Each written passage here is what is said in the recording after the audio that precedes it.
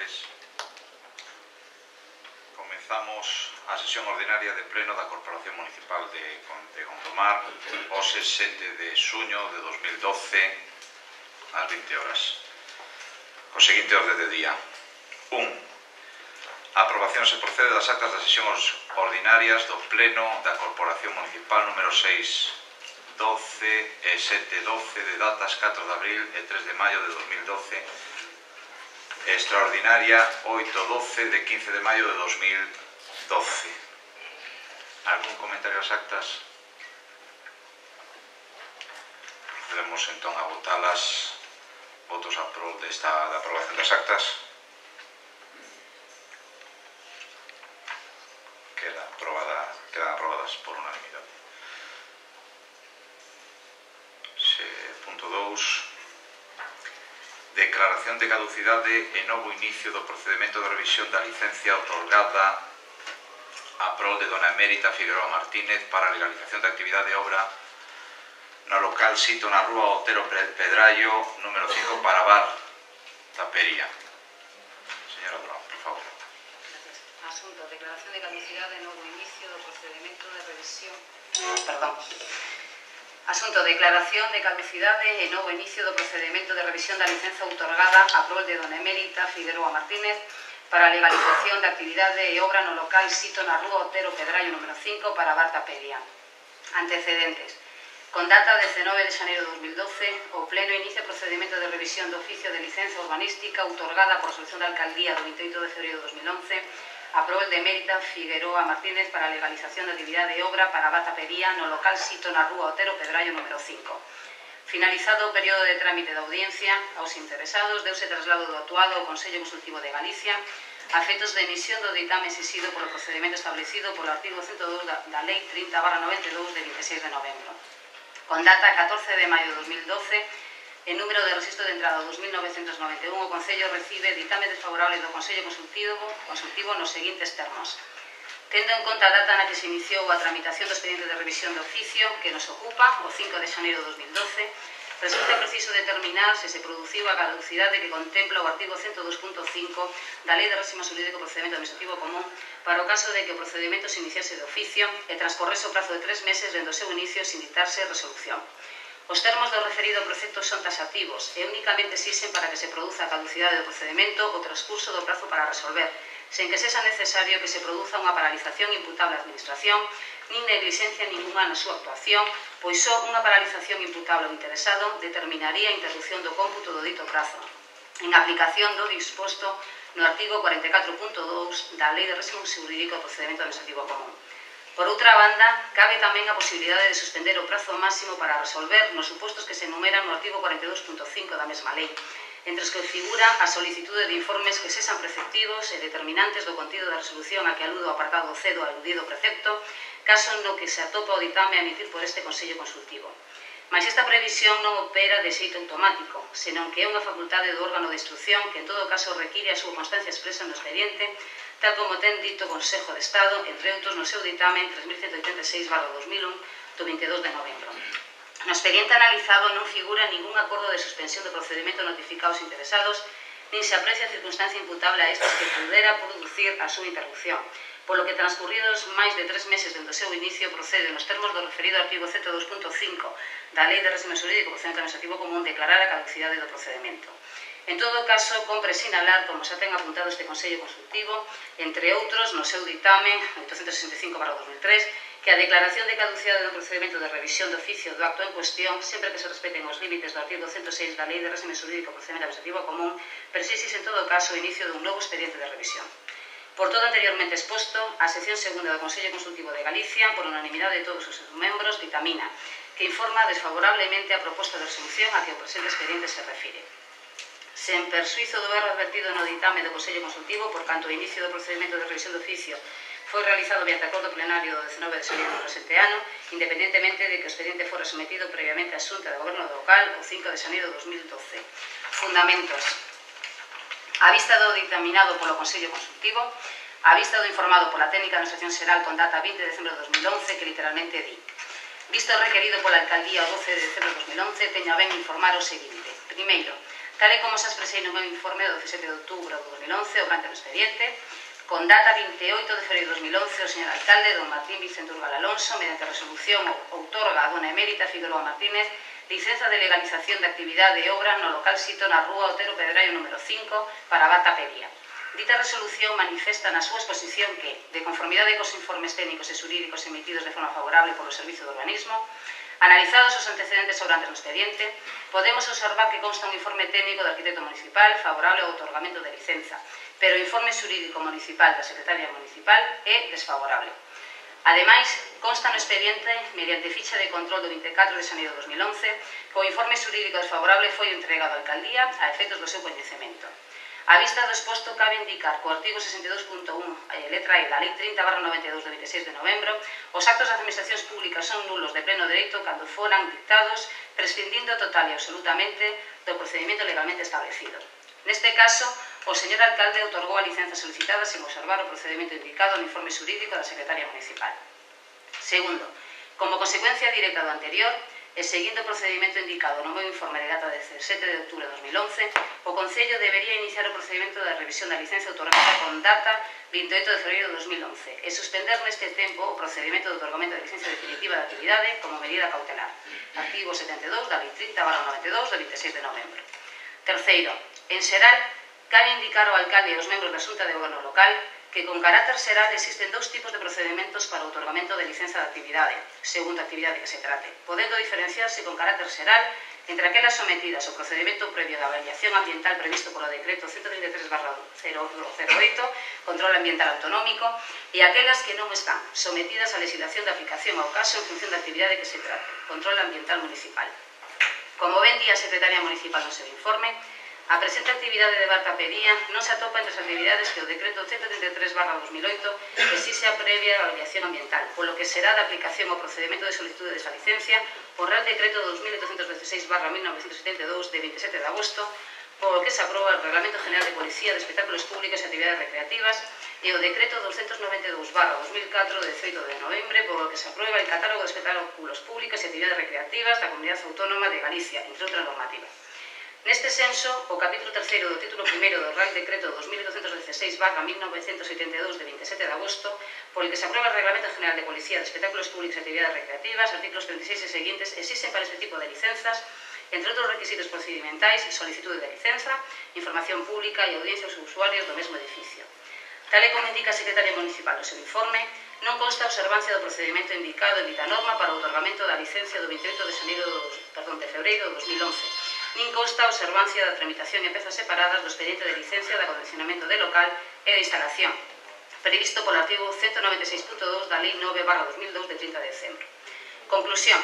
A vista do exposto, propónse ao señor alcalde que suspenda os efectos da licencia outorgada o 28 de febreiro de 2011 e propoña ao pleno o inicio do procedimento de revisión de dita licencia consente establecido polo artigo 102 da Lei 30/92 de 26 de novembro co fin da declaración de nulidade de pleno dereito da mesma, por non asustarse o procedimento legalmente establecido, causa de nulidade de pleno dereito do acto administrativo establecido polo artigo 62.1 apartado E da Lei 30/92 do 26 de novembro.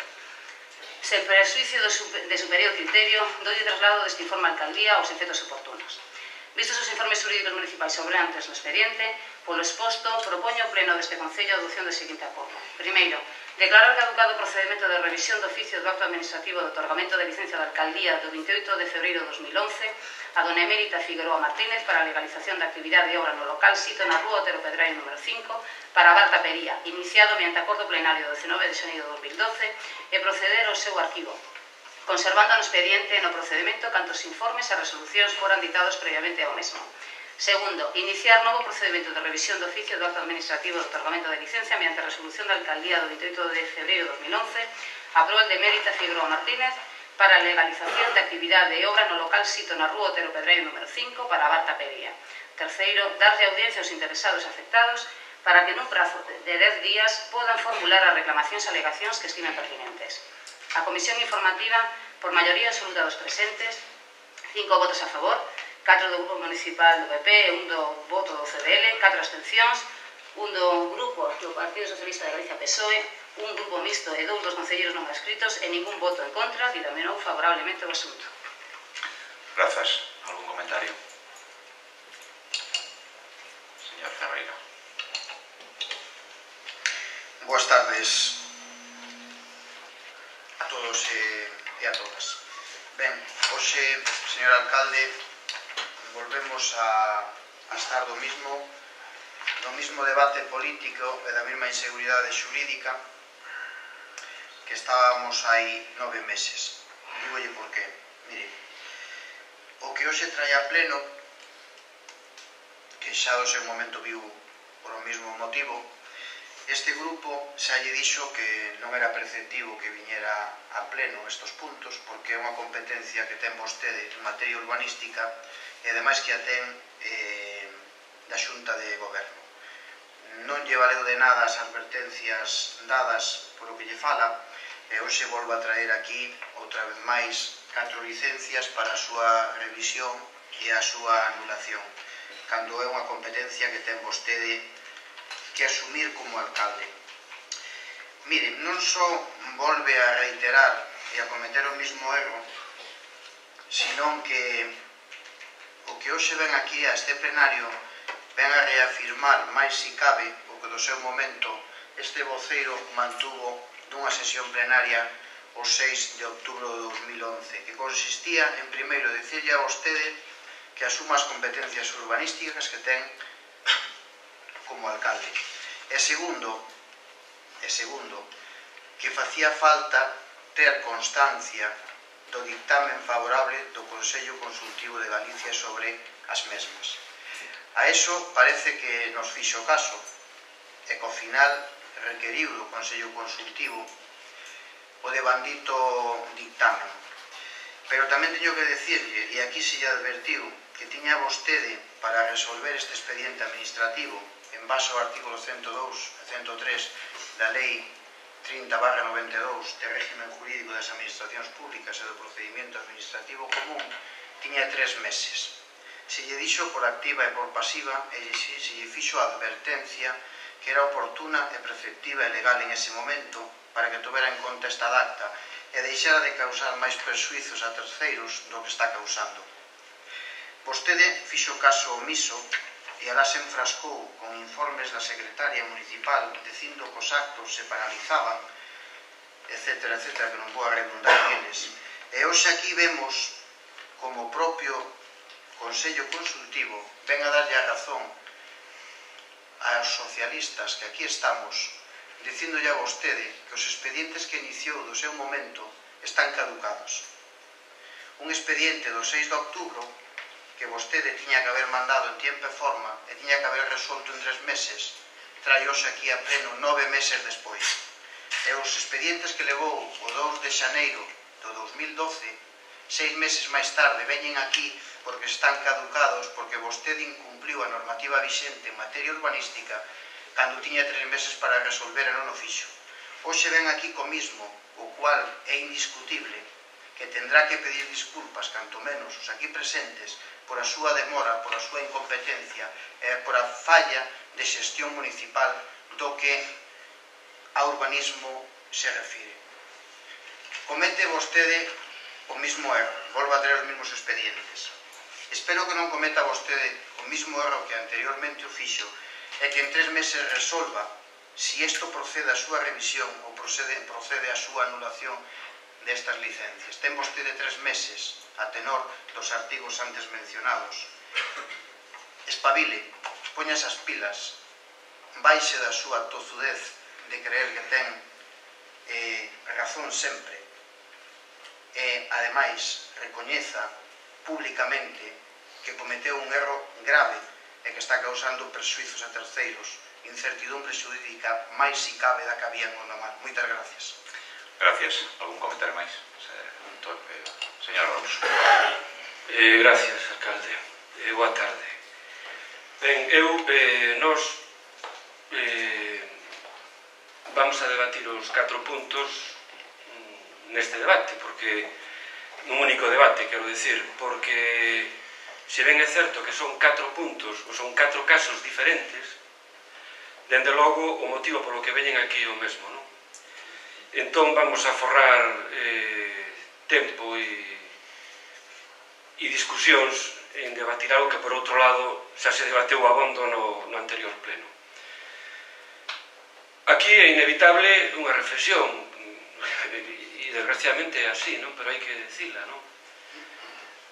Temos un goberno que debe ser o único goberno do mundo que non só non dá licencias, sino que as licencias que trae a pleno para revisar. Pero que ademais traina por duplicado, dúas veces. Como con unha non lle chegaba, traina por dúas veces. Ben, isto é así por unha razón, pola eficacia, pola xestión maravillosa do seu goberno. Menos mal que vostede lembre cando tomou posesión na investidura que fixo tanto fincapé e logo públicamente tamén que iba a manexar o Concello con criterios de eficiencia, eficacia e todo iso, non? Menos mal que non lo advertiu daquela, porque nun ano, díase conta, fai un ano día 11, o luns me parece que fai un ano que vostede é alcalde. Logo falaremos diso tamén, non? Mais adiante. Vostedes mandaronlle ao Consello Consultivo de Galicia 4 expedientes xa caducados. Ese é o problema. Vostedes sabían que tiñan un tempo limitado para tramitar ese expediente de revisión, porque eso está acotado por lei, obviamente. Un expediente de revisión non pode estar eternamente agardando a súa revisión, polo tanto a lei acótao, non? En 3 meses. Moi ben, vostedes fixeron caso omiso desa cuestión e mandáronos caducados. Nós non decimos que vostede teña que saber, como alcalde, as datas da caducidade e todo eso, porque probablemente non sea cousa súa. Pero vostede, como alcalde, é o encargado de que estas cousas funcionen e, en todo caso, de andar encima dos asuntos para que saian, para que non se atasquen. É dicir, unha vez que o Pleno acorda o 19 de xaneiro a revisión deste expediente, o normal sería que a semana seguinte este expediente estivese en marcha, comunicado aos afectados en tempo, canto antes, é dicir, tempo tiveron de sobra para facer as cousas correctamente, pero por deixadez, unha vez máis, pasaron de todo. A maiores disto, temos, hai que dicilo tamén, un concelleiro de urbanismo cunha boa dedicación exclusiva. Bueno, para que temos todo isto? Para que temos un goberno municipal tamén pagado, hai que decirlo así con toda claridade, nestes tempos? Para que? De adorno? Home, non, de adorno non. Eu, permítame que lle manifeste a nosa indignación por estas cousas, non? Pero que os cidadáns teñen que ver que o goberno funciona, porque cada máis cobran ustedes por isto, ainda por riba. Non poden sair os expedientes, ou polo menos teñan o cuidado, verdad, de mirar que mandan unha cousa caducada. Menos mal que era un expediente e non era un yogur, ou algo así, peor, caducado. Vamos, porque é que é tremendo, non? Realmente a xestión e a eficiencia, pois, brilla, non? Pola súa ausencia. Eu digolle, permítame que lle diga unha cousa, e é unha dúbida que nos temos. Nós non sabemos quen sai beneficiado con esta negligencia, con esta deixadez. Non sabemos, porque ao mellor alguén está intentando ganar tempo con ese tipo de cousas. Dígolle que é mal asunto, porque ao final, antes ou despois, vai ter que resolver o problema. Por lo tanto, canto antes o resolva, mellor. Pero, ademais disso, tamén lle digo unha cousa, eu non sei, en algún expediente en concreto, destos que aquí hai e que trataremos, sí que hai persoas perjudicadas. Persoas con licencia de obras, persoas con licencias de obras que por un erro imputable á propia administración houbo que facer unha revisión, verdad? E que ahora resulta que se encontran con que hai que volver a revisar algo que estas persoas pensaban que estaba resolto. Realmente, vostedes saben ou son conscientes do que teñen entre manos. Vostedes saben o que é gobernar un concello como Gondomar, ser alcalde ou gobernar. Vostedes saben que dos seus actos ou da súa deixadez, vostedes saben que daí se poden derivar prexuicios graves para persoas, para veciños, que hai que resolverlle os problemas, non hai que complicarllos máis. Realmente, en fin, eu creo que, señor alcalde, agora xa non ten vostede o perdón ou a disculpa da novatada. Vostede levou un ano gobernando, verdad?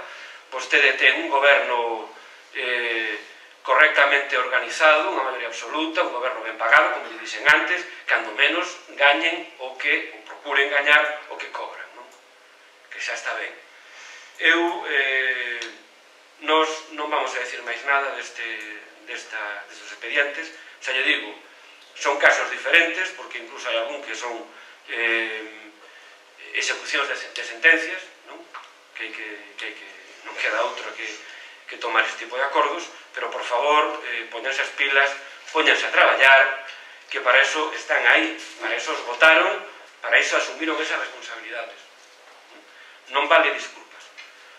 Nós ímonos abster, igual que fixemos no anterior pleno, cando viñeron por primeira vez estas revisións, ímonos abster de novo, e reitero, póñanse a traballar. Este expediente, mañán venres, non sei se poderá sair para o Consello Consultivo, pero se non pode sair mañán venres, dende logo, nos 15 días ou nos 10 días, é dicir, no tempo xusto, que supoño que agora haberá que volver a comunicarlle os afectados a esta historia, tan pronto cheguen os seus expedientes, que se manden para Santiago xa, sin demora ni un minuto. Nada máis. Gracias, señor Gómez. Boas tardes a todos e a todas.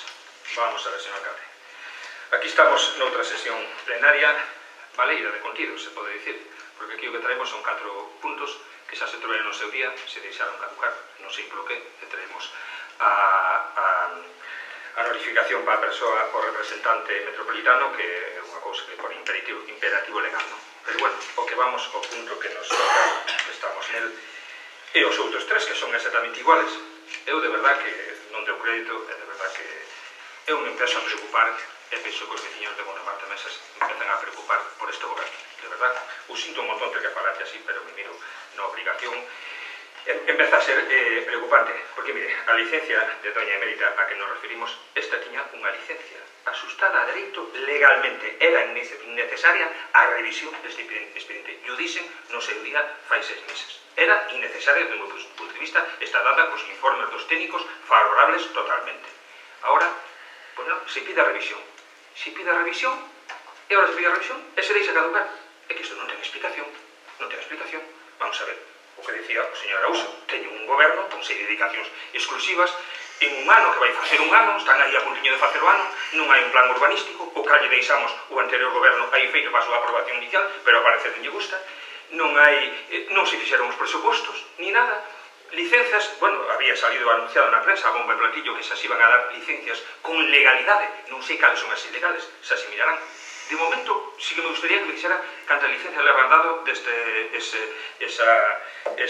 esa nota publicada, ese anuncio anunciado a bombo e platillo. Creo que se le habrán dado, se non me equivoco, por as comisións de goberno e tal, creo que unha de obra maior e outra de obra menor. E se piden das licencias que están dadas desde o meu punto de vista a que nos referimos de doña Emérita cos seus informes dos técnicos favorables, se pide a revisión. Se pide a revisión, e ahora resulta que se deixa caducar. Me gustaría tamén saber quen foi a persoa responsable, quen son os responsables de que isto se haya deixado caducar, porque ao mellor se foron os informes jurídicos deste Concello, quer dicir que non están funcionando. Ao mellor hasta no seu día o señor Urbal e o señor Delis igual xa tiñan razón cando se apartaron desas funcións. Ao mellor, eso só miraremos. O tempo, eu sempre digo, o tempo é juez incorrupto e implacable, sempre pon a cada un no seu sitio e lle dá a razón a quen ten que dala. É polo que referirnos ao tema, que de verdad, para min, como dixen no seu día, é un despropósito, ese foi un despropósito haber pedido a revisión desta licencia e agora isto, que veñamos outra vez aquí co mismo tema. E polo cal, como fixen na outra ocasión, eu nesta vou a votar en contra. Nada, de momento. Gracias. Realmente non houve ningún tipo de desadez por parte do goberno. Cumprimos escrupulosamente os prazos que teníamos que cumplir. De feito, se iniciou o trámite, se lle deu a audiencia aos interesados e a partir de aí se enviou, se remitiu ao Consello Consultivo. O que sí que se entendía era que unha vez que se enviaba ao Consello Consultivo, que se remitía ao Consello Consultivo, o prazo se paraba, que foi o que sempre se fixo.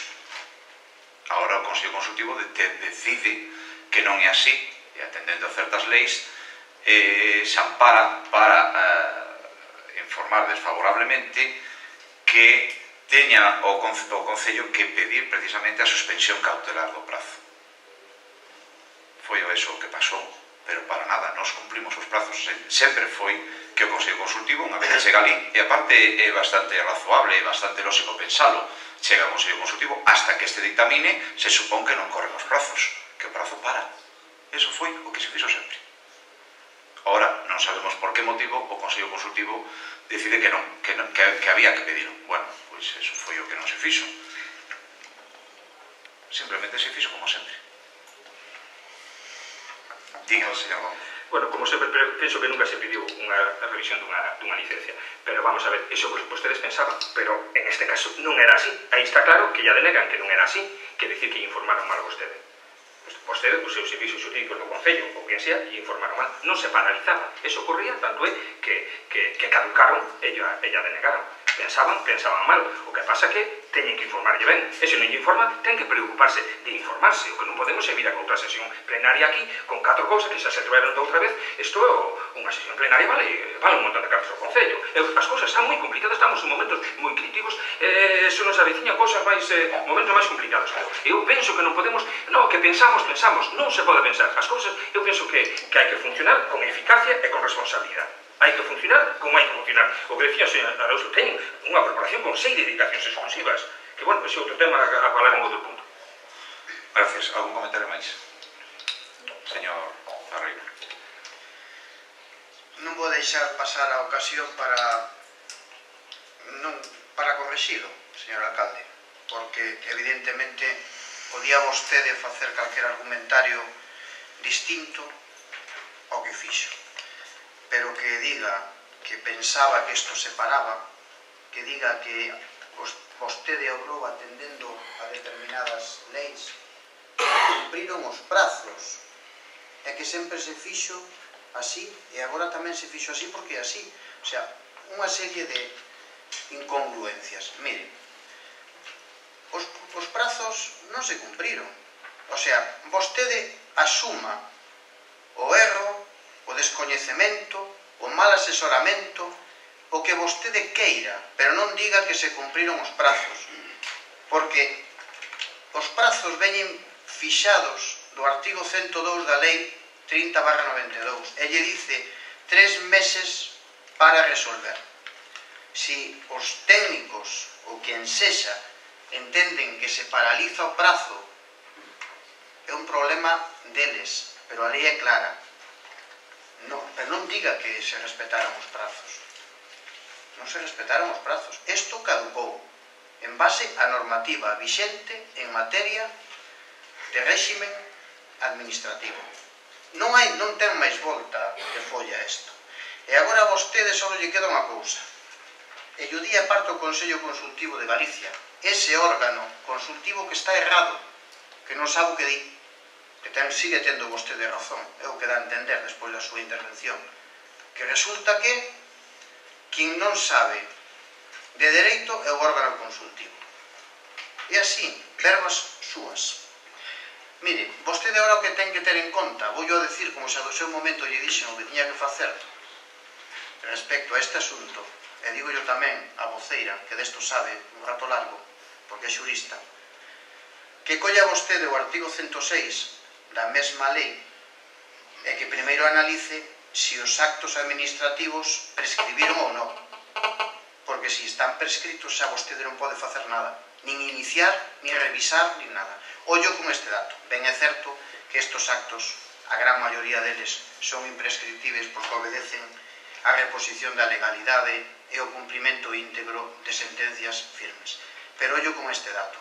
E lembrolle simplemente, e remato, que ten vostede 3 meses para recabar a información do Consello Consultivo e dictar unha resolución favorable ou desestimatoria sobre este asunto que nos ocupa. E non se enrede con máis historias. 3 meses. Yo dixemos no seu momento, yo decimos agora e lle pedimos, ademais, que cumpra a lei. Moitas gracias. Grazas. Discrepo con vostede. Quere falar outra vez, señor Alonso? Diga, por favor. Sí, moi breve, porque a verdade que é un pouco sorprendente escoitalo a veces, señor alcalde, sinto dicirlo así. Vamos a ver, nunha administración moderna, como se supón que é na que estamos, a tradición non pinta nada. As cousas non se fan por tradición, como vostede deu a entender. O que existe nunha administración moderna é a eficacia e, sobre todo, a preocupación dun goberno polos problemas dos veciños. Eso é o que existe e o que nos corresponde a nós como oposición exixirlle a vostede. Nada máis, ten 3 meses vostede para poñer isto a andar. A ver se vamos chegar dentro de 2 plenos ou 3 e volver con esta mesma historia. Porque entón xa habería que tomar outro tipo de medidas. Nada máis, pero lembre isto. Nunha administración moderna non hai tradición que vaya, Gracias. Precisamente como estamos preocupados polos problemas dos veciños, por eso traemos aquí estes temas, precisamente por eso. Imos a proceder a votar entonces este punto. Votos a prol de declarar a caducidade e iniciar o novo... a prol da proposta da alcaldía para declarar a caducidade e iniciar de novo o procedimento de revisión desta licencia. Votos a prol. Votos en contra. Abstencións. Queda, por tanto, aprobado. Os seguintes 3 puntos, efectivamente, veñen a ser o mismo que o anterior. Incluso temos a obriga de leválos porque nos obriga a xustiza. Si lles parece, leemos os dictámenes, os debatimos e seguimos. E se lles parece, os votamos a vista de que está debatido, se non teñen inconveniente, e seguiríamos co resto dos temas dos plenos. Queren que se lean os dictámenes ou lles parece que, non sei se isto se pode ver, ou lles parece que votemos cada un dos puntos? Vostede mismo decía que non quería entendía que non necesitaba debatilos. Señor Ferreira. Perdón. Pois leemos os dictámenes. Veña. Bueno, eso é o que preguntaba, si querían debatilos. Si dicen que sí, pois para adiante. Punto número 3. Declaración de caducidade e novo inicio de procedimento de revisión de licencia urbanística outorgada a Rosario Cambra Gesteira para a construcción de Barbacoa e San Roque Morgadáns. Señora Durán, por favor. Gracias. Asunto. Declaración de caducidade e novo inicio de procedimento de revisión de licencia urbanística outorgada a Rosario Cambra Gesteira para a construcción de Barbacoa en San Roque Morgadáns. Antecedentes. Con data 19 de xaneiro de 2012, o Pleno inicia procedimento de revisión do oficio de licencia urbanística outorgada pola Xunta de Goberno Local do 26 de xullo de 2006 a prol de Rosario Cambra Gesteira para a construcción de Barbacoa en San Roque Morgadáns en cumprimento de sentenza número 269/2010 ditada polo Xulgado de Contencioso Administrativo número 1 de Vigo. Procedimento abreviado 192/2010. Finalizado o período de trámite de audiencia aos interesados, deuse traslado do actuado Consello Consultivo de Galicia a efectos de emisión do ditame exixido polo procedimento establecido polo artigo 2 da Lei 30/92 de 26 de novembro. Con data 2 de abril de 2012, el número de registro de entrada 2631, o Concello recibe ditame desfavorable do Consello Consultivo nos seguintes termos. Tendo en conta a data na que se iniciou a tramitación do expediente de revisión do oficio que nos ocupa, o 19 de xaneiro de 2012, resulta preciso determinar se produciu a caducidade que contempla o artigo 102.5 da Lei de Réxime Xurídico e Procedimento Administrativo Común para o caso de que o procedimento se iniciase de oficio e transcorrese o prazo de 3 meses dentro do seu inicio sen ditarse resolución. Os termos do referido proceso son taxativos e únicamente exixen para que se produza a caducidade do procedimento o transcurso do prazo para resolver sen que sexa necesario que se produza unha paralización imputable á administración nin negligencia ninguna na súa actuación, pois unha paralización imputable interesado determinaría a interrupción do cómputo do día do dito prazo en aplicación do disposto no artigo 44.2 da Lei de Réxime Xurídico e Procedimento Administrativo Común. Por outra banda, cabe tamén a posibilidade de suspender o prazo máximo para resolver nos supostos que se enumeran no artigo 42.5 da mesma lei, entre os que figura a solicitude de informes que sexan preceptivos e determinantes do contido da resolución a caludo ao apartado C do aludido precepto, caso no que se atopa o ditame a emitir por este Consello Consultivo. Mas esta previsión non opera de xeito automático, senón que é unha facultade do órgano de instrucción que en todo caso require a súa constancia expresa no expediente, tal como ten dito o Consejo de Estado, entre outros, no seu ditame 3136/2001 do 22 de novembro. No expediente analizado non figura ningún acordo de suspensión do procedimento notificado aos interesados, nin se aprecia circunstancia imputable a estes que pudera producir a súa interrupción, polo que transcurridos máis de 3 meses desde o seu inicio procede nos termos do referido artigo 102.5 da Lei do Réxime Xurídico e Procedimento Administrativo Común declarar a caducidade do procedimento. En todo caso, compre sinalar, como xa ten apuntado este Consello Consultivo, entre outros, no seu ditame 865/03, que a declaración de caducidade no procedimento de revisión de aficio do acto en cuestión, sempre que se respecten os límites do artigo 106 da Lei do Réxime Xurídico e Procedimento Administrativo Común, pero exixese en todo caso o inicio dun novo expediente de revisión. Por todo anteriormente exposto, a sección segunda do Consello Consultivo de Galicia, por unanimidade de todos os seus membros, ditamina que informa desfavorablemente a proposta de resolución a que o presente expediente se refire. Fundamentos: visto o dictado polo Consello Consultivo, visto informado por o arquitecto municipal o 12 de decembro de 2011, a licenza foi otorgada sen autorización previa da Deputación Provincial, xa que a obra sitúase na zona da afección da estrada da Deputación Gondomar Morgadáns 2302, tamén foi otorgada sen autorización da Consellería de Cultura, xa que as obras atópanse no contorno dun hórreo de máis de 100 anos, estando estes catalogados de forma xenérica como bens de interese cultural. Visto informado pola técnica da Administración Xeral dentro do procedimento que literalmente di: mediante a sentenza número 269/2010 dictada polo Xulgado do Contencioso Administrativo número 1 de Vigo, con data 13 de outubro de 2010, firme, estímase o recurso contencioso administrativo presentado por don José Antonio Estevez Castro contra a desestimación presunta por silencio deste Concello da solicitude formalizada polo autor do 14 de xaneiro de 2010 de revisión do oficio de declaración de nulidade da licencia de construcción otorgada pola Xunta de Goberno Local a dona Rosario Cambra Gesteiro o 20 de xuño de 2006 no expediente número 9497 e se anula a dita resolución ordenando traer as actuacións para que no prazo máximo dun mes a partir da notificación desta sentenza se proceda a inadmitir motivadamente a petición de revisión formulada pola parte ou ben recabe ao Concello de Gondomar o ditame favorable do órgano consultivo da Comunidade Autónoma e resolva o procedente. A revisión dunha licenza urbanística debe realizarse ao abeiro do establecido nos artigos 62 e 63 da Lei 30/92 de 26 de novembro, consonte os procedimentos establecidos polos artigos 102 e 103 da mesma lei e de acordo co regulado pola Lei 9/2002 de 30 de decembro. A propia sentenza refírese en todo momento á figura da nulidade de pleno dereito e ao procedimento previsto polo artigo 102 da Lei 30/92 de 26 de novembro.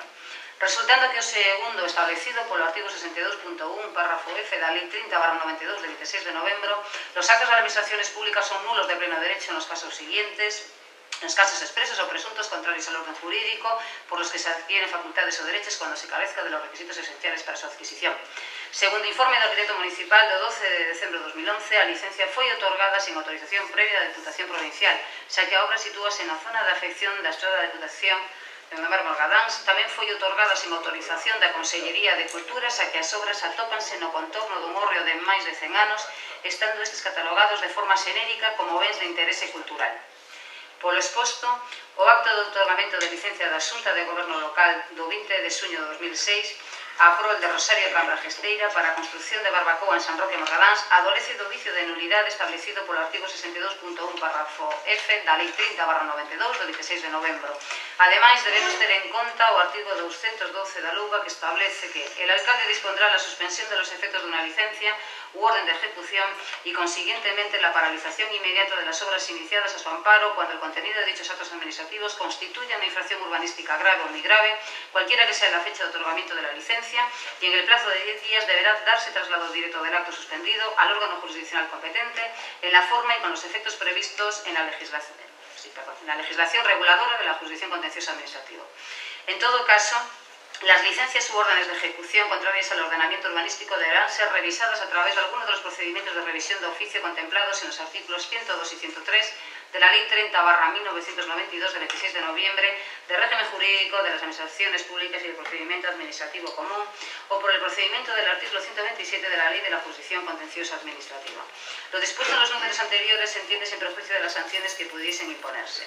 Si acudimos al artículo 102.1 de la Ley 30/92 de 26 de noviembre referido a revisión de actos administrativos, temos que las administraciones públicas en cualquier momento por iniciativa propia o a solicitud de interesado y previo dictamen favorable del Consejo de Estado u órgano consultivo equivalente de la comunidad autónoma si lo hubiera, declararán de oficio la nulidad de los actos administrativos que hayan puesto fin a la vía administrativa o que no hayan sido recurridos en plazo en los supuestos previstos en el artículo 62.1. Vistas as regras esenciais do procedimento administrativo establecidas pola Lei 30/92 de 26 de novembro, podemos concluir que o procedimento a seguir para a execución desta sentenza, tendo en conta os antecedentes sobrantes no expediente e os artigos indicados na mesma é o seguinte. Primeiro, suspensión polo señor alcalde presidente do Concello de Gondomar dos efectos da licenza outorgada a prol de Rosario e Cambra Gesteira para a construción de barbacoa en San Roque Morgadáns e orden de paralización das obras realizadas ao seu aveiro, no seu caso. Segundo, inicio do procedimento de revisión do oficio do acto administrativo de outorgamento de licencia da Xunta de Goberno Local do 20 de suño do 2006 a prol de Rosario Cambra Gesteira para a construción de barbacoa en San Roque Morgadáns. O órgano competente para o dito inicio será o Pleno deste Concello, estando atribuída esta competencia vía artigo 110 da Lei Reguladora das Bases do Réxime Local, norma que rese nos procedimentos de revisión de actos administrativos por canto a competencia para anulación do oficio dun acto corresponde ao órgano supremo da entidade. Darase traslado deste acordo plenario ao Xulgado Contencioso Administrativo número 1 de Vigo a efectos de dar coñecemento da execución da sentenza. Segundo, a audiencia aos interesados afectados para que nun prazo non inferior a 10 días ni superior a 15 podan formular as reclamacións e alegacións que estimen pertinentes. Terceiro, solicitude de ditamen do Consello Consultivo de Galicia respetando os artigos 3.1 e 11 da Lei do Consello Consultivo de Galicia. Corresponderá ao presidente da entidade local solicitar o ditamen do Consello Consultivo de Galicia o aveiro desfalecido polo artigo 12.2 da Lei do Consello Consultivo de Galicia. Cuarto, acordo plenario polo que se resolva o procedimento de revisión do oficio do acto administrativo e, no seu caso, declaración de nulidade do mesmo. O procedimento de revisión do oficio deberá estar resolto no prazo de 3 meses dende o seu inicio. No caso de que non sexa así, producirase a caducidade do mesmo segundo o artigo 102.5 da Lei 30/92 de 26 de novembro. Resultando que dentro do procedimento xa consta a resolución da Alcaldía de 28 de decembro de 2011 de suspensión dos efectos da licencia outorgada pola Xunta de Goberno o 20 de suño de 2006 a prol de Rosario e Cambra Gesteira para a construción da barbacoa en San Roque Morgadáns e suspensión cautelar do procedimento de reposición da legalidade número 153/06 ata que sexa resolta a revisión da licencia antedita. Polo exposto, propoño ao Pleno deste Concello a adopción do seguinte acordo. Primeiro, declarar caducado o procedimento de revisión do oficio do acto administrativo de outorgamento de licenza da Xunta de Goberno local do 20 de suño de 2006 a prol de Rosario e Cambra Gesteira para a construción de barbacoa en San Roque Morgadáns iniciado mediante acordo plenario do 19 de xaneiro de 2012 e proceder ao seu arquivo, conservando no expediente no procedimento cantos informes e resolucións foran ditados previamente ao mesmo. Segundo, iniciar novo procedimento de revisión do oficio do acto administrativo de outorgamento de licencia da Xunta de Goberno local do 20 de suño de 2006 a prol de Rosario e Cambra Gesteira para a construción de barbacoa en San Roque Morgadáns. Terceiro, darlle audiencia aos interesados e interesadas, afectados e afectadas para que nun prazo non superior a 10 días podan formular as reclamacións e alegacións que estimen pertinentes. Cuarto, darlle traslado do presente acordo Xulgado Contencioso Administrativo número 1 de Vigo a efectos do seu coñecemento. A Comisión Informativa, por maioría absoluta dos presentes, 5 votos a favor, 4 do Grupo Municipal do PP e un voto do CDL, 4 abstencións, 1 do Grupo Partido Socialista de Galicia PSOE, un voto do Grupo Mixto e 2 dos concelleiros non adscritos, e ningún voto en contra, ditaminou favorablemente o asunto. Grazas. Algún comentario? Votemos. Sí. Señor del Río. Ben, máis que un comentario é para respostarlle a vostede o que creín entender na súa intervención de que descoñecía a día de hoxe porque o Consello Consultivo actuara desta maneira. O descoñecía. Non sei se estarei equivocado ou manifestou eso vostede. Non sabe a día de hoxe por que. Non dixen tal cousa, Entón, sabe por que o Consello Consultivo? Por que? Podía explicarmo? Porque foi o que dixen. o Consello Consultivo entendeu que pasaba o prazo dos 3 meses e por eso dictaminou desfavorablemente.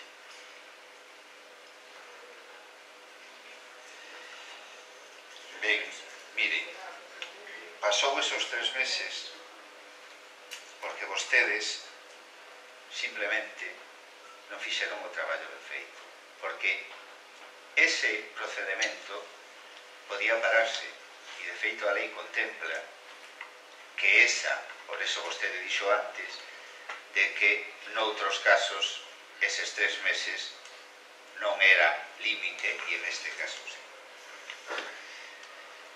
Vostedes puderon tomar un acordo de suspensión do prazo e o SEO establece o artigo 42.5 e vostedes non o fixeron. Por qué? Porque o acto de suspensión que vostedes puderon facer é un acto rogado. Ten que ser o órgano instructor que manifeste a suspensión do prazo de caducidade lle dé a traslado os interesados e a partir de aí si se produce unha interrupción do prazo. E vostedes ni siquiera fixeron iso. Si se molestaran en ler os acordos do Consello Consultivo que chegaron aquí e que estaban non no expediente do pleno, digamos, na carpeta vermella, sino nas caixas, nos acetas, onde estaban os expedientes. O Consello Consultivo, por cuadruplicado, así o manifesta. E di o seguinte: por outra banda, cabe tamén a posibilidade de suspender o prazo máximo para resolver nos supostos que se enumeran no artigo 42.5 da mesma lei, entre os que figura a solicitude de informes que xesan preceptivos e determinantes do contido da resolución que alude ao apartado C, caso no que se atopa o dictame a emitir por este Consello Consultivo. Mas esta previsión non opera de xeito automático, sino que é unha facultade do órgano de instrucción que en todo caso require a súa constancia expresa, tal como se ten manifestado. No expediente analizado non figura ningún acordo de suspensión do procedimento, nin notificación aos interesados do mesmo, ni se aprecia circunstancia imputable a estes que puderan producir a súa interrupción, polo que, transcurridos máis de 3 meses e no instable a interrupción da caducidade do procedimento, o procedimento decae. Aquí sabe vostede, se tivera o mínimo interés de ler por que estamos aquí hoxe e por que hai unha serie de veciños e veciñas perxudicados, pois ao millor xo sabe. Espero que para o próximo sepa e non veña desconocendo algo que estaba escrito no expediente. Moitas gracias. Gracias, foi iso que dixen, Sí. que efectivamente non pedíramos a suspensión do procedimento, porque entendíamos que unha vez que lle chegaba o Consello Consultivo, eles hasta que dictaminasen separaba o prazo, precisamente. Eso foi o que dixen antes. Foi o que intenten decirte, pero é que non se paraba, señor Guitián, a ver se se entera. Ten vostede que pedilo, e non o pediu. Usted non pode supoñer, porque xa sabemos que vostede de supoñer, pero de momento as licencias e as resolucións que vostede emite son actos reglados, porque afortunadamente, de momento, vivimos nun estado de dereito, verdade? E a lei non está para que o poder faga o que quera. A lei está para proteger os ciudadanos frente ao poder. E, por lo tanto, vostede, como poder, ten que aterse a lei. E non o fixo. Foi precisamente eso o que vostede non fixo. Aterse a lei. E agora estamos aquí de novo. Por incompetencia. non exactamente. Non é así exactamente. Bueno, algún comentario máis? Procedemos. Señor Gómez. Ainda que este é un punto prácticamente igual a outro, nin é igual a outro, hai unha diferencia, non? Que se ten unha sentencia judicial. No outro punto eu votei en contra, pero neste, en vista de que hai unha sentencia judicial aquí, quen quen lle compete máis que nada en esos temas son os tribunales, por lo que en esta vamos a deixar que os tribunales decidan, e neste punto me vou a estar. Gracias, señor Gómez. Procedemos, pois, a votar o punto. Votos a prol da proposta para a declaración de caducidade de novo inicio do procedimento de revisión desta licencia. Votos a prol. Votos en contra. Abstencións. Queda, por tanto, aprobada a proposta. Punto 4. Declaración de caducidade de novo inicio de procedimento de revisión de licencias urbanísticas otorgadas a Parques Coafer SL para parcelación de predio e construcción de dúas vivendas unifamiliares en os Casas Vicios. Señora Ramos, por favor. Gracias. Asunto: declaración de caducidade de novo inicio de procedimento de revisión de licencias urbanísticas otorgadas a Parques Coafer SL para parcelación de predio e construcción de dúas vivendas unifamiliares en os Casas Vicios. Antecedentes: mediante acordo plenario do 6 de outubro de 2011 iniciouse en execución de sentenza número 181/09 ditada polo Xulgado de Contencioso Administrativo número 2 de Vigo, procedimento ordinario 326/2007, o procedimento de revisión de oficio dos acordos da Xunta de Goberno Local seguintes: acordo da Xunta de Goberno Local do 22 de febreiro do 2005 polo que se outorga a Parques Coafer SL licencia urbanística para a parcelación de predio en os Casas Vincios, expediente 8.915.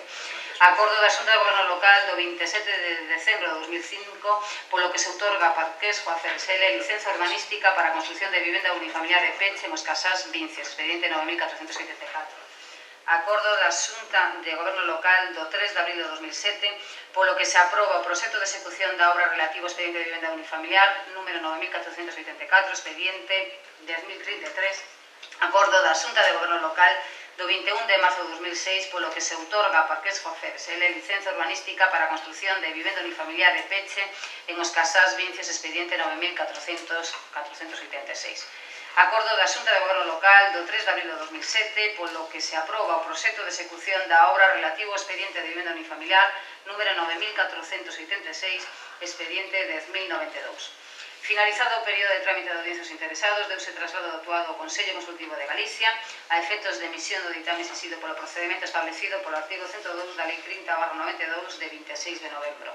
Con data 8 de maio de 2012 e número de registro de entrada 2763, o Concello recibe o ditame desfavorable do Consello Consultivo nos seguintes termos. Tendo en conta a data na que se iniciou a tramitación do expediente de revisión de oficio que nos ocupa, o 16 de setembro de 2011, resulta preciso determinar se se produciu a caducidade que contempla o artigo 102.5 da Lei de Réxime Xurídico Procedimento Administrativo Común para o caso de que o procedimento se iniciase de oficio e transcorrese o prazo de 3 meses dende o seu inicio sen ditarse resolución.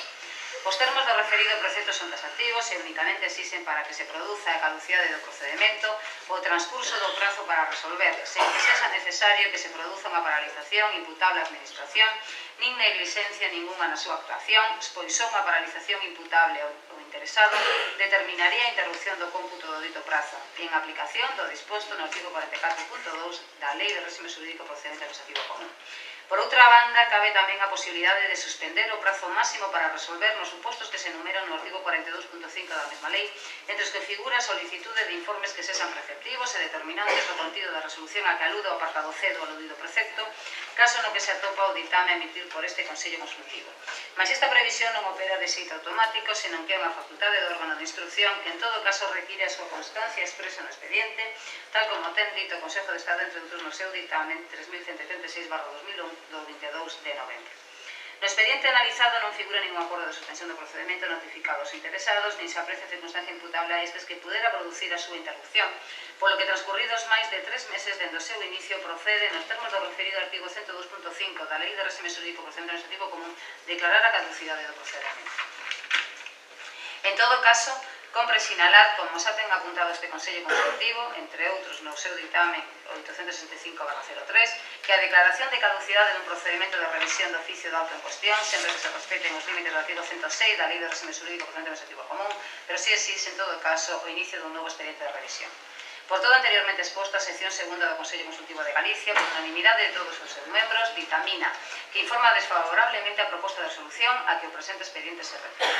Fundamentos. Visto o ditame do Consello Consultivo transcrito, vista a sentenza número 131/09 dictada polo Xulgado do Contencioso Administrativo número 2 de Vigo, con data 1 de setembro de 2009, confirmada polo Tribunal Superior de Xustiza de Galiza, mediante sentenza 1164 do 2010, de data 18 de novembro de 2010, con registro de entrada neste Concello do 20 de decembro de 2010, número 7744, pola que se estima o recurso contencioso administrativo presentado por don Manuel González Alonso contra este Concello pola súa inactividade ao non incoar e resolver os expedientes de reposición da legalidade urbanística e sancionador nin revisar a licencia outorgada á empresa Parquesco Acer SL para a construción de 2 vivendas unifamiliares no lugar de Casas Vincios e condena a administración demandada a suspender e revisar a licencia outorgada a parcelación do predio lugar de Mella no núcleo rural dos Casás e as subseguintes licenzas de obra outorgadas nas parcelas resultantes na parcelación e unha vez declarada a nulidade de ditas licenzas incoar o expediente correspondente para restaurar a legalidade urbanística conculcada pola parcelación e as obras realizadas.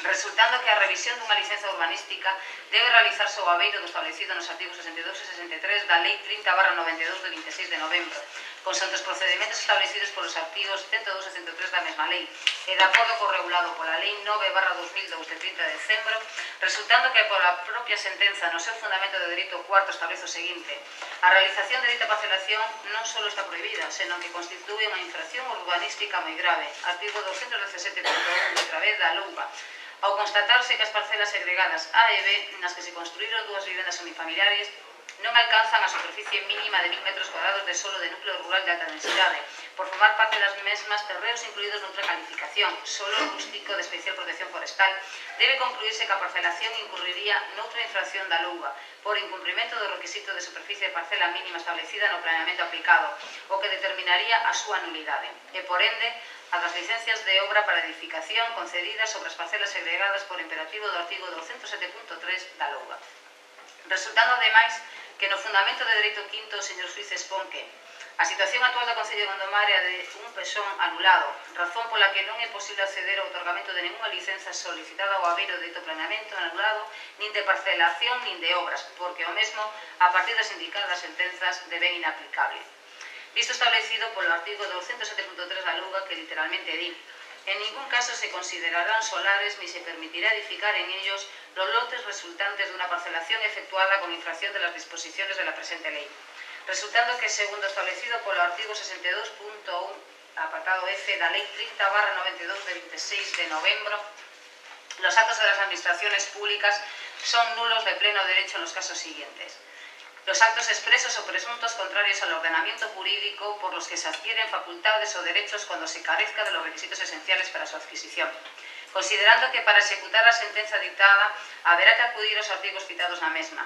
Así, o artigo 212 da LUGA establece que el alcalde dispondrá la suspensión de los efectos de una licencia u orden de ejecución y, consiguientemente, la paralización inmediata de las obras iniciadas a su amparo cuando el contenido de dichos actos administrativos constituya una infracción urbanística grave o muy grave, cualquiera que sea la fecha de otorgamiento de la licencia, y en el plazo de 10 días deberá darse traslado directo del acto suspendido al órgano jurisdiccional competente en la forma y con los efectos previstos en la legislación reguladora de la jurisdicción contenciosa administrativa.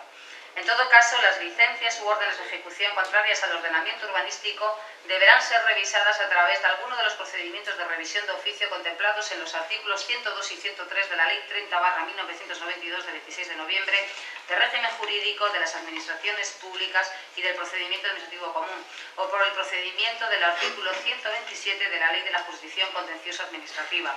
Lo dispuesto en los números anteriores se entiende sin perjuicio de las sanciones que pudiesen imponerse. Resultando que, dende o 16 de setembro de 2011, foron suspendidos mediante resolución desta alcaldía os efectos de ditas licenzas, dando cumprimento así ao establecido polo artigo anterior. Se acudimos ao artigo 102.1 da Lei 30/92 de 26 de novembro referido á revisión de actos administrativos, temos que las administraciones públicas en cualquier momento por iniciativa propia o a solicitud de interesado y previo dictamen favorable del Consejo de Estado u órgano consultivo equivalente de la comunidad autónoma, si lo hubiera, declararán de oficio la nulidad de los actos administrativos que hayan puesto fin a la vía administrativa o que no hayan sido recurridos en plazo en los supuestos previstos en el artículo 62.1. Resultando que o procedemento a seguir para a execución desta sentenza, tendo en conta os antecedentes sobrantes no expediente e sentidos indicados na mesma, é o seguinte. Primeiro, inicio do procedemento de revisión de oficio dos acordos da Xunta de Goberno Local seguintes. Acordo da Xunta de Goberno Local do 22 de febreiro de 2005, polo que se outorga a Parques Coafer SL licenza urbanística para a parcelación do predio en Os Casás Vincios, expediente 8.915. Acordo da Xunta de Goberno Local do 27 de decembro de 2005, pola que se outorga a Parques Coafer SL licenza urbanística para a construción de vivenda unifamiliar e peche en Os Casás Vincios, expediente 9.474. Acordo da Xunta de Goberno Local do 3 de abril de 2007, polo que se aproba o proxecto de execución da obra relativo ao expediente de vivenda unifamiliar número 9.484, expediente 2033. Acordo da Xunta de Goberno Local do 21 de marzo de 2006, pola que se outorga a Parques Coafer SL licenza urbanística para a construción de vivenda unifamiliar e peche nos Casás Vincios, expediente 9.486.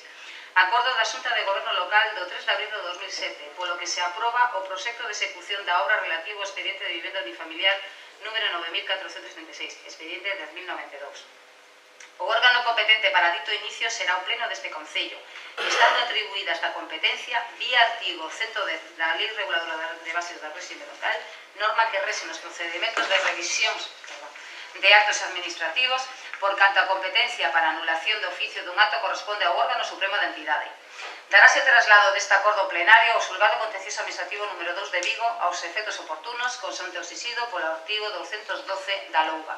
Segundo, audiencia aos interesados afectados para que nun prazo non inferior a 10 días nin superior a 15 podan formular reclamacións e alegacións que estimen pertinentes. Terceiro, solicitude de ditame do Consello Consultivo de Galicia respetando os artigos 3.1 e 11 da Lei do Consello Consultivo de Galicia. Corresponderá ao presidente da entidade local solicitar o ditame do Consello Consultivo de Galicia ao haber o establecido polo artigo 12.2 da Lei do Consello Consultivo de Galicia. Cuarto, acordo plenario polo que se resolva o procedimento de revisión do oficio do acto administrativo e, no seu caso, declaración de nulidade do mesmo. O procedimento de revisión do oficio deberá estar resolto no prazo de 3 meses dende o seu inicio. No caso de que non sexa así, producirase a caducidade do mesmo, segundo o artigo 102.5 da Lei 30/92 de 26 de novembro. A vista dos antecedentes expostos, teño ben propoñer ao Pleno desta Corporación a adopción do seguinte acordo. Primeiro, declarar caducado o procedimento de revisión do oficio dos seguintes actos administrativos iniciado mediante acordo plenario do 6 de outubro de 2011 e proceder ao seu arquivo, conservando no expediente no procedimento cantos informes e resolucións foran ditados previamente ao mesmo. Segundo, novo inicio do procedimento de revisión de oficio dos acordos da Xunta de Goberno Local seguintes. Acordo da Xunta de Goberno Local do 22 de febreiro de 2005, polo que se outorga a Parques Coafer SL licencia urbanística para a parcelación de predio nos Casás Vincios, expediente de 1915. Acordo da Xunta de Goberno Local do 27 de decembro de 2005, polo que se outorga a Parques Coafer SL licencia urbanística para a construción de vivenda unifamiliar de peche nos Casás Vincios, expediente 9474. Acordo da Xunta de Goberno Local do 3 de abril de 2007, polo que se aproba o proxecto de execución da obra relativo ao expediente de vivenda unifamiliar número 9474, expediente 1033. Acordo da Xunta de Goberno Local do 21 de marzo de 2006, pola que se outorga a Parques Coafer SL licenza urbanística para a construción de vivenda unifamiliar de peche nos Casas Vincios, expediente 9486. Acordo da Xunta de Goberno Local do 3 de abril de 2007, polo que se aproba o proxecto de execución da obra relativo ao expediente de vivenda unifamiliar número 9486, expediente 10.092. Segundo, dar traslado deste acordo plenario ao Xulgado Contencioso Administrativo número 2 de Vigo aos efectos oportunos. Terceiro, darlle traslado do presente acordo a cantos interesados houbera para que nun prazo de 10 días non podan formular as reclamacións e alegacións que estimen pertinentes. A Comisión Informativa, por maioría absoluta dos presentes, 5 votos a favor, 4 do Grupo Municipal do PP e 1 voto do CDL, 4 abstencións, 1 do Grupo Partido Socialista de Galicia PSOE, 1 voto do Grupo Mixto e 2 dos concelleiros non abscritos e ningún voto en contra, ditaminou favorablemente o asunto. Grazas. Algún comentario? Señor Ferreira. Gracias, señor alcalde. Mire, voy a facer un apuntamento máis para punto a punto, paso a paso, e ver se cabe consolidando máis a teoría da deixadez desta administración. Primeiro, folga decir que vostede ten un serio problema encima da mesa, que son unhas licenzas concedidas de unhas viviendas unifamiliares, as cales ademais están vivindo, e que foron feitas cunha licencia otorgada por este Concello, o cal, do seu momento, todo apuntaba a que estaban ben concedidas e que a obra se fixo de acordo á legalidade, e hoxe os propietarios vense que as súas viviendas non valen nada ou incluso se amenaza con derribo de reposición da legalidade da obra. Eso é un tema delicado, o cual requiere moita seriedade. Quen debe asumir eso? Evidentemente, esa seriedade, vostede como alcalde, ainda que tamén se botan falta, como non, as labores do seu concellal de urbanismo, esa persoa que está adicada a esa labor e por o cual cobra todos os meses, o cual tendría tempo de sobra, porque vou a decirle, con unha licencia de obra maior que vostede deu en un ano e con 4 revisións de licenzas que trae aquí tamén dun ano, estamos falando de 5 actos administrativos en todo un ano a cargo de un departamento de urbanismo e con todas as consecuencias e os erros que aquí veñen, eso fala por si solo. Eso era para que se fora para casa e nos fixera un favor a todos. Para que nos fixera un favor a todos.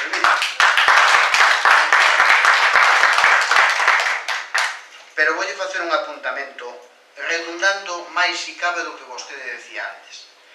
O marxen dos actos administrativos rogados a tenor do 4.2 da lei, co que falaba antes o compañeiro Pauliño, que estou de acordo, é que claro, eu xa non iba a eso, é que fíxese vostede a resolución do Consello Consultivo que lle mandan a vostede ao Concello, donde se lle di que esos expedientes están caducados, este que eu lle enseño aquí, sabe o que di?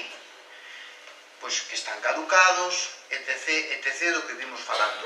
Pero tamén di que o expediente foi remitido por parte deste Concello, o órgano consultivo, o 4 de abril do 2012. E o curioso é que esta licenza viu a pleno o 6 de octubre do 2011. Pasaron 7 meses. Polo tanto, é indiscutible, e non mo negará vostede, que xa non se trata de actos rogados, suspensión de actos, etc. Que vostede xa tiña que saber que un expediente destas características non pode estar dormindo na estantería 7 meses. E cando a alguén se lle ocurre mandalo a Santiago, evidentemente a contestación non é outra que decir que isto está caducado e que vostede non lle queda máis remedio que volver a iniciar o expediente de revisión ou de nulidade. 7 meses. Aquí está, remitido o 4 de abril do 2012, traído a debate a pleno desta corporación o 6 de octubre do 2011. Excusou vostede de malgastar o tempo en mandar isto a Santiago cando xa era obvio que estaba máis que morto o pobre expediente, máis que morto. Póñalle as pilas ao seu concellal, que urbanismo con 4 ou 5 licencias ao ano ben podía mirar por isto. Moitas gracias. Gracias. Algún comentario máis? Imos votar, pois. Votos a prol desta proposta da alcaldía. Votos a prol. Votos en contra. Abstencións. Queda, por tanto, aprobado. Punto número 5. Declaración de caducidade e novo inicio de procedimento de revisión da licenza outorgada a prol de dona Carmen Méndez Lorenzo para a rehabilitación de vivenda unifamiliar no lugar de Raposeiras número 5, Gondomar. Señora Durán, por favor. Gracias. Asunto: declaración de caducidade e novo inicio do procedimento de revisión da licenza outorgada a prol de dona Carmen Méndez Lorenzo para a rehabilitación de vivenda unifamiliar no lugar de Raposeiras número 5, Gondomar. Antecedentes: mediante acordo plenario do 19 de xaneiro de 2012, iníciase o procedimento de revisión da licenza outorgada a prol de dona Carmen Méndez Lorenzo para a rehabilitación de vivenda unifamiliar en Raposeiras 5, Gondomar. Unha vez finalizado o trámite de audiencia dentro do procedimento administrativo correspondente, remítese ao Consello Consultivo mediante escrito da Alcaldía de Registro de Saída do 3 de abril de 2012, número 1177, proposta de resolución de procedimento co fin do seu ditame. Con data 14 de maio de 2012, recíbese do Consello Consultivo o preceptivo ditame desfavorable que literalmente di: tendo en conta a data na que se iniciou a tramitación do expediente de revisión do oficio que nos ocupa, o 19 de xaneiro de 2012, resulta preciso determinar se se produciu a caducidade que contempla o artigo 102.5 da Lei de Réxime Xurídico Procedimento Administrativo Común para o caso de que o procedimento se iniciase de oficio e transcorrese o prazo de 3 meses dende o seu inicio sen dictarse resolución.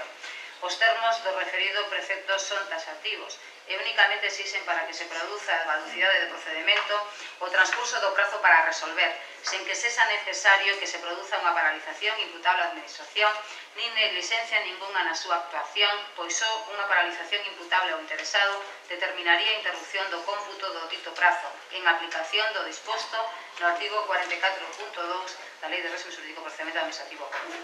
Por outra banda, cabe tamén a posibilidade de suspender o prazo máximo para resolver nos supostos que se enumeran no artigo 42.5 da mesma lei, entre os que figura a solicitude de informes que sexan preceptivos e determinantes do contido da resolución a que alude o apartado C do aludido precepto, caso no que se atopa o ditame a emitir por este Consello Consultivo. Mas esta previsión non opera de xeito automático, senón que é unha facultade do órgano de instrucción que en todo caso require a súa constancia expresa no expediente, tal como ten dito o Consejo de Estado, entre outros, no seu ditame 3136/2001 do 22 de novembro.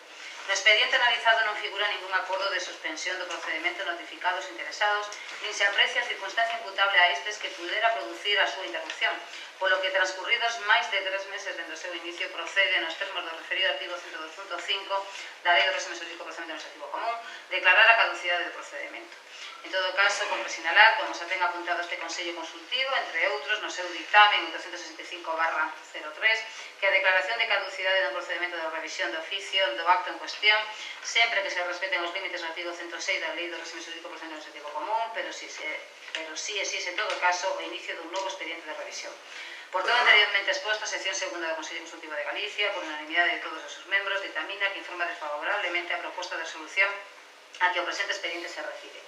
Fundamentos. Visto o ditaminado polo Consello Consultivo, a vista do informado pola Secretaria Municipal no seu informe de data 15 de decembro de 2011 sobre o acto administrativo de concesión de licencia de obra número 39/2011 de data 5 de maio de 2011, con proyecto básico recaído en expediente administrativo con referencia ao urbanismo 11.125/2011 a nombre de Carmen Méndez Lorenzo para a rehabilitación de vivenda unifamiliar en Raposeiras, Gondomar, que literalmente di. Segundo, autorizacións sectoriais. La licencia urbanística es unha autorización municipal de carácter reglado que, sin perjuicio de tercero, permite la ejecución de obras y o la utilización del suelo que los instrumentos urbanísticos prevén en cada terreno, removiendo obstáculos para el ejercicio de derechos preexistentes, siendo de naturaleza real y objetiva en los términos previstos en el artículo 194 de la LOA. Para su concesión debe seguirse la tramitación del procedimiento previsto en el artículo 195 de la citada norma autonómica que dispone: las licencias se otorgarán de acuerdo con las previsiones de la legislación y planeamiento urbanísticos. En ningún caso se entenderán adquiridas por silencio administrativo licencias en contra de la legislación o planeamiento urbanístico. La competencia para otorgar las licencias corresponderá a los municipios según el procedimiento previsto en la legislación de régimen local. Para el otorgamiento de la licencia solicitada serán preceptivos los informes técnicos y jurídicos sobre su conformidad con la legalidad urbanística. Las solicitudes de licencias que se refieren a ejecución de obras o instalaciones deberán acompañarse de proyecto técnico completo redactado por técnico competente con ejemplares para cada uno de los organismos que hayan de informar la solicitud, añadiendo el artículo 196.5 de la LOA. De los restantes supuestos en que el ordenamiento jurídico exija para la ejecución de cualquier actividad autorización de otra administración pública en materia medioambiental o de protección del patrimonio histórico-cultural, la licencia municipal urbanística solo podrá solicitarse con posterioridad a que haya sido otorgada la referida autorización. La solicitud de aclaración de la documentación presentada por el Concello en relación con la autorización previa interesada al amparo del artículo 41 de la LOUGA, formulada por la jefa de la sección jurídica del Servicio de Urbanismo del Departamento Territorial de la Consellería de Medio Ambiente, Territorio e Infraestructuras de la Xunta de Galicia, de fecha 28 de julio del 2010, registro de entrada número 2698/2010, del 4 de agosto del 2010. Advierte, entre otros, de la exigencia de autorización previa de la Consellería de Cultura y Turismo en base a que, de acordo coa disposición adicional segunda da Lei 16/1935 de 25 de xuño do Patrimonio Histórico Español, os hórreos ou cabazos de máis de 100 anos de antigüedade, protegidos mediante o decreto 449/1932, teñen a consideración de bens de interese e, como tales, calquera intervención, incluso en áreas de protección xenéricas establecidas nunha franja de 50 metros, requerirá autorización previa da Consellería de Cultura e Turismo. La ley, en su artículo 40, dispone que no podrán otorgarse licencias para la realización de obras que, con arreglo a la presente ley, requieran cualquier autorización administrativa hasta que ésta fuese concedida. Las obras realizadas sin cumplir lo establecido en el apartado anterior serán ilegales y los ayuntamientos, y en su caso la Consejería de Cultura, ordenarán, si fuese preciso, su reconstrucción o demolición con cargo al responsable de la infracción. De lo anterior se deduce que la autorización del órgano competente de la comunidad autónoma es requisito previo y necesario para la concesión de la licencia municipal, no pudiendo operar en ningún caso un silencio contra ley en cuanto al otorgamiento de la licencia municipal de obra correspondiente. Por tanto, hasta que la Administración autonómica no emita la previa y preceptiva autorización autonómica, el Concello ni puede ni debe otorgar la licencia de obra toda vez que aquella requisito o presupuesto previo de otorgamiento. A la vista de los documentos sobrantes en el expediente administrativo con referencia al urbanismo 11.125 del año 2011 a nombre de Carmen Méndez Lorenzo para rehabilitación de vivienda unifamiliar en Arraposeiras, Gondomar, Pontevedra, no consta a fecha de emisión del presente informe acreditación documental de disponer de la autorización autonómica previa de la Consellería de Cultura y Turismo de la Xunta de Galicia, a que hace referencia la jefa de la sección jurídica del Servicio de Urbanismo del Departamento Territorial de la Consellería de Medio Ambiente, Territorio e Infraestructuras de la Xunta de Galicia, en comunicación de 28 de julio de 2010, registro de entrada número 2698 del 2010, del 4 de agosto del 2010, toda vez que el acuerdo de la Jefatura Territorial de la Consellería de Cultura y Turismo de fecha 4 de abril de 2011, en relación con la documentación enviada desde el Concello en el procedimiento de referencia basado en un anteproyecto redactado por el arquitecto Alejandro Moule Martínez, establece que para a súa autorización deberase presentar proxecto técnico no que se recolla as citadas modificacións, no constando a priori en el expediente administrativo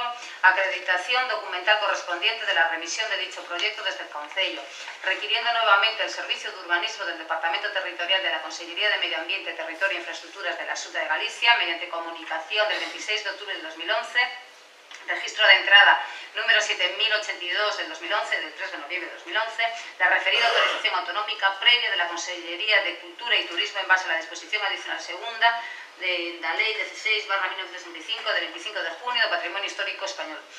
A su vez, el informe del arquitecto municipal de 18 de noviembre de 2011 dice, en relación con el anteproyecto de rehabilitación de vivienda unifamiliar del expediente 10.849 presentado por Carmen Méndez Lorenzo, que, ao tratarse dunha edificación tradicional, é de aplicación o artigo 40 da LOUGA que permite a rehabilitación das edificacións tradicionais para o seu uso de vivenda, iniciándose al efecto la tramitación del procedimiento previsto en el artículo 41.2 del citado texto normativo que exige el cumplimiento de los siguientes trámites.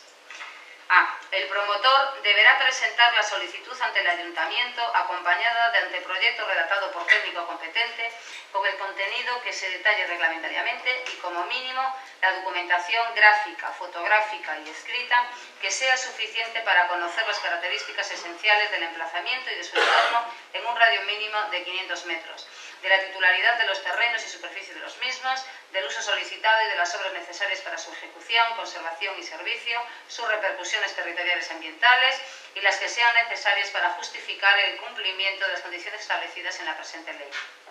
B. El Ayuntamiento someterá el expediente a información pública por un plazo mínimo de 20 días mediante anuncio que habrá de publicarse en el tablón de anuncios del Ayuntamiento y en uno de los periódicos de mayor difusión en el municipio. El anuncio deberá indicar como mínimo el emplazamiento, el uso solicitado, la altura y ocupación de la edificación pretendida y el lugar y horario de consulta de la documentación completa. C. Concluida la información pública, el Ayuntamiento remitirá el expediente completo tramitado a la Consejería competente en materia de ordenación del territorio y urbanismo, incluyendo las alegaciones presentadas y los informes de los técnicos municipales y del órgano municipal que tenga atribuida la competencia para otorgar la licencia de obra. Transcurrido el plazo de 2 meses en que el Ayuntamiento haya remitido el expediente completo a la Consejería, las personas interesadas podrán solicitar la subrogación de esta última, que reclamará el expediente al Ayuntamiento y proseguirá la tramitación hasta su resolución. D. La Consejería podrá requerir del promotor o promotora la documentación e información complementaria que estime necesaria o bien la subsanación de las deficiencias de la solicitud para adaptarse a lo dispuesto en la presente ley. Asimismo, podrá recabar de los organismos sectoriales correspondientes los informes que se estimen necesarios para resolver. El secretario o secretaria general competente en materia de urbanismo examinará la adecuación de la solicitud a la presente ley y a los instrumentos de ordenación del territorio y resolverá en el plazo de 3 meses a contar desde la entrada del expediente completo en el registro de la Consejería competente, concediendo la autorización simplemente o condicionándola justificadamente a la introducción de medidas correctoras o bien denegándola motivadamente. Transcurrido dicho plazo sin resolución expresa, se entenderá denegada la autorización por silencio administrativo. A la vista de los documentos sobrantes en el expediente administrativo con referencia a urbanismo 11.125 del 2011 a nombre de Carmen Méndez Lorenzo para rehabilitación de vivienda unifamiliar en Arraposeiras, Gondomar, Pontevedra, no consta, a fecha de emisión del presente informe, acreditación documental de disponer de la autorización autonómica previa del secretario o secretaria general competente en materia de urbanismo, exigible al amparo de lo dispuesto en los apartados 1 y 2 del artículo 41 de la LUA. Tercero, nulidad y anulabilidad del acto administrativo. En base a la fundamentación jurídica contenida en el apartado anterior y de los hechos relacionados, se advierte el incumplimiento en la tramitación del procedimiento administrativo para el otorgamiento de la licencia de obra interesada por Carmen Méndez Lorenzo para rehabilitación de vivienda unifamiliar en Arraposeiras, Gondomar, en el expediente administrativo con referencia al organismo 11.125 del 2011 de los requisitos legales establecidos para el otorgamiento de la referida licencia. En base a lo anterior, será de aplicación el régimen jurídico previsto en el capítulo 4, nulidad y anulabilidad del título 5 de las disposiciones y los actos administrativos de la Ley de Régimen Jurídico de Administraciones Públicas y Procedimiento Administrativo Común, que dispone en su artículo 62.1 que los actos de las administraciones públicas son nulos de pleno derecho en los casos siguientes. Los dictados prescindiendo de las normas que contienen las reglas esenciales para la formación de la voluntad de los órganos colegiados. Y en su artículo 63 dispone que son anulables los actos de la Administración que incurran en cualquier infracción del ordenamiento jurídico, incluso la desviación de poder, constituyendo una obligación ineludible de la Administración pública por estar sometida a su actuación a la ley y al derecho, en base al mandato constitucional recogido en el artículo 103.1 de la Constitución española, reaccionar frente a una licencia contraria al ordenamiento jurídico. No obstante lo anterior, la Administración pública no dispone de libertad para retirar un acto administrativo del mundo jurídico, es decir, para anularlo, toda vez que junto al principio de legalidad está el de los actos propios, según el cual la Administración pública no puede ir contra sus propios actos, y el de la seguridad jurídica, que comporta la irrevocabilidad de los actos declarativos de derechos, como lo son las licencias, sino únicamente a través de los procedimientos administrativos previstos en los artículos 107 a 119 de la Ley de Régimen Jurídico de Administraciones Públicas y Procedimiento Administrativo Común, y los procedimientos especiales de revisión de oficio previstos en el artículo 102 de la referida ley, en el caso de actos nulos de pleno derecho, y el de la declaración de lesividad del artículo 103 para el caso de que el acto sea considerado como anulable, en los supuestos en los que no se interponga ningún recurso en vía administrativa frente a la licencia considerada contraria al ordenamiento jurídico dentro de los plazos legales establecidos para ello. El procedimiento a seguir en el supuesto de vicio de nulidad absoluta será el previsto en el artículo 102, que establece que las administraciones públicas, en cualquier momento, por iniciativa propia o a solicitud de interesado y previo dictamen favorable del Consejo de Estado u órgano consultivo equivalente de la comunidad autónoma, si la hubiera, declararán de oficio la nulidad de los actos administrativos que hayan puesto fin a la vía administrativa o que no hayan sido recurridos en plazo en los supuestos previstos en el artículo 62.1. Las administraciones públicas, al declarar la nulidad de una disposición o acto, podrán establecer en la misma resolución las indemnizaciones que proceda a reconocer a los interesados si se dan las circunstancias previstas en los artículos 139.2 y 141.1 de esta ley. Cuando el procedimiento se hubiera iniciado de oficio, el transcurso del plazo de 3 meses desde su inicio sin dictarse resolución producirá la caducidad del mismo. Si el procedimiento se hubiera iniciado a solicitud del interesado, se podrá entender la misma desestimada por silencio administrativo. El procedimiento previsto para los vicios de anulabilidad contenido en el artículo 103 dispone lo siguiente. Las administraciones públicas podrán declarar lesivos para el interés público los actos favorables para los interesados que sean anulables conforme a lo dispuesto en el artículo 63 de esta ley, a fin de proceder a su ulterior impugnación ante el orden jurisdiccional contencioso administrativo. La declaración de lesividad no podrá adoptarse una vez transcurridos 4 años desde que se dictó el acto administrativo y exigirá la previa audiencia de cuantos aparezcan como interesados en el mismo, en los términos establecidos por el artículo 84 de esta ley. Transcurrido el plazo de 6 meses desde la incoación del procedimiento sin que se hubiera declarado la lesividad, se producirá la caducidad del mismo.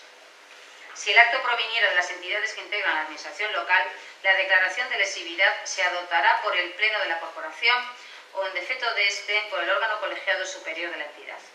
En ambos casos, iniciado el procedimiento de revisión de oficio, el órgano competente para resolver podrá suspender la ejecución del acto, cuando ésta pudiera causar perjuicios de imposible o difícil reparación.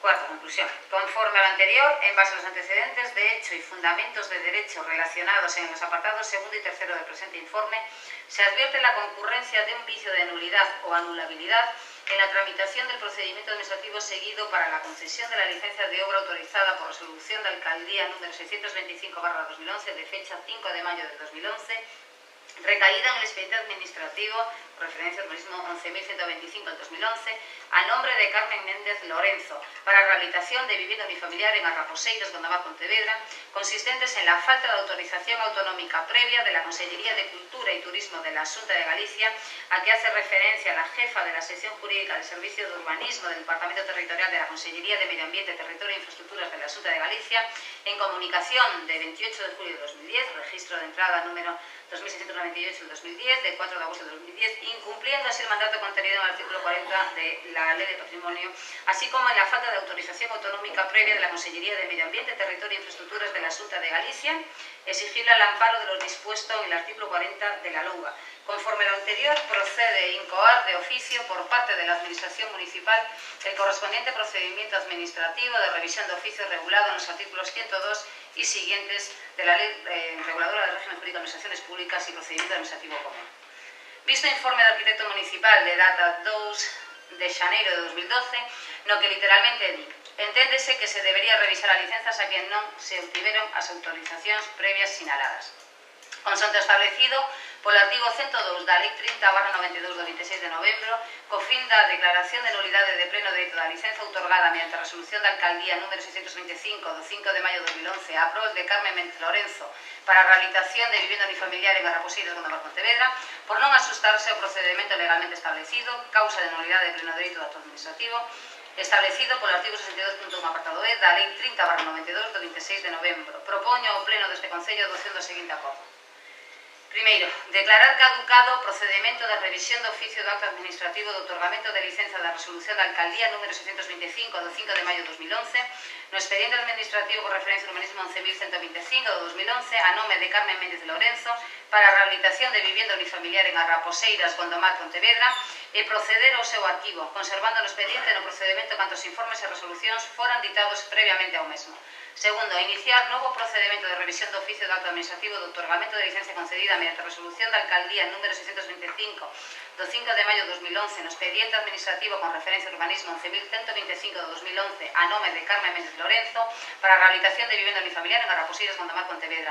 Terceiro, darlle audiencia aos interesados afectados para que no prazo de 10 días podan formular as reclamacións e alegacións que estimen pertinentes.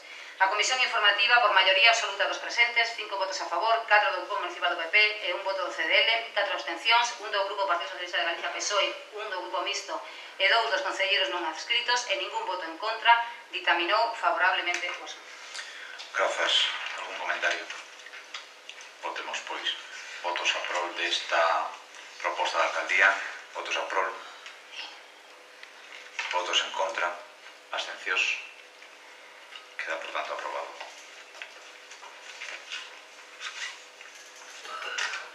Punto 6. Proposta da alcaldía para designación de concelleiro metropolitano.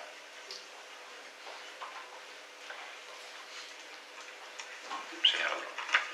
Asunto de designación de concelleiro metropolitano na área metropolitana de Vigo.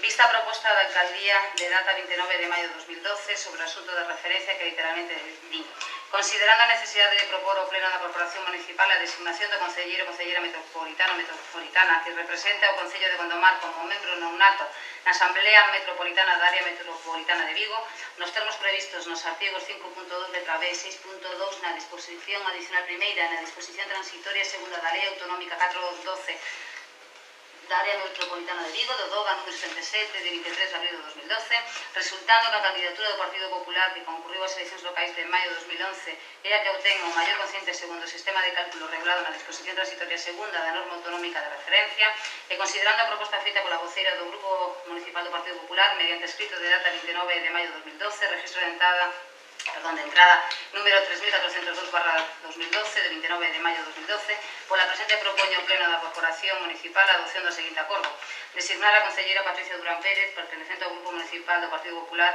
como concelleira metropolitana que representa o Concello de Gondomar como membro non nato na Asamblea Metropolitana da Área Metropolitana de Vigo, nos termos sinalados na Lei Autonómica 4 do 12 de abril da Área Metropolitana de Vigo, DOGA número 77 do 23 de abril de 2012. A Comisión Informativa, por maioría absoluta dos presentes, 5 votos a favor, 4 do Grupo Municipal Europeo, 1 do voto do CDL, 3 abstencións, 1 do Grupo Partido Socialista de Galicia, PSOE, 1 do Grupo Mixto e 1 dos concelleiros non adscritos e ningún voto en contra, ditaminou favorablemente o asunto. Grazas. Algún comentario? Señor Ferreira. Gracias, señor alcalde. Mire, en relación a este punto da orden do día que vostede hoxe trae que para designar o concelleiro que o vai acompañar a vostede, que é membro nato da área metropolitana, eu lle quería pedir, e digo ben, para non entrar en máis dilemas nin en máis discusións semánticas nin xurídicas, que deixara encima da mesa este punto.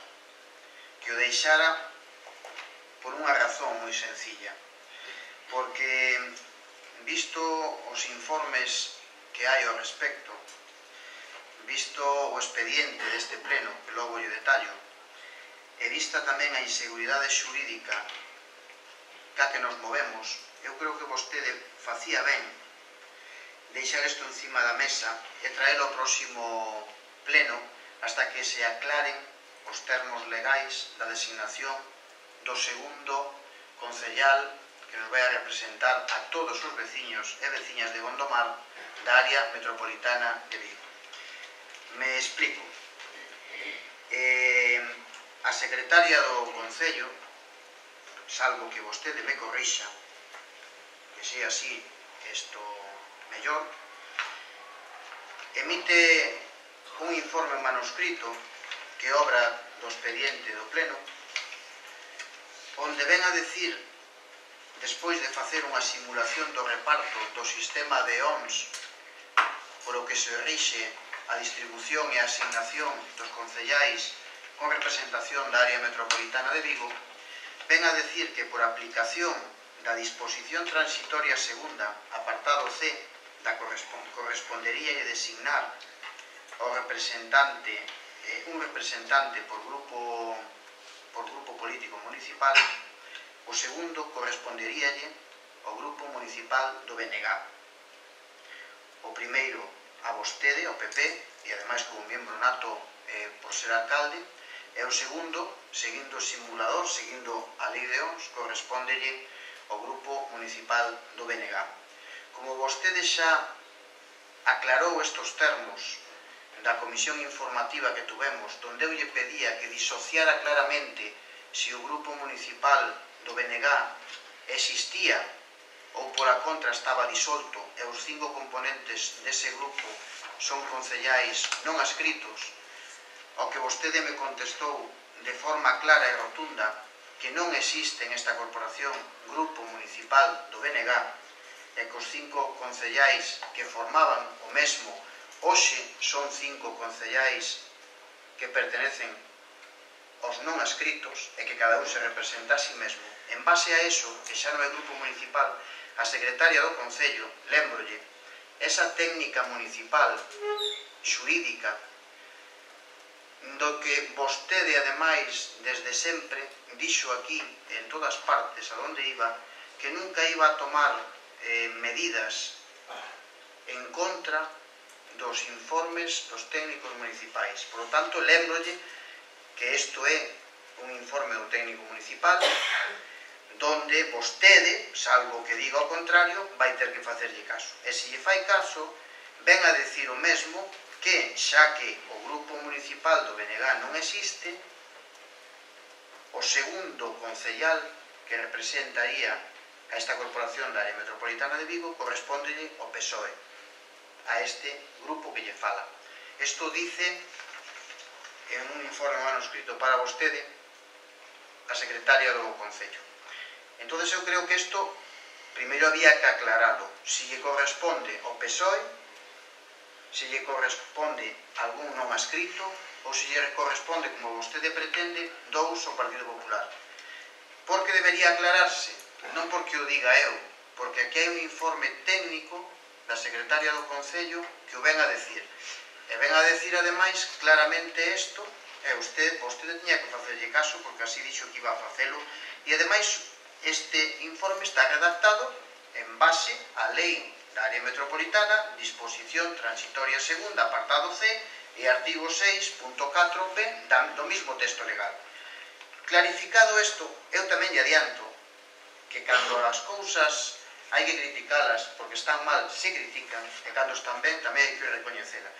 Eu creo que non nos corresponde ao Partido Socialista ese concellar. Creo que esa distribución que fixo, que lle enseño aquí, está mal. Creo que o Partido Socialista non ten dereito a ter representación da área metropolitana aplicando o sistema de distribución da lei de Don. Vaya por diante. Tamén moitas veces se equivocan, incluso a favor noso, hai que decirlo. Pero non queremos nada que non sexa noso. Pero aquí ábrese outro dilema, que lle paso a decir. Vostede, a todo isto... Perdón, un momentiño. Entendo que entonces non quere que votemos e deixamos o punto do mesa. Quero que o deixe encima da mesa porque non está claro. Primeiro, porque acabo de expresar... Votémoslos pois, e despois expresa vostede, digo eu. Sí, pero a mellor... Pretendo... Hai de justificar máis. Claro, pretendo xustificar e convencelo a vostede de que isto quede encima da mesa, que me vai ser unha tarefa delicada e complicada, vaya por diante, porque xa ten a idea clara do tema. Pero, vale, continúe. Pero vostede é así, cada un é como é. Despois, ao final, pasa o que pasa, e vimos aquí, pois, remendando e tal. Mire, paso ao segundo apartado. Primeiro, tendrá que clarificar se vai a facer caso a isto da secretaria, o técnico municipal, que tanto presume que fai caso, ou non. Pero que vostede pediu un informe, non sei a quién, porque non está asinado, nin nada, pero vostede dixo que era un informe que pediu, porque o dixo da comisión informativa, que teño aquí. Por certo, debería estar asinado, debería saberse quen é o autor intelectual desta obra que aquí temos.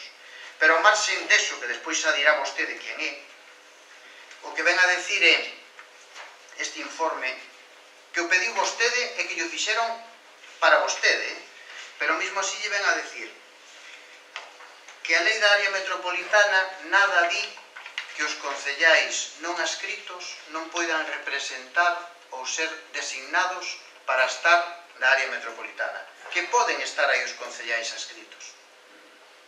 Polo tanto, non adscritos, perdón. Polo tanto, os 5 compañeiros que estaban do BNG poden estar aí da área metropolitana, de acordo ao que di a propia lei.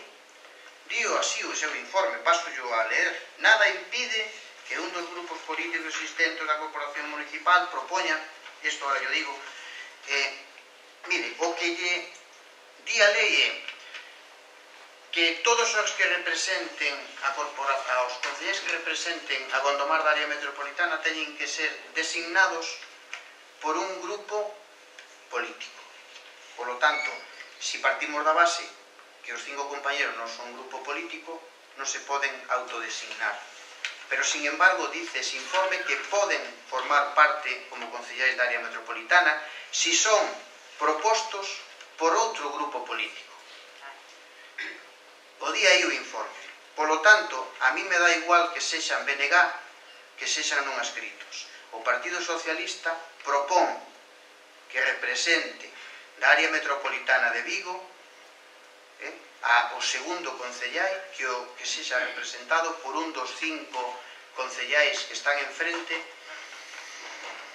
e alá eles que nombren a quen queiran. En base a eso poden estar, porque yo digo o informe que pediu usted a Xunta representando aí a Gondomar, e eu como grupo político son quen de propor. Por lo tanto quedan cumplidos os dous requisitos legais para que o segundo concellai que está da área metropolitana sexa un dos 5 compañeros que este aí e non sexa Patricia Durán como pretende usted propor. Como lle entrarían dúbidas, como é lógico despois do que lle acabo de decir, por iso lle propoño e lle dou a oportunidade de ante esta situación de facto de inseguridade xurídica e que vostede debería corroborar para ben ou para mal, se teño razón ou non, molestarse canto menos en adverar o que estou dicindo, pídolle que deixe isto encima da mesa, que pida asesoramiento ao respecto, que rectifique ou ratifique o que eu digo e cando teñamos claro o que procede e se os 5 compañeros que están enfrente que representan esta corporación teñen a ben estar da área metropolitana, a proposta deste grupo sexa así. Se non, tamén lle adianto, ao marxen do que vostede faga ca maioría absoluta que ten, este que está aquí e que lle fala tamén vai a recurrir o seu nomeamento da concellala e do segundo concellal do PP porque entende que non se axusta para nada nin a lei da área metropolitana, nin ao reparto da lei DONS, nin a nada. Por lo tanto, ten vostede a oportunidade de ser cauto, prudente e deixar isto encima da mesa, que non pasa nada. Temos dudas todos. Vostede, eu, a secretaria e demais. O que temos que ter claro é que temos que actuar en consecuencia e axustándose a legalidade. Como hai dúbidas, pídolle que o deixe encima da mesa para debate do próximo pleno. Moitas gracias. Moitas gracias. Para mí non hai dúbida ninguna, Para mí está claro. Non tiña dúbidas no seu momento, así as expresei a todos a xunta de voceiros, pero a partir de aí non tive dúbidas. Por outra banda, temos que intentaremos cumplir a lei sempre que podamos, lógicamente. Bueno, sempre.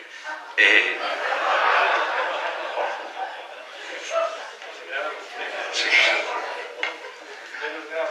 Entón, creo que aquí temos que responder antes de un mes, dende o 23 de maio, me parece que, entonces creo que hai que levarlo agora para diante.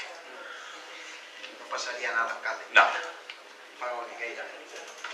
Entón, imos votar si o deixamos riba da mesa, si lles parece. Votos a prol de deixar este punto en riba da mesa. Votos en contra. Abstencións.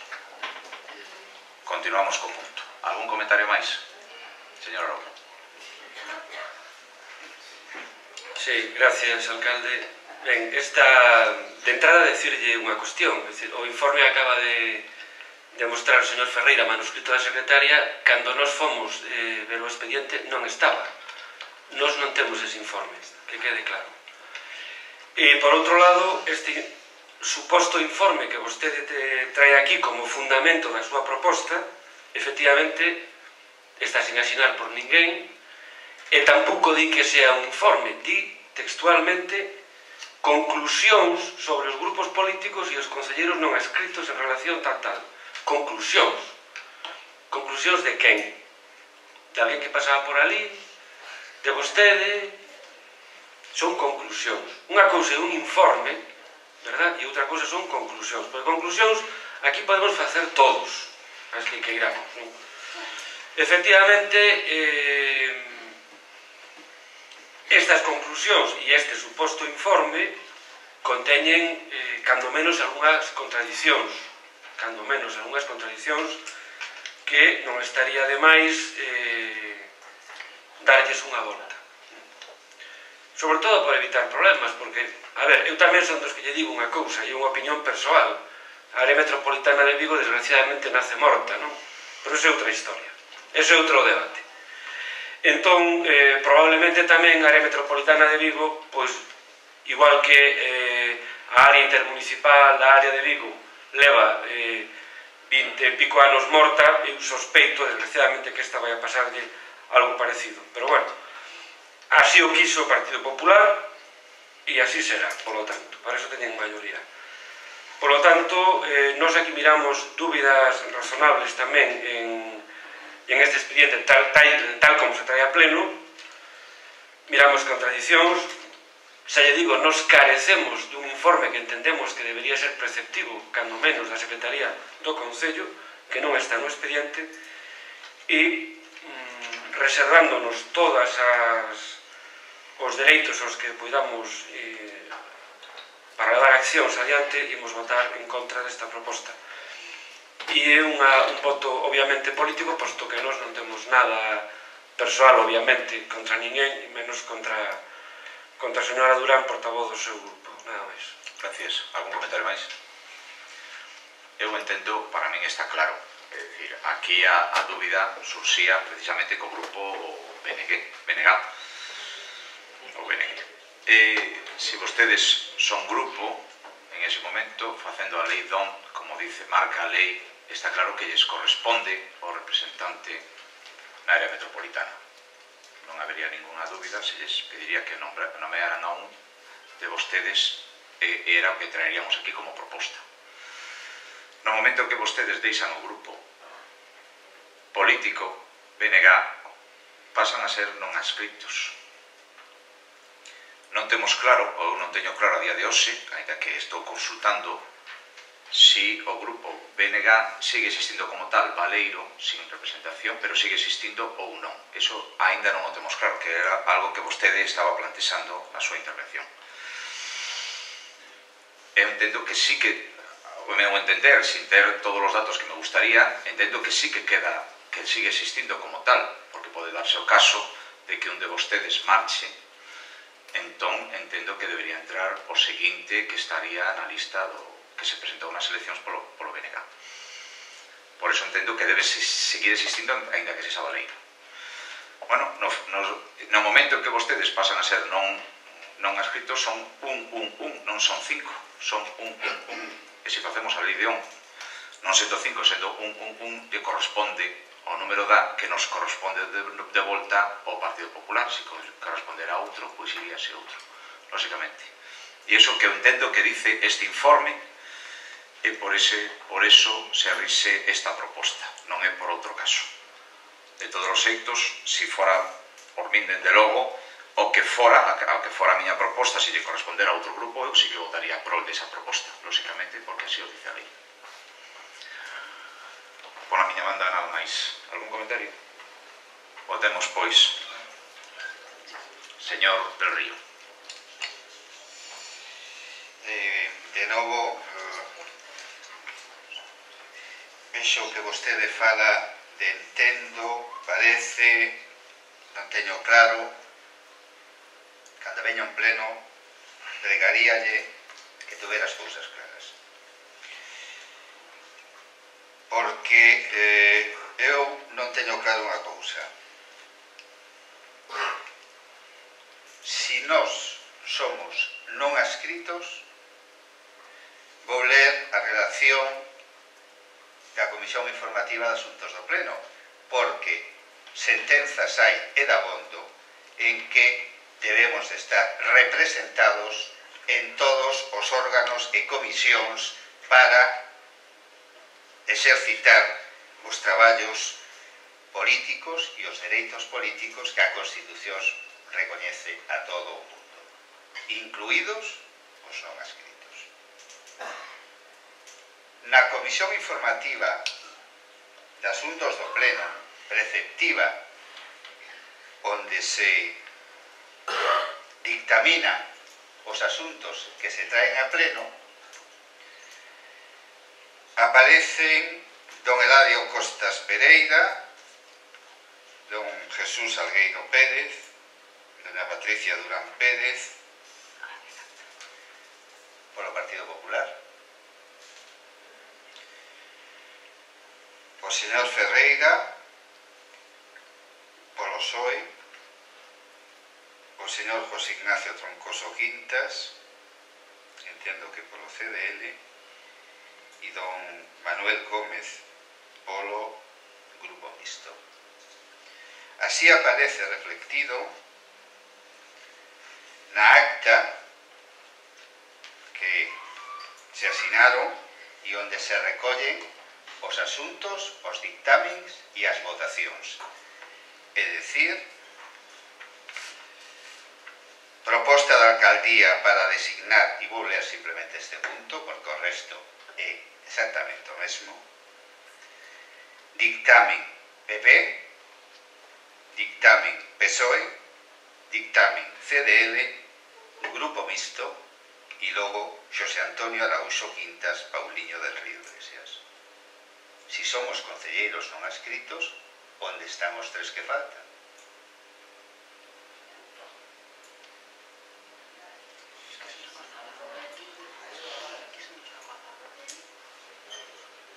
Por tanto, ou somos unha cousa ou somos outra. Os luns non podemos ser non adscritos e os martes grupo. Non podemos ser non adscritos por unhas cousas e para o que lle interesa o PP, que ten un concelleiro máis na área metropolitana, somos non adscritos. Tome vostede unha solución, non como parece que, entendo que, o millor pode, sino de acordo á legalidade. E unha vez que teña vostede claro cal é a legalidade, e parece ser que a ten, que non ha escrito, terá que vostede asumir as consecuencias legais. E non vai a ser este que lle fala que lle diga que non. Pero evidentemente o que non pode facer é actuar dunha maneira e razonar noutra.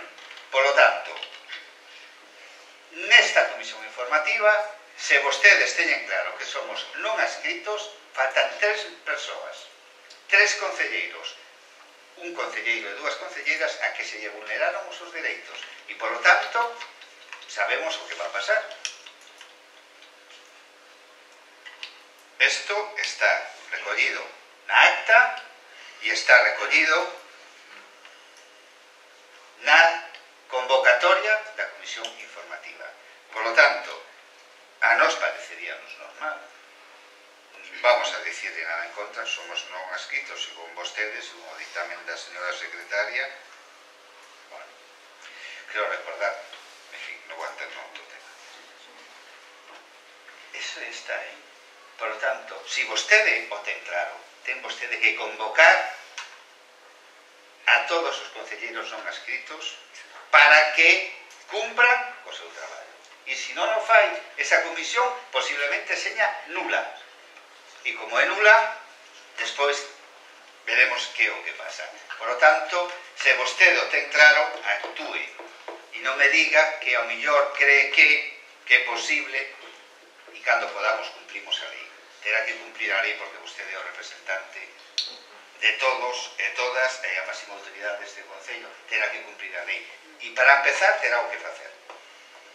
Neste caso. E se vostede considera que os concelleiros e concelleiras que estamos aquí somos non adscritos, terá usted que actuar da maneira legal e convocalos a todas e todos a cada unha das comisións. Precisamente, ainda que sean vostedes non adscritos, non está, precisamente, hai distintas sentencias contradictorias ao respecto da representación, pola súa parte, nas comisións informativas. Por eso non se trae aquí este punto. E por outra banda, no seu momento, en conversas que tivemos na Xunta de Portavoz, de voceiros, quedou, polo seu grupo, vamos a decirlo así, polo vostedes, quedou dito que iban a vir dúas persoas como ata agora. Eso foi un pacto. Eu tentei buscar outros pactos. Eu creo que sí. Non obstante, non obstante, hai sentencias contradictorias a ese respecto da representación nas comisións informativas. Por eso non entrouse nese punto ata agora, lóxicamente. Dígame. Nada, era unha cuestión que pensaba facer como unha cuestión de orde ao principio do pleno, logo fareina como rogo, teñoa como rogo de todas maneiras. Respecto desto, precisamente, vamos a ver, nesa reunión de voceiros, eu dixen, creo que quedou bastante claro, para quen quiso entenderme, a mellor expliqueime mal, que nos íamos a actuar como grupo. Vamos a actuar como grupo porque somos un grupo, de acordo? Somos un grupo. Pero outra cousa era que nos actuamos como grupo, con normalidade, e además é obvio que así vimos facendo nos últimos plenos, pero outra cousa moi diferente tamén yo dixen era que nos íamos a asistir 2 membros a cada comisión, dixen yo, entre outras razóns porque non queremos gravar máis as arcas municipais con 5 tal, pero que vostede tiña que convocar os 5. Vostede ten que convocar os 5, pero nos vamos a ir 2. Entende? Porque esa é a legalidade, non hai máis. Esa legalidade que... A legalidade, bueno, claro, que nos entendemos. Claro. Vostede ten que convocar aos 5 concelleiros. E logo nos iremos 2. Ou un, ou se non podemos, ningún. Que non sería a primeira vez que non se pode asistir por lo que sea. E foi o que lle dixen, non vayamos a confundir ahora aquí as cousas. Ahora, o que acaba de decir o meu compañeiro é así, nós que non podemos ser tratados nun informe dunha maneira e noutro sitio de outra maneira. Eso ten que resolver vostede é o alcalde. Como lle dixen ao principio, supoñemos que non está aquí de adorno. Por lo tanto, ten que resolver. Está na súa man. Eso foi o que era a puntualización que lle quería facer. Gracias, señor Ferreira. Gracias, alcalde. Mire, perdone que sea reiterativo, pero vamos a ver. Sí, é unha pena que non estea a secretaria do Concello hoxe, porque claro, eu creo que había que ter claro primeiro, se dixo que o PSOE ten representación da área metropolitana aquí, habría que explicar por que o di, ou se estaba equivocada ou non. É dicir, é algo tan claro como isto. Se se errou, se simplemente se equivocou, non pasa nada. Equivocouse, se corrixe, punto, pero debería clarificarse este dato porque nos está dando a representación o PSOE da área metropolitana cando non nos corresponde. Que eu creo que non nos corresponde. A mellor, sí, me sorprende. Pero mire, enlazando un pouco cos non escritos e tal, que eu non quero meterme en eso, eu se lle dixen bastante ben, claro, da comisión informativa, e vostede tamén me contestou bastante claro ou moi claro, que me dixo que eran non escritos. Eu reprocháballe que debería traer, para evitar estes problemas, ao pleno, dar conta, como lle exixe a lei, de que pasan a non escritos. Debía darse, ten que dar conta do pleno, da acción de conta do próximo pleno, que sería este. Pero bueno, vai a facelo por seguinte, porque estás ás pensas de un informe xurídico. Vale, hasta aí, ok. Nula comisión informativa, nulo este pleno. Tamén é verdade.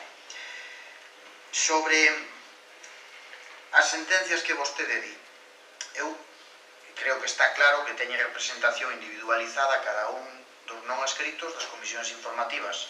Téñena, porque así o tuveron os concellais da anterior corporación, incluída Natalia Salgueiro e Manuel Gómez, que estaban aí das comisións. Non estaba vostede das comisións informativas cando era tránfuga? Bueno, eu creo que sí, que estaba. Pero, corríxeme, de todas formas, distinto é o voto, o voto debe ser ponderado.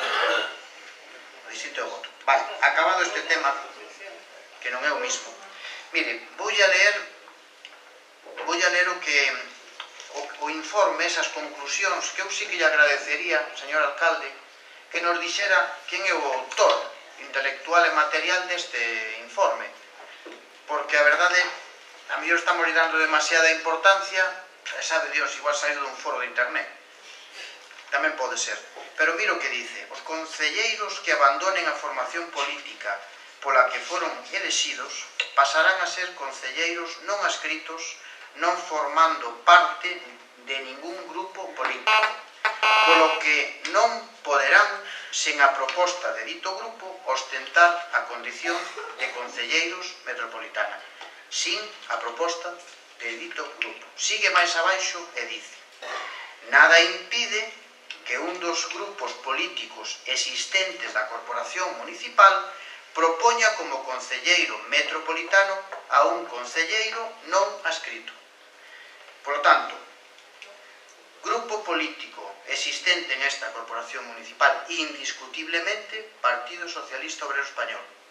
Que proposta fai este partido como grupo político? Propón, sempre que eles estén de acordo, a un concelleiro non adscrito para que nos represente da área metropolitana. Si vostede di que non, é que non entendo nada. Si pide un informe ou unhas conclusións vostede, non sei a quién, e non lle fai caso... Falle caso vostede. Como? Falle facendo caso vostede, non? Eu fagolle caso, claro, como lle vou facer caso? Por algo estou aquí representando a esta corporación, fagolle caso a todo que vostede ten a ben incluir en un expediente que ven a este pleno, e que só faltaría, pero non lle fixera caso, que estamos de broma. Como non lle vou facer caso a un informe que vostede ten aí? Esperemos que non levemos a sorpresa que ainda por encima custe cartos. Entón, dígame vostede quen firma isto que vai a facer, é que vamos. É que, mira, estaba moi tranquiliño, pero despois destas cousas... O informe tamén dice o final. Perdón? O informe dice o final. O informe dice final. O final. Que dice? O Concello de Gondomar tería dos representantes do PP en lugar de un do PP e un do BNG. Vale. Di eso. Como conclusión Pero final. claro, partindo da base que non hai ningún grupo político que propón a un concellal non adscrito, porque vostede non é adivino, pero estou dicindo eu que hai. Por lo tanto, derrúmbase a teoría esta e a conclusión final de que vostede ten dous. Para nada. Porque eu propoño a alguén. Para nada. Partindo da base de aplicar a lei DOM Pero cos concelleiros que Pero hai. se vostede ten dous, do caso de que non haya ningún grupo político que propoña un non adscrito. Pero hai, estou dicindo, vou a propor eu a un concellal sempre que me den permiso. Por lo tanto, isto que hasta o final, que non está nin datado, nin asignado, nin nada, por certo, eu non sei que valor ten este documento, se é un documento público, se non, parto da base de que sí, porque está do expediente do pleno. Diga vostede quen é o autor intelectual deste informe, que estamos da administración pública, que é de todos, que isto non é unha empresa privada. Empece por aí. Moi ben, para min é clarísimo que o concelleiro sale da lei DOM e unha vez que os concelleiros do BNG pasan a non adscritos, a conta é e non hai moito máis que tal. Ese mesmo informe tamén dice ao final que os representantes son dous do PP en lugar dun do PP e un do BNG. De quen é este informe, señor alcalde? Da Xunta de Galicia. Da Xunta de Galicia. Claro, foi que me mantenvió. E con respecto Metropolitano.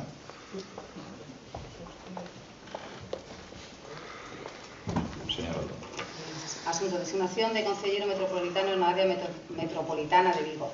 Vista a proposta da alcaldía de data 29 de maio de 2012 sobre o asunto de referencia que literalmente di, considerando a necesidade de propor ao pleno da corporación municipal a designación do concelleiro ou concelleira metropolitana que representa o Concello de Gondomar como membro non nato na Asamblea Metropolitana da área metropolitana de Vigo, nos termos previstos nos artigos 5.2 letra B e 6.2 na disposición adicional primeira e na disposición transitoria segunda da Lei Autonómica 412 da área metropolitana de Vigo, do DOGA número 77 de 23 de abril de 2012, resultando que a candidatura do Partido Popular que concurriu ás eleccións locais de maio de 2011 era que obtenga o maior consciente segundo o sistema de cálculo regulado na disposición transitoria segunda da norma autonómica de referencia e considerando a proposta feita pola voceira do Grupo Municipal do Partido Popular mediante escrito de data 29 de maio de 2012, registro de entrada número 3402/2012 de 29 de maio de 2012, pola presente propoño ao pleno da Corporación Municipal a adopción do seguinte acordo: designar a concelleira Patricia Durán Pérez, pertenecente ao Grupo Municipal do Partido Popular, como concelleira metropolitana que representa o Concello de Gondomar como membro non nato na Asamblea Metropolitana da área metropolitana de Vigo, nos termos sinalados na Lei Autonómica 4 do 12 de abril da Área Metropolitana de Vigo, DOGA número 77 do 23 de abril de 2012. A Comisión Informativa, por maioría absoluta dos presentes, 5 votos a favor, 4 do Grupo Municipal do PP, 1 do voto do CDL, 3 abstencións, 1 do Grupo Partido Socialista de Galicia, PSOE, 1 do Grupo Mixto e 1 dos concelleiros non adscritos e ningún voto en contra, ditaminou favorablemente o asunto. Grazas. Algún comentario? Señor Faveira. Gracias, señor alcalde.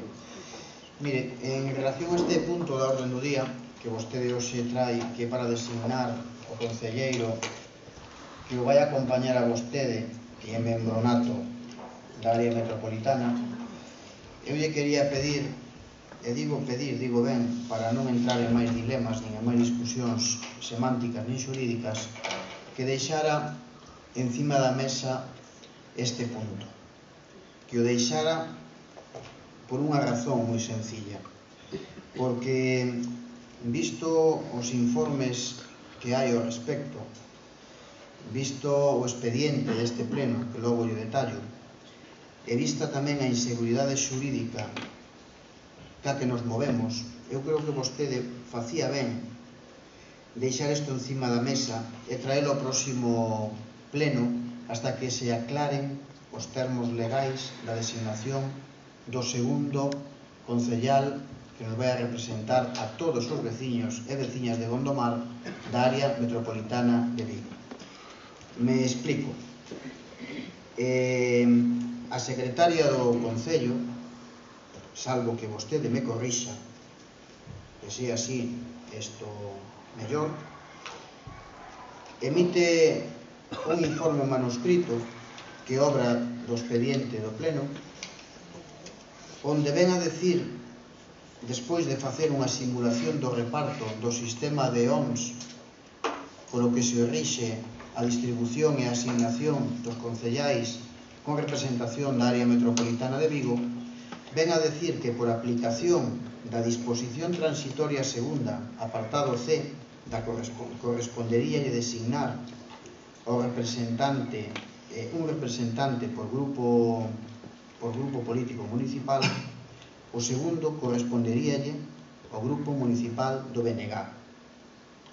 O primeiro a vostede, o PP, e ademais como membro nato por ser alcalde, e o segundo, seguindo o simulador, seguindo a lei de OMS, correspondelle ao grupo municipal do BNG. Como vostede xa aclarou estes termos da comisión informativa que tuvemos, donde eu lle pedía que disociara claramente se o grupo municipal do BNG existía ou pola contra estaba disolto e os 5 componentes dese grupo son concellais non adscritos, ao que vostede me contestou de forma clara e rotunda que non existe en esta corporación grupo municipal do BNG e que os 5 concellais que formaban o mesmo hoxe son 5 concellais que pertenecen aos non adscritos e que cada un se representa a sí mesmo. En base a eso, que xa non é grupo municipal, a secretaria do Concello, lémbrolle, esa técnica municipal xurídica do que vostede, ademais, desde sempre, dixo aquí, en todas partes, a donde iba, que nunca iba a tomar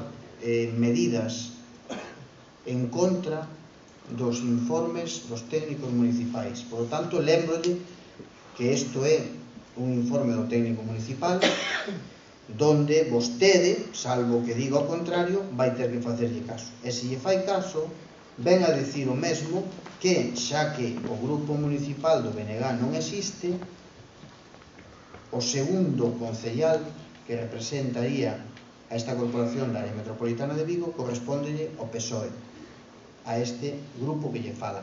Isto dice en un informe manuscrito para vostede a secretaria do Concello. Entón, eu creo que isto primeiro había que aclararlo, se lle corresponde ao PSOE, se lle corresponde a algún non adscrito ou se lle corresponde, como vostede pretende, dous ao Partido Popular. Porque debería aclararse, non porque o diga eu, porque aquí hai un informe técnico da secretaria do Concello que o ven a decir. E ven a decir, ademais, claramente isto, Vostede tiña que facerlle caso porque así dixo que iba a facelo, e ademais este informe está redactado en base á Lei da Área Metropolitana, disposición transitoria segunda, apartado C, e artigo 6.4b do mismo texto legal. Clarificado isto, eu tamén lle adianto que cando as cousas hai que criticalas porque están mal, se critican, e cando están ben tamén hai que recoñecelas. Eu creo que non nos corresponde ao Partido Socialista ese concellal. Creo que esa distribución que fixo, que lle enseño aquí, está mal. Creo que o Partido Socialista non ten dereito a ter representación da área metropolitana aplicando o sistema de distribución da lei de Edón. Vaya por diante. Tamén moitas veces se equivocan, incluso a favor noso, hai que decirlo. Pero non queremos nada que non sexa noso. Pero aquí ábrese outro dilema que lle paso a decir. Vostede a todo isto... Perdón un momentiño. Entendo que entonces non quere que votemos e deixamos o punto 2 Quero que o deixe encima da mesa porque non está claro. Primeiro, porque acabo de expresar... Votémolos pois, e despois se expresa vostede, digo eu. Sí, pero a mellor... Pretendo... Ainda justifica máis. Claro, pretendo justificar e convencelo a vostede de que isto quede encima da mesa, que me vai ser unha tarefa delicada e complicada, vaya por diante, porque xa ten a idea clara do tema. Pero, vale, continúe. Pero vostede é así, cada un é como é. Despois ao final pasa o que pasa e vimos aquí pois remendando e tal. Mire, paso ao segundo apartado. Primeiro tendrá que clarificar se vai a facer caso a isto da secretaria, o técnico municipal que tanto presume que fai caso ou non. Pero que vostede pediu un informe, non sei a quién, porque non está asignado, ni nada, pero vostede dixo que era un informe que pediu, porque o dixo da comisión informativa, que teño aquí. Por certo, debería estar asignado, debería saberse quen é o autor intelectual desta obra que aquí temos. Pero ao marxen deso, que despois xa dirá vostede quen é, o que ven a decir é este informe que o pediu vostede e que lle fixeron para vostede, pero mesmo así lle ven a decir que a lei da área metropolitana nada di que os concellais non adscritos non poidan representar ou ser designados para estar na área metropolitana, que poden estar aí os concellais adscritos. Polo tanto, non adscritos, perdón. Polo tanto, os 5 compañeiros que estaban do BNG poden estar aí da área metropolitana, de acordo ao que di a propia lei. Dío así o seu informe, paso yo a leer. Nada impide que un dos grupos políticos existentes da corporación municipal propoña, isto agora yo digo, mire, o que lle di a lei é que todos os que representen aos concelleiros que representen a Gondomar da área metropolitana teñen que ser designados por un grupo político. Por lo tanto, si partimos da base que os 5 compañeros non son un grupo político, non se poden autodesignar. Pero, sin embargo, dice ese informe que poden formar parte como concelleiros da área metropolitana si son propostos por outro grupo político. O día aí o informe. Por lo tanto, a mí me dá igual que sexan BNG que sexan non adscritos. O Partido Socialista propón que represente da área metropolitana de Vigo o segundo concellai que sexa representado por un dos 5 concellais que están enfrente e alá eles que nombren a quen queira. En base a eso poden estar, porque yo digo o informe que pediu usted a Xunta representando aí a Gondomar, e eu como grupo político son quen de propor. Por lo tanto quedan cumplidos os 2 requisitos legais para que o segundo concellai que está da área metropolitana sexa un dos 5 compañeros que este aí e non sexa Patricia Durán como pretende este propor.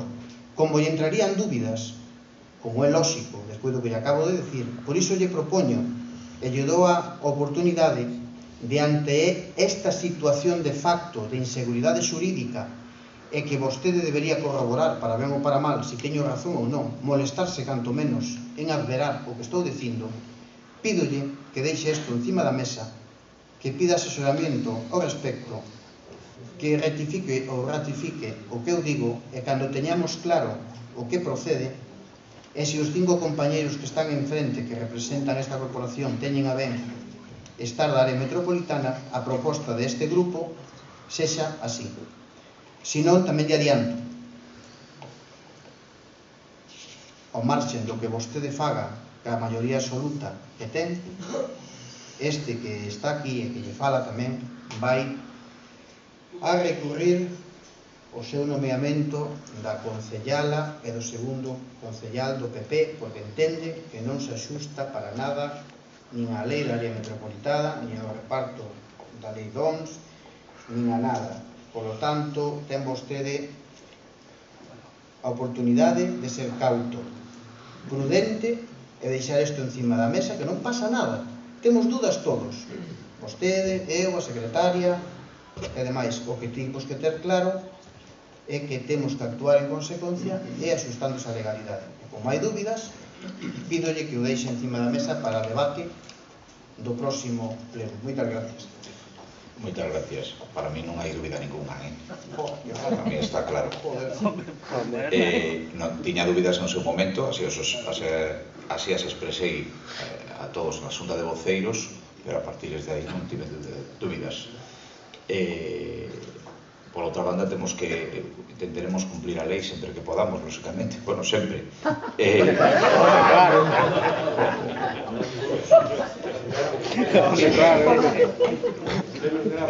Entón, creo que aquí temos que responder antes de un mes, dende o 3 de maio, me parece que é. Entón, creo que hai que levarlo agora para adiante. Non pasaría nada, Carlos. Non. Entón, imos votar si o deixamos riba da mesa, si lles parece. Votos a prol de deixar este punto en riba da mesa. Votos en contra. Abstencións. Continuamos co punto. Algún comentario máis? Señora Roca. Sí, gracias, alcalde. Ben, de entrada decirlle unha cuestión.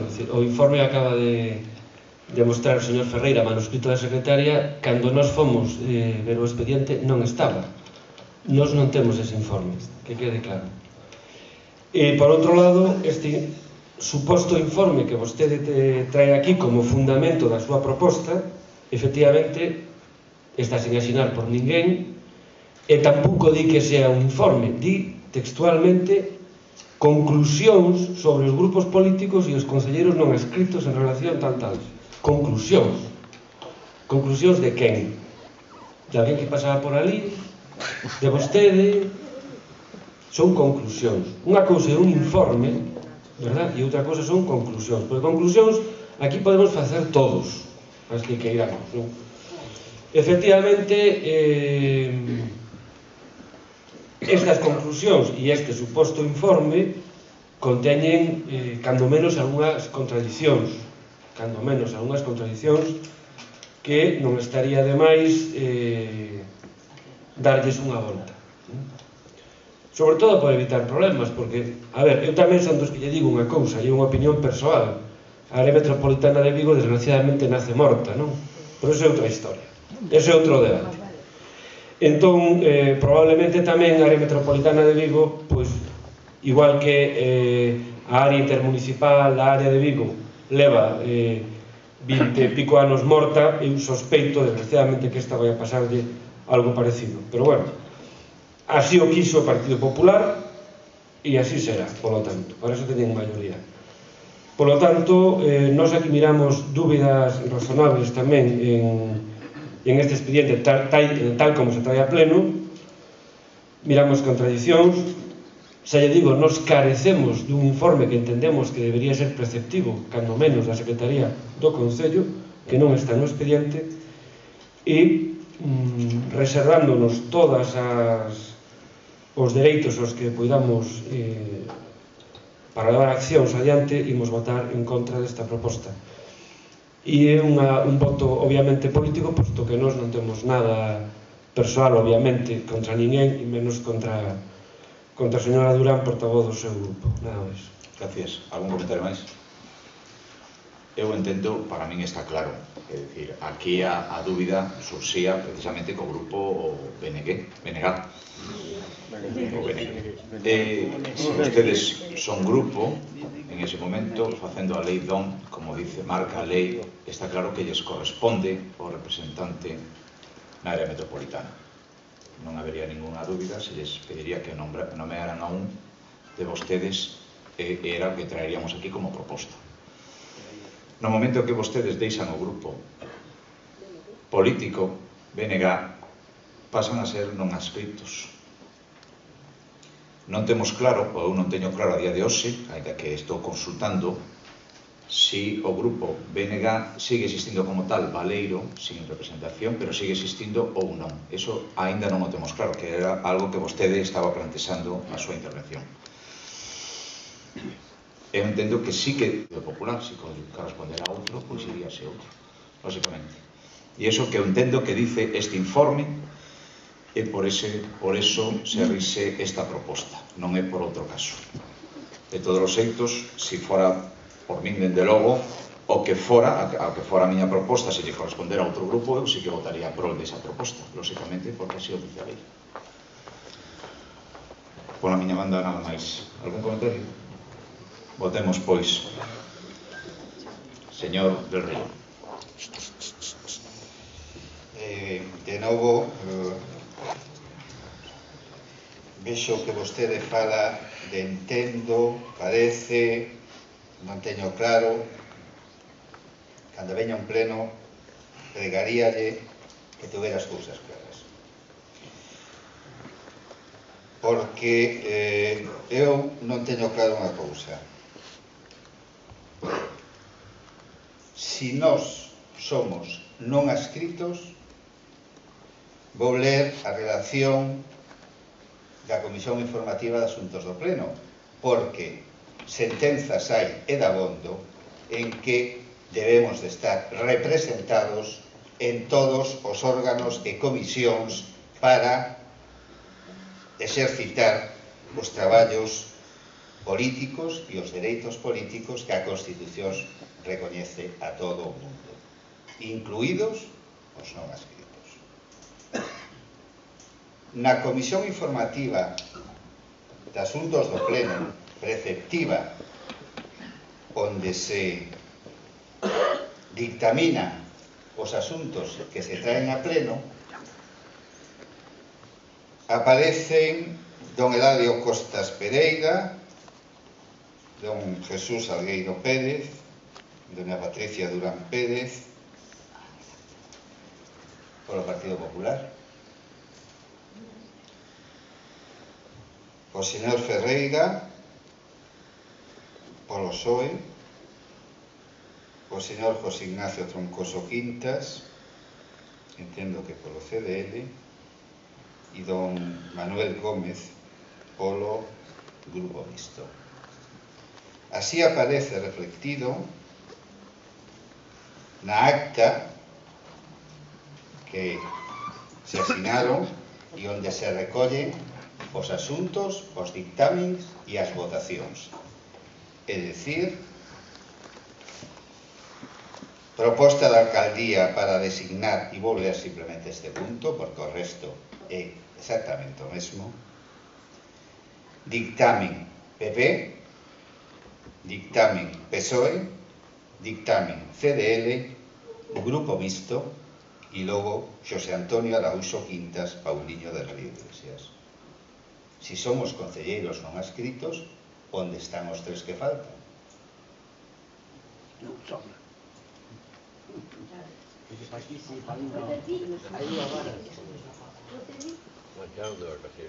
Por tanto, ou somos unha cousa ou somos outra. Os luns non podemos ser non adscritos e os martes grupo. Non podemos ser non adscritos con as cousas e para o que lle interesa o PP, que ten un concelleiro máis na área metropolitana, somos non adscritos. Tome vostede unha solución, non como parece que entendo que o millor pode, sino de acordo á legalidade. E unha vez que teña vostede claro que é a legalidade, e parece ser que a ten, que non ha escrito, terá que vostede asumir as consecuencias legais. E non vai a ser este que lle fala que lle diga que non. Pero evidentemente o que non pode facer é actuar dunha maneira e razonar outra. Por lo tanto, nesta comisión informativa, se vostedes teñen claro que somos non adscritos, faltan 3 persoas, 3 concelleiros, un concelleiro e 2 concelleiras a que se lle vulneraron os seus dereitos. E, polo tanto, sabemos o que va a pasar. Isto está recollido na acta e está recollido na convocatoria da comisión informativa. Por lo tanto, a nós pareceríamos normal, vamos a decir nada en contra, somos non adscritos, según vostedes, según o dictamen da señora secretaria. Bueno, quero recordar, en fin, non vou a ter outro tema. Eso está aí. Por lo tanto, si vostede o ten claro, ten vostede que convocar a todos os concelleiros non adscritos para que cumpran co seu traballo. E se non o fai, esa comisión posiblemente seña nula. E como é nula, despois veremos que é o que pasa. Por lo tanto, se vostede o ten claro, actúe. E non me diga que ao mellor cree que é posible e cando podamos cumprimos a lei. Terá que cumplir a lei porque vostede é o representante de todos e todas e a máxima autoridade deste Concello. Terá que cumplir a lei. E para empezar, terá o que facer. Neste caso. E se vostede considera que os concelleiros e concelleiras que estamos aquí somos non adscritos, terá usted que actuar da maneira legal e convocalos a todas e todos a cada unha das comisións. Precisamente ainda que sean vostedes non adscritos, non está, precisamente, hai distintas sentencias contradictorias ao respecto da representación pola súa parte nas comisións informativas. Por eso non se trae aquí este punto. E por outra banda, no seu momento, en conversas que tivemos na Xunta de Portavoz, de voceiros, quedou polo seu grupo, vamos a decirlo así, por vostedes, quedou dito que iban a vir dúas persoas como ata agora. Eso foi un pacto. Eu tentei buscar outros pactos. Eu creo que sí. Non obstante, hai sentencias contradictorias a ese respecto da representación nas comisións informativas. Por eso non entrouse nese punto ata agora, lóxicamente. Dígame. Nada, era unha cuestión que pensaba facer como unha cuestión de orde ao principio do pleno, logo fareina como rogo, teño a como rogo de todas maneiras. Respecto desto precisamente, vamos a ver, nesa reunión de voceiros eu dixen, creo que quedou bastante claro, para quen quiso entenderme, a mellor expliqueime mal, que nos íamos a actuar como grupo. Vamos a actuar como grupo porque somos un grupo, de acordo? Somos un grupo. Pero outra cousa era que nos actuamos como grupo con normalidade, e é obvio que así o vimos facendo nos últimos plenos, pero outra cousa moi diferente tamén yo dixen era que nos íamos a asistir 2 membros a cada comisión, dixen yo, entre outras razóns porque non queremos gravar máis as arcas municipais con 5 tal, pero que vostede tiña que convocar os 5. Vostede ten que convocar os 5, pero nos vamos a ir 2. Entende? Porque esa é a legalidade, non hai máis. Esa é a legalidade que... A legalidade, bueno, claro, que nos entendemos. Claro. Vostede ten que convocar aos 5 concelleiros. E logo nos iremos 2. Ou un, ou se non podemos, ningún. Que non sería a primeira vez, que non se pode asistir polo que sea. E foi o que lle dixen, non vayamos a confundir ahora aquí as cousas. Ahora, o que acaba de dicir o meu compañeiro é así, nós o que non podemos é ser tratados nun informe dunha maneira e noutro sitio de outra maneira. Eso ten que resolver vostede é o alcalde. Como lle dixen ao principio, supoñemos que non está aquí de adorno. Por lo tanto, ten que resolver. Está na súa mano. Eso foi o que era a puntualización que lle quería facer. Gracias, señor Ferreira. Gracias, alcalde. Mire, perdone que sea reiterativo, pero vamos a ver. É unha pena que non estea a secretaria do Concello hoxe, porque, claro, eu creo que había que ter claro primeiro, se dixo que o PSOE ten representación da área metropolitana aquí, habría que explicar por que o di, ou se estaba equivocada ou non. É dicir, é algo tan claro como isto. Se se errou, se simplemente se equivocou, non pasa nada. Equivocouse, se corrixe, punto, pero debería clarificarse este dato porque nos está dando a representación o PSOE da área metropolitana cando non nos corresponde, que eu creo que non nos corresponde, a mellor me sorprende, pero miren, enlazando un pouco cos non escritos e tal, que eu non quero meterme en eso, eu se lle dixen bastante ben claro da comisión informativa, e vostede tamén me contestou bastante claro ou moi claro, que me dixo que eran non escritos. Eu reprocháballe que debería traer, para evitar estes problemas, ao pleno dar conta, como lle exixe a lei, de que pasan a non escritos. Debía darse, ten que dar conta do pleno, da acción de conta do próximo pleno, que sería este. Pero bueno, vai a facelo por seguinte, porque estás ás pensas de un informe xurídico. Vale, hasta aí, ok. Nula comisión informativa, nulo este pleno. Tamén é verdade. Sobre as sentencias que vostede di, eu creo que está claro que teñe representación individualizada cada un dos non escritos das comisións informativas. Teñena, porque así o tuveron os concellais da anterior corporación, incluída Natalia Salgueiro e Manuel Gómez, que estaban aí das comisións. Non estaba vostede das comisións informativas cando era tránfuga?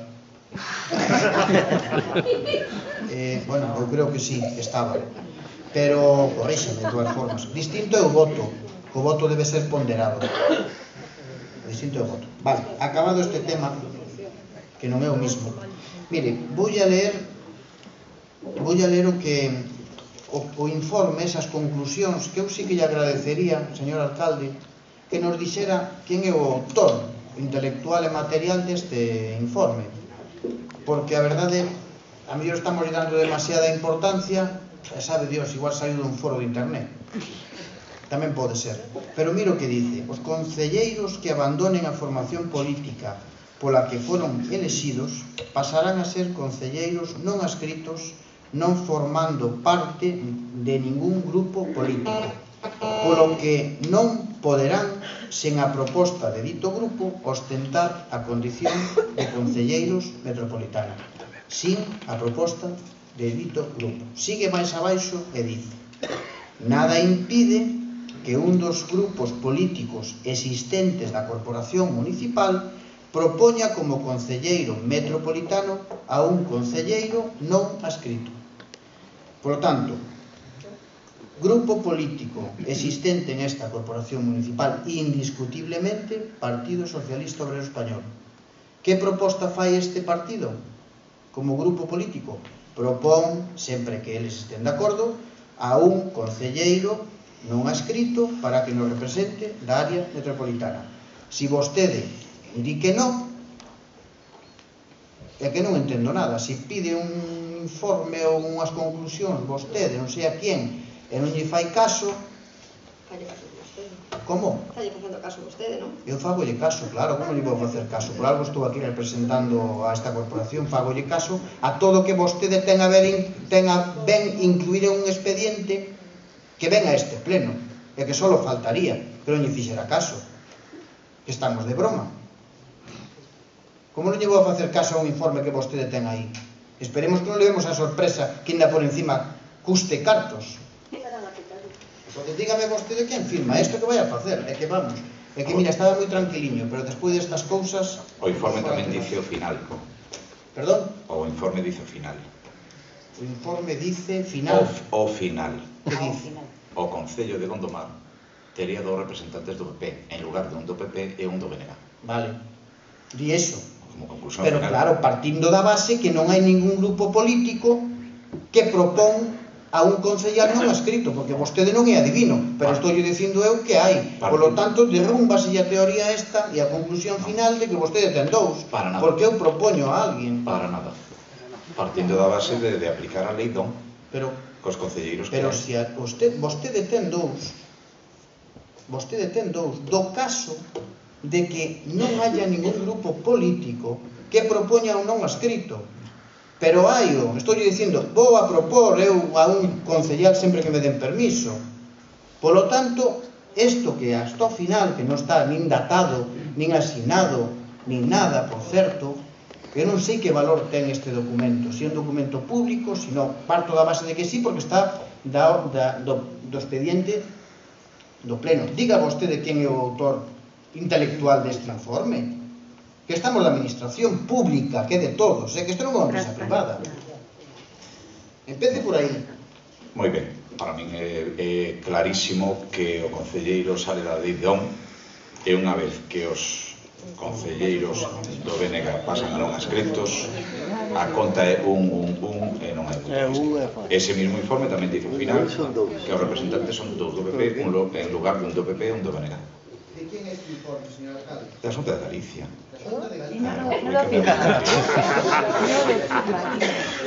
E con respecto a outro que vostede ten da secretaria, eran unhas notas dela que me truxo a mí para comentarme. Me dicía, sale do PSOE, mira o ben porque esa foi a conversa, porque eu creo que non é así, precisamente. Miramos os xuntos. Non, sí, xa sei que está aí. Pero que digo que son unhas notas da secretaria para responderlle a vostede. Son unhas notas da secretaria para falar comigo. E me traía ese papel, e eu lle dixen, oye, eu penso que eso non está ben, compróbao, nada máis. Pero a máis de que non nos toca a nos, que xa non sei eu que non nos toca. Pero que agora estamos facendo unha proposta de nomear ao segundo concellal para a metropolitana en base ao informe este da Xunta que ten vostede. Estamos dicindo que cambiou o conto, que a parte esa final donde propoñen que desta maneira tendría vostede dous, se lle ven abaixo, porque tamén di anteriormente que se un grupo municipal, un grupo político desta corporación nomea o non escrito, non hai ningún problema para que este. Entonces, canto menos habrá que facer o conto da lechera outra vez de novo, pero non outorgarse o segundo concejal, porque sí. Eu discrepo completamente. Claro que discrepo porque lle interesa de ter dous. Punto, digo así, confunde. Non confundo nada nin nada, para min está ben clarísimo. Creo que está máis que visto. Está todo falado. Imos votar, pois, esta proposta. Votos a prol da proposta da Alcaldía para a designación de concelleiro metropolitano. Votos en contra. Queda, por tanto, aprobada a proposta. Punto 7. Fiscalización e control de órganos de goberno. 7A. Dar conta das resolucións da Alcaldía dende a sesión ordinaria de data 3 de maio de 2012, dende o número 571-12 de data 27 de abril de 2012 ata o número 673, 12 de 21 de maio de 2012. B. Mocións. Gracias, de novo. Vamos a ver. Mire, esta moción que traemos hoxe aquí xa é unha moción que viu de urxencia do anterior pleno da corporación e que foi rexeitada, non pudo someterse a debate porque non pasou a urxencia. Esta moción, a exposición de motivos que llegou a leer, obedecen a un cobro de tasas por parte do Concello que consideramos que non se axusta a legalidade. Mire, por o pleno da corporación foron aprobadas as tasas municipais, como é obvio, tasas que foron publicadas no Boletín Oficial da Provincia do día 29 de decembro do 2011 e de aplicación para o ano 2012. Acompaño aí, ademais, a publicación do Boletín Oficial para que vexa do que estamos falando.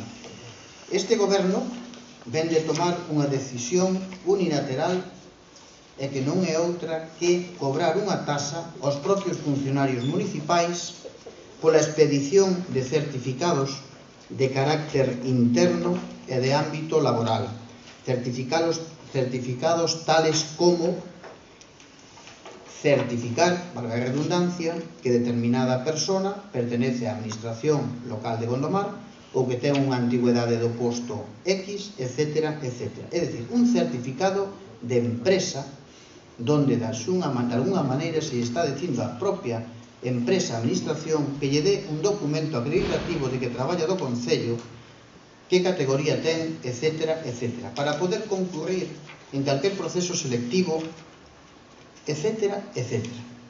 Pero mire, vostede colle e cóbralle a cada funcionario, que o problema non é o que lle cobre, que é moito pouco, o problema é o atrevimento de facelo. Cóbralle por cada certificado 2,11 euros de euro. E canto máis sorprende que a propia empresa lles cobre aos seus empregados por un certificado laboral que está obrigado a expedir. Eso é sorprendente.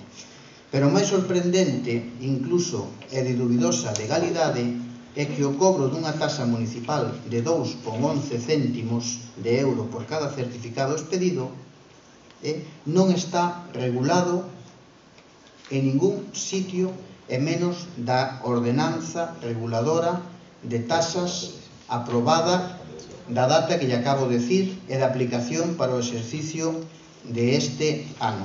Sabe por qué? Porque vostede estalle cobrando a cada funcionario por este certificado como si fora un certificado relativo ao padrón de habitantes. O pon aquí, si colle vostede a ordenanza, señora Salgueiro, me dirixo a vostede porque vexo que está moi atenta, dice, tasa polo servicio de expedición de documentos administrativos. E fai mención de todas as tasas que hai recollidas, aprobadas en este pleno, que son as únicas que se poden cobrar. Non se pode inventar vostede tasas que non están aquí, para iso veñen a pleno. Veñen todas de maneira números clausus e aparte con unha cantidade polo que hai que cobrar por cada expedición. Estou temblando, vexo que me vai a contestar, pero dunha maneira contundente que me vai a barrer do mapa. Xa verá. Mire, cobra vostede 2,11, que é a única cantidade que hai nesta tabla. Cobra o mesmo. Eso corresponde a certificados relativos a padrón municipal de habitantes de ata 5 anos de antigüedade. Non hai ningún certificado que sexa por antigüedade, porque pertenece á administración e tal. Vostede o que pasa que como lle pediron 4 ou 5 certificados seguidos de determinados funcionarios para facer uns trámites administrativos, decidiron cobrarlle. Me parece moi ben que decidan cobrar, pero me parece moi mal que cobren algo que non poden cobrar, que é o caso, porque non está recollido a ordenanza, porque a ordenanza, esta cantidade que hai que pagar, é justamente por un certificado de padrón. E máis, despois hubo un cambio de tornas e agora xa cobran 10 euros con 11, unha cousa así, porque cambiaron o nombre. Agora xa cobran por documento administrativo para intentar salvar isto. Pero mire, o que lle vou a decir é que isto é unha columpiada. Isto é saltarse a torera todo o procedimento, o sistema jurídico e demais. É dicir, unha tasa que non está regulada e que non se pode cobrar, vostedes inventan.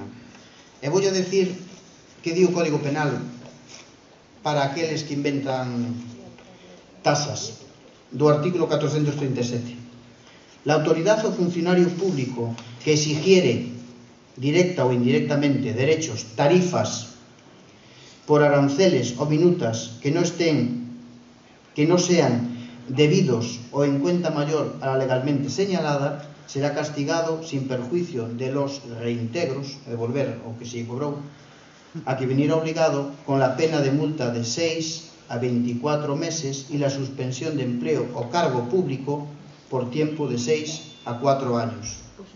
Esto está tipificado como tal e vostede está inventando unha tarifa, un arancel, unha tasa cando non está estipulada. Ollo con estas historias, porque a ver se vamos a acabar da Fiscalía, e son 4 anos,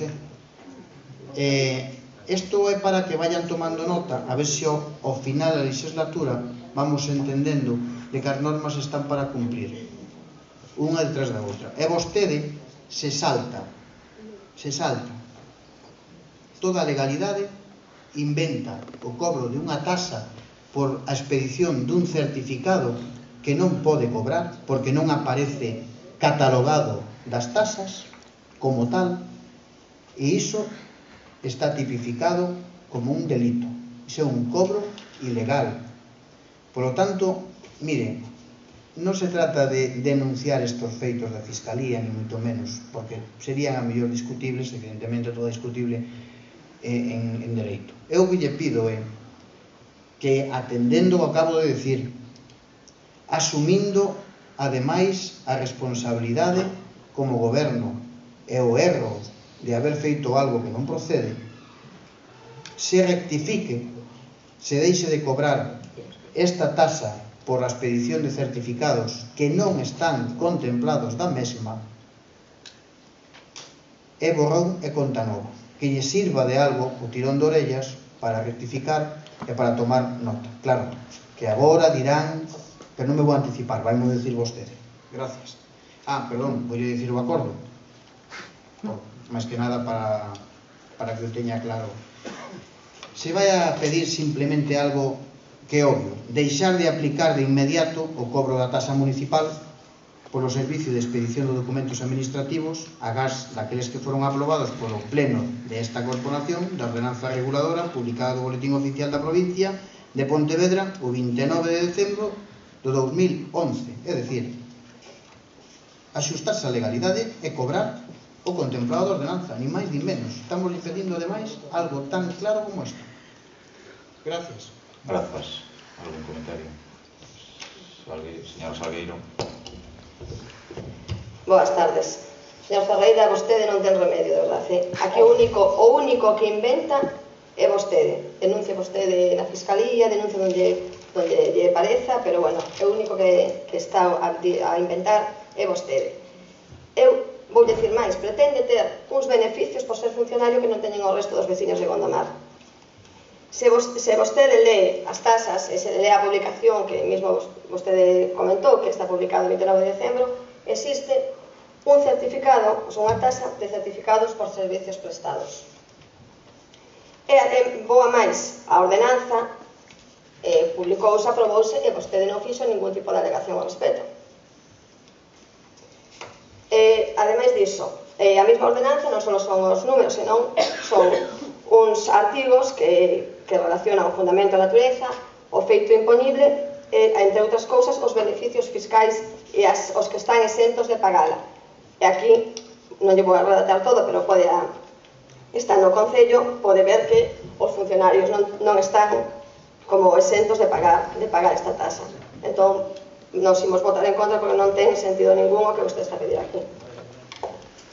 Grazas, señor Ferreira. Gracias, señora Salgueiro, por a tremenda exposición que me acaba de dar. Mire, intentou mezclar aí unha cousa con outra e facer demagoxia, que eu tamén podo decilo, intentando por a todos en contra dos funcionarios que somos os privilexiados e que somos beneficiarios. Eu non son funcionario agora mesmo, por lo tanto, non é o caso.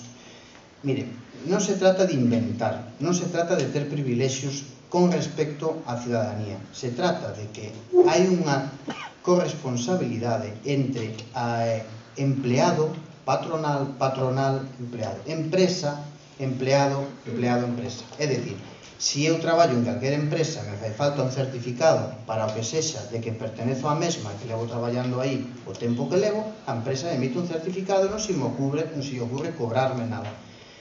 Se isto estuvera contemplado da ordenanza como tal, eu non decía nada, e facía alegacións, pero eu non fago alegacións porque aquí non pon nada. Mire, dígame, a ver, é que eu a mellor deronme o mirei mal, dígame vostede onde está. No, en serio, dígame vostede onde ven eso de certificados por prestacións e tal, das tasas. Pois mire, certificados, non sei que está vostede a traballar con certificados de servicios prestados por cada certificado expedido, 4,27 euros. Vale. E por que cobra usted 2,11? Porque non cobramos 2,11. Como que non? De vostedes sacou iso porque non se nos Mire, está aprobado aquí. señora Natalia, recibo de Caixa recibo municipal de pagarlle a Pepe o recaudador, mire, certificado 2,11. Aquí está.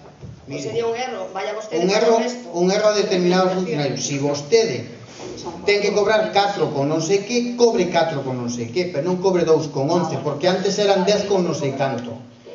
É dicir, que non se trata de isto. Ahora 2,11, 4 con non sei que, 10 con... Un pouco de seriedade. Mire, aquí hai unha ordenanza que di claramente certificado de servicios prestados, 4,27. Servicios prestados, vale? Que non é o mismo que calquera outro certificado, porque hai certificados que non son de servicios prestados. Hai outro tipo de certificados que non son os servicios prestados, porque este certificado que se pediu non era de servicios prestados, era certifíqueme vostede, e aquí está, mire o que se lle pide. Vamos a ver, é triste que teñamos que estar nun pleno con este debate tan absurdo, pero vou a decir, mire, solicito certificado de toma de posesión como funcionario do Concello de Gondomar. Certificado como toma de posesión, cando tomei posesión, non que servicios prestei, en todo caso. E vostede está cobrando 12,11 e non 4,27. E agora mesmo xa tomaron a decisión, de cobrar 10 con algo. Non me quero parar por aquí agora onde está. Hai unha cousa, señora Natalia, e vostede como concellara de Economía e Facenda, a ordenanza está aprobada por toda a corporación en este pleno, publicada, e a ordenanza se aplica tal cual, non hai interpretacións raras. Se vostede quere cobrar un certificado por o que sexa, para o ano, incluyo aquí e aprobaremoslo ou non. Non invente. E se a ordenanza dice 2,11, 2,11, 4,27, 4,27, isto non procede. Por lo tanto, equivocáronse vostedes, devolvan os cartos á xente e deixen sin efecto eso. Deixen sin efecto, que está mal. Está mal. Non lle den máis voltas, fagan vostedes. Perdón, só unha aclaración, señor Ferreira. Devolver non, terán que apoar a diferencia. En este caso, non a devolver. Claro. Sí, é verdade. Algún comentario máis a esta moción? Eu creo que está máis que debatida. Imos a votala. Votos a prol deste acordo, desta moción. Votos a prol. Votos en contra. Abstencións. Queda rexeitada.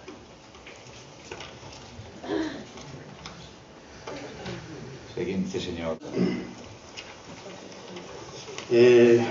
O noso grupo quere presentar esta moción en primeiro lugar para pedirlles un xesto simbólico que, tal como din os señores Montoro e de Guindos, tería carácter temporal, sobre todo diante da incertidumbre en canto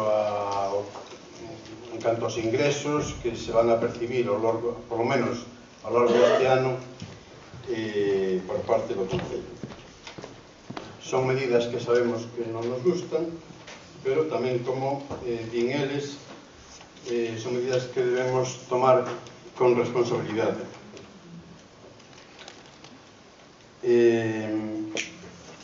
Hai pouco acaba de formalizarse un crédito para pagar aos provedores por 1,6 millóns de euros co Banco Popular a un 5,93%, case que un punto por encima do que se aprobou en esta corporación. A día de hoxe, a débeda pública está a un 6,12%. Isto suporía, dentro de 3 meses, aproximadamente 2 puntos por encima do que aprobou esta corporación. Vaise producir un desequilibrio importante nas finanzas do Concello, salvo que, a partir de agora, e gracias á xestión do Goberno, os intereses empecen a baixar e salgamos beneficiados.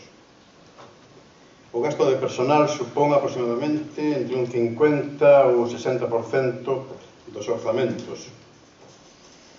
e supoño que a dificultade que teñen para elaborar estes orzamentos é a que lles está producindo o retraso precisamente na presentación a este pleno dos mesmos.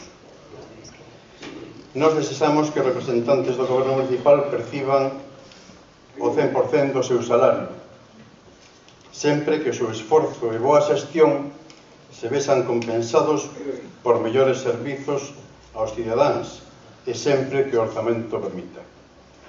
Co vosso permiso, entón, vou ler a moción. Pero o alcalde non se entera. É hora de que os representantes nas institucións públicas demos un paso adiante e asumamos responsabilidades. As ansias do poder financeiro, as multinacionais e iso que chamamos mercados están provocando un grande sofrimento en Europa e no mundo.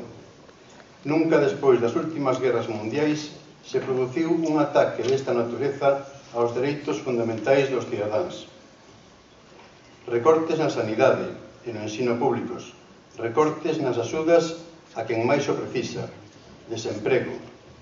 O desemprego en Gondomar alcanzou a cifra de 1.800 persoas a finais do mes de abril. A finais de maio, creo que son 7 persoas máis, según datos oficiais da propia Xunta de Galicia. Non debemos permitir que o poder financiero nos engane coa connivencia descarada dos gobernos do Estado ou da Xunta, do Banco de España, etc. Non debemos permanecer indiferentes ante decretazos cos que os gobernos do Estado e da Xunta de Galicia nos sorprenden cada semana, preferentemente os venres. É o momento de comezar a tomar medidas, tamén dende os concellos, para proteger a quen máis o precisa. Hai 12 meses, o Pleno do Concello de Gondomar aprobou as seguintes retribucións anuais, incluídas cargas sociais. Alcalde, 60.000 euros, primeira tenente de alcalde, 44.000, e 4 concelleiros con dedicacións parciais, 104.000 entre os 4. Nese pleno, o señor alcalde justificou a súa proposta dicindo, e cito palabras textuais, que se fundamentaba na necesidade de garantir a eficacia e eficiencia na xestión do goberno municipal dende o punto de vista dunha axeitada vinculación dos concelleiros con responsabilidades de goberno nos asuntos públicos. Pois ben, un ano despois, o goberno municipal só foi quen de conceder 2 licencias de construcción que nos saibamos, a Oficina Municipal de Urbanismo leva meses paralizada, perdeu varias e importantes subvencións, especialmente unha referida ao polígono industrial da Pasase, reduciu a asignación de becas para comedores escolares, etc. Un ano despois, nada sabemos do novo Plan Xeral de Ordenamento Municipal. Seguimos en dispoñer duns orzamentos municipais axeitados aos tempos de crise que corren. A legalización e ordenación do polígono industrial da Pasase quedou aparcada sine die grazas á brillante xestión do goberno municipal. A construción do centro de saúde segue o mesmo camiño, por falar só de proxectos que estaban en marcha, en algúns casos comprometidos e orzamentados. Despois dun ano, o goberno municipal non presentou a este pleno máis iniciativas que as promovidas por imperativo legal dende o goberno do Estado ou da Xunta de Galicia. Tendo en conta que as retribucións salariais do goberno municipal baseábanse na necesidade de garantir a eficacia e eficiencia na xestión municipal e a vista do incumprimento destes requisitos, instamos ao Pleno da Corporación a adopción dos seguintes acordos. Primeiro, o alcalde, a primeira tenente de alcalde e os concelleiros e concelleiras con dedicacións parciais reducirán nun 60% os seus salarios. E segundo, o aforro desta reducción estimada nuns 100.000 euros anuais destinarase a contratación de persoal para a cobertura de necesidades básicas do Concello e a aumentar as partidas orzamentarias de carácter social. Moitas gracias. Gracias. ¿Algún comentario, señor Gómez? Isto é unha moción, señor García, creo, totalmente desorganizada. Vamos a ver. En primeiro lugar, aquí usted se presenta como concejero nacionalista. Dicirlle que xa non son concelleros nacionalistas, ou eran, pero non quixeron ser. ou non sei o que pasou, pero xa non son concelleiros nacionalistas. Aquí solamente había un grupo nacionalista, que era o grupo nacionalista do BNG, do cal vostedes, por circunstancias, se foron. Vostedes son concelleiros non escritos. Este é un tema que no próximo que non se decirá, pero bueno, vostedes podense chamar como queiran, non? Polo que miro, de momento ainda non saben o nome, porque non o teñen claro, non saben como se chaman, se son escritos, se son do BNG, se son nacionalistas, non son. Era do grupo nacionalista do BNG. Non o son xa. Non son de ningún grupo nacionalista. Son concelleiros non escritos. Eso en primeiro lugar. En segundo lugar, aquí pide unha deducción do 60% para todos os concelleiros, o alcalde, e por tenente de alcalde tamén. Eu non sei de onde íbamos a quitar o 60% aquí ao tenente de alcalde, que eu sepa, o primeiro tenente de alcalde aquí é Eladio Costas. Eu creo, a non ser, dígame, corréxame, se ten algunha dedicación ou algo así. Eu non sabía que cobraba 44.000 euros. O local é imposible quitar, por iso está desorganizado. Despois, hombre, eu penso que hai que tomar medidas. Efectivamente, estamos en momentos complicados, en momentos de crisis. As adicacións exclusivas ou parciais, como se queiran chamar, que hai neste Concello son excesivas. Eu, de verdade, que me doy o corazón decirlo, pero de verdade, aquí hai moitas familias en Gondomar, hai moitos fogares que non hai un solo soldo. O Concello de Gondomar ten 6 dedicacións exclusivas. Non pode ser, nunca houve 6 dedicacións exclusivas aquí en este Concello de Gondomar. Estamos en momentos de crisis. Aparte, se dixéramos, vai facer un ano que están gobernando, pero faltan uns días solos. Eu sei dicen que iba a esperar un ano. En un ano non temos plan urbanístico, non hai uns presupostos, creo que van a facer pronto, pero de momento non os hai. Licencias, creo que só se levan dado 2, con estas novas historias. Sí que se leva pedido a revisión, se pide revisión, se caduca, subvención se leva pedido. Pero bueno, pensando, xa deixando esas cousas a un lado,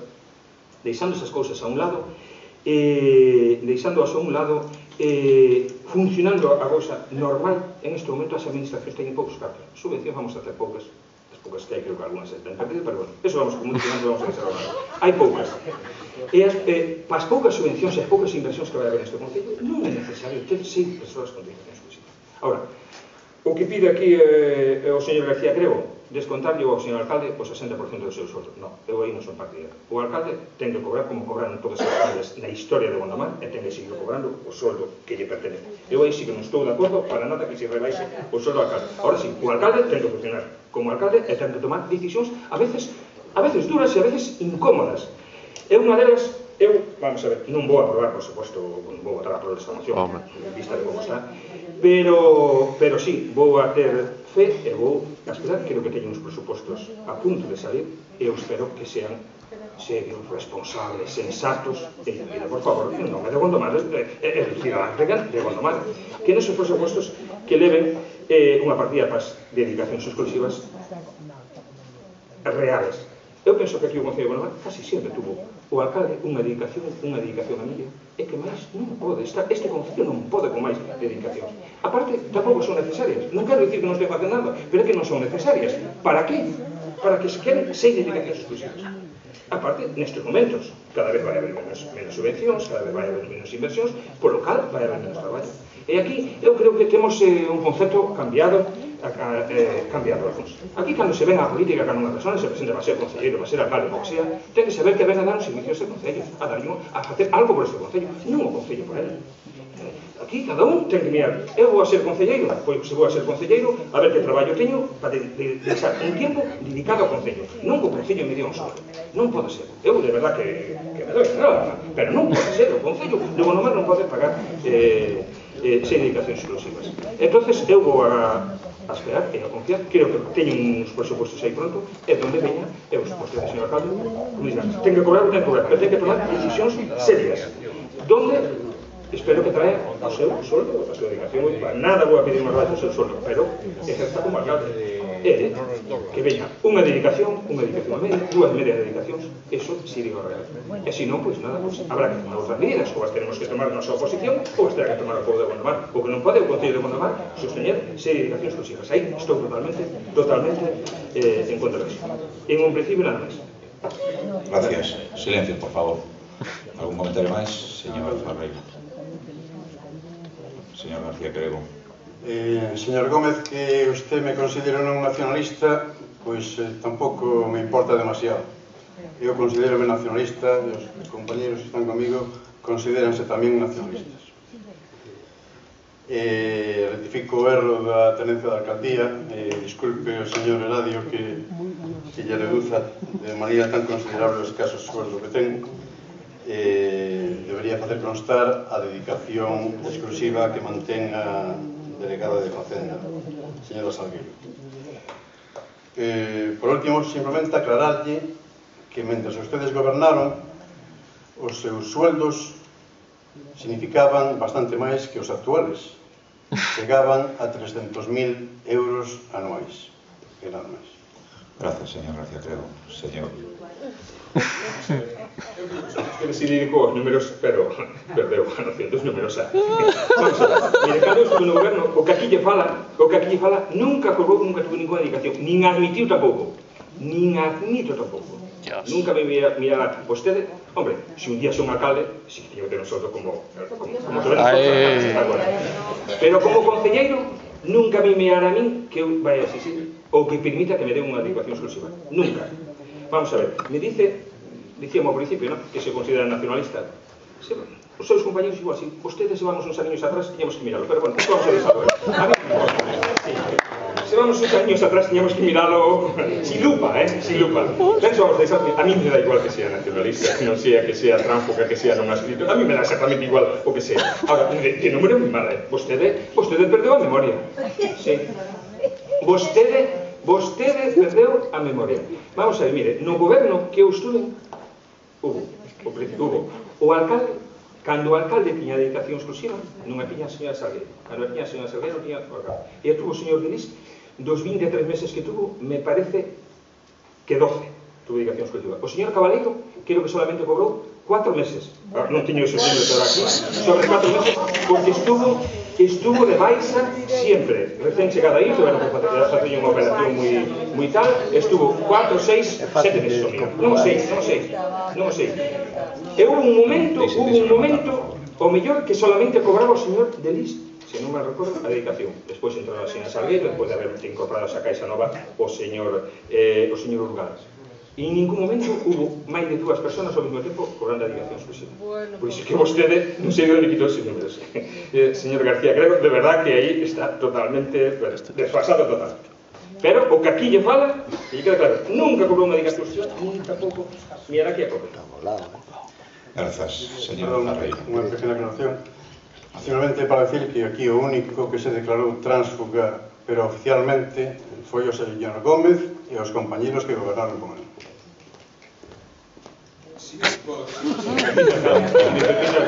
Temos unha moción que vai de outra cousa. Porque se queremos facer historia, facemos en outro momento. Se me permite, o caso máis grande que mirei de transfugismo hasta agora, había unha comisión que habían posto vostedes a 4 amigos do seu anterior partido, que agora xa ningún partido está, que só venderon, se venderon o partido.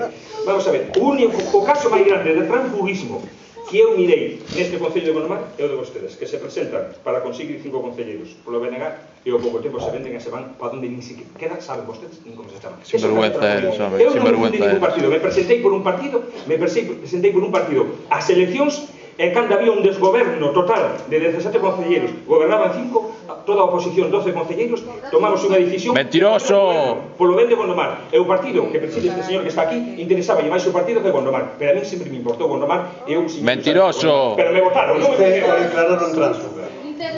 Mentiroso. Unha comisión que non ten valido ningún e nin existe esa. Silencio.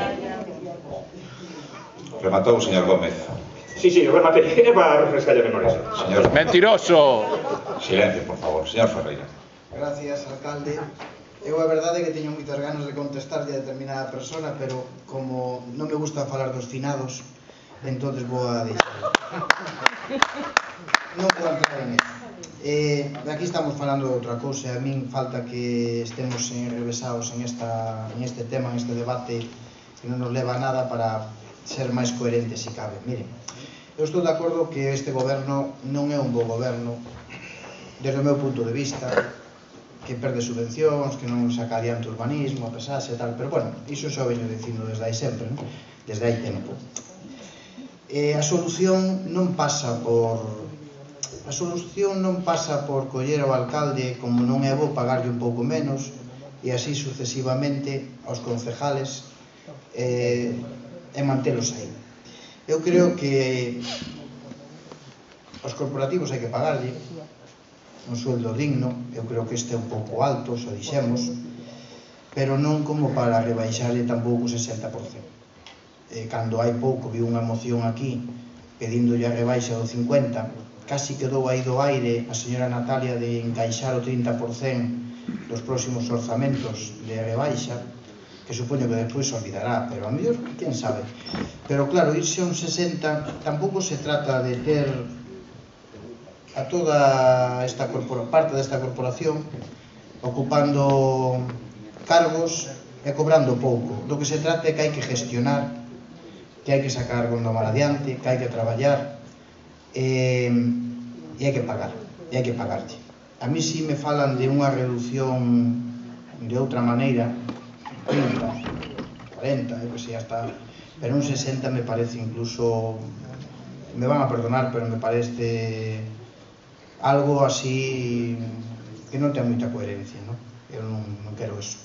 Por lo tanto, vamos a absternos, porque o 60% eu non lle quero quitar nin a ningún concejal, nin ao alcalde, nin nada. Eu que lle pido é que traballen, que gestionen. Se hai que reaxustar os salarios, fagámolo, pero dunha forma coherente. Se vemos que non funcionan, eu xa non digo rebaixar os 60, eu era partidario de votalos. E casi iso que lle pido. Levamos un ano, poñanse a funcionar, porque se non é así non se trata de porlle un sueldo máis pequeno, trátase de polos da oposición. Señora Natalia, gracias. Gracias, señor Ferreira. Algún comentario máis? Señora Durán. Sí, gracias, alcalde. Señor García Crego, fai uns meses aquí xa se debatiu unha moción máis ou menos no mesmo senso que presentaron o Bloque Nacionalista Galego. Reitero a argumentación que empleei naquele momento e, por lo tanto, anuncio que o noso voto irá en contra. Gracias. Grazas. Votemos, pois, a moción. Votos a prol da moción, desta moción. Votos a prol. Votos en contra. Abstencións. Queda recitada, por tanto. Bueno, decidan vostedes. Sí. Gracias de novo. Esta moción é para que se adopte un acordo plenario por ben dos veciños de Gondomar en xeral, pero en particular por os que discurren por unha estrada da parroquia de Donas, parroquias adyacentes á mesma. Trátase dunha estrada que comprende un treito que une o cruceiro do cementerio da dita parroquia ca estrada PO 2304, pasando pola iglesia de Santa Baia. Este tramo ten unha longitude aproximada de 1,5 km, a particularidade de que pasa por todos os puntos conflictivos da parroquia, é dicir, que ten moito tránsito rodado e peonil, tanto desde o punto de vista do tráfico como de persoas que por ali discurren, o cal dificulta, ademais, preservar a seguridade vial dos usuarios, dos propios peóns e dos propios conductores. En ese tramo temos enclavado determinados sitios habituales onde concurre xente, ademais, como o cemiterio da parroquia, a iglesia, o centro cultural, o colexio de Donas, etc. As deficiencias en esa vila son notables a simple vista, xa que carece de señalización, tanto vertical como horizontal, non ten beirarrúas e sofre un avanzado estado de deterioro por mor da deixadez deste concello, e non lle poño datas, desde hai anos, agravando a situación o firme asfáltico da mesma, que está en mal estado, e ademais a recente adxudicación das obras de saneamento levadas a cabo incluso con fondos estatales do Plan E, etc. E que en ningún momento este concello debidamente inspeccionou e supervisou as mesmas para que isto non ocorrese. Así, a calzada presenta un estado socavóns, baches, beirarrúas sin limpar, o sea, está lamentable a situación desta estrada e intransitable. Por lo tanto, o que vimos a pedir aquí é que se adopte un acordo, eu casi me atrevo a decir, o de sine die, para non porlle data, porque non se trata de que o fagan vostedes en 3 meses, en 2, en 6, pero tamén iso de sine die que non quede para a corporación entrante. É dicir, que dentro do posible leven a cabo labores de acondicionamiento, a decentar as beirarrúas, sinalizar debidamente eso, e incluso pensar, como non, en botarlle unha capa de aglomerado asfáltico a todo ese tramo que está verdadeiramente intransitable e mal. E ademais é unha parroquia, é unha das parroquias que ten moito tráfico rodado. Que menos que contar indiscutiblemente co apoio do señor concellal de Seguridade, Tráfico e Veciño desa parroquia, por lo tanto, que sabe mellor que a min como está iso, e que non pode, ademais, deixar de lado e deixar de pedir para os seus conveciños. Por lo tanto, eu sei que isto vai a chegar a tal punto de que vai ter que sopesar votar a prova. Nos o que lle pedimos é que se acorde a cometer as obras de acondicionamiento e asfaltado de dita vía, sinalizar de maneira visual e nos casos necesarios instalar elementos de reducción de velocidade para os automóviles das zonas antes enumeradas, como son o cemiterio, igrexa, centro cultural, colexio. Considerar a posibilidade de realizar algunha beirarrúa dentro do posible, non só deixar o que son as cunetas, pero unha acera para que si entenda, para non entrar co tema do galeguismo, por si alguén non ten conta do que é a beirarrúa. Pero bueno, e realizar as obras necesarias en xeral para a mellora da seguridade da intersección desta vía ca PO 2304. Todo isto en xeral, asumir a responsabilidade de pegarle un cambio a esa zona, de acondicionala para evitar accidentes, para facilitar o tránsito rodado peatonal e para evitar ademais sinistros da zona, pero tamén sei que xa o Concello está facendo xestións en ese senso e entonces dai que truxera eu a moción antes de que vostedes se comprometeran a arreglala, claro. Pero sei que isto está moi avanzado porque ademais cando veña a banda de música para as festas de donas a militar ten que ter un sitio adecentado para que poidan patear dignamente o son da música. Moitas gracias. Grazas, señor Ferreira. Algún comentario? Señora Durán. Gracias, alcalde. Señor Ferreira, xa se adiantou xa vostede un poquinho as miñas intencións, verdade? Non, simplemente decirlles que na Xunta de Goberno local que se celebrou o pasado 27 de abril xa se adoptou o acordo, faltoulle non lela, esa non a leu, pois de por a disposición xa libres a de cargas e gravames os terrenos necesarios por canto xa dende a Consellería pois xa se remitiu, bueno, 3 proxectos que están admitidos, que se van a executar, e entre eles está este camiño mosteiro de Donas. Por lo tanto, si simplemente estiveramos facendo unhas primeiras negociacións, pois igual votaríamos a favor, pero entendemos que xa está, esta xa é unha obra que xa está adxudicada e que se empezará pois en breve.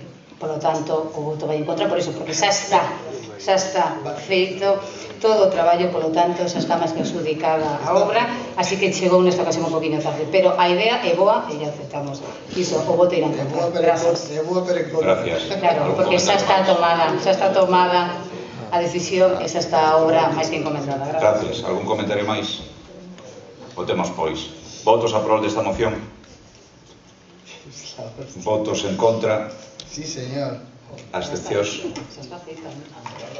Gracias. Volvemos a saber. Buenas tardes.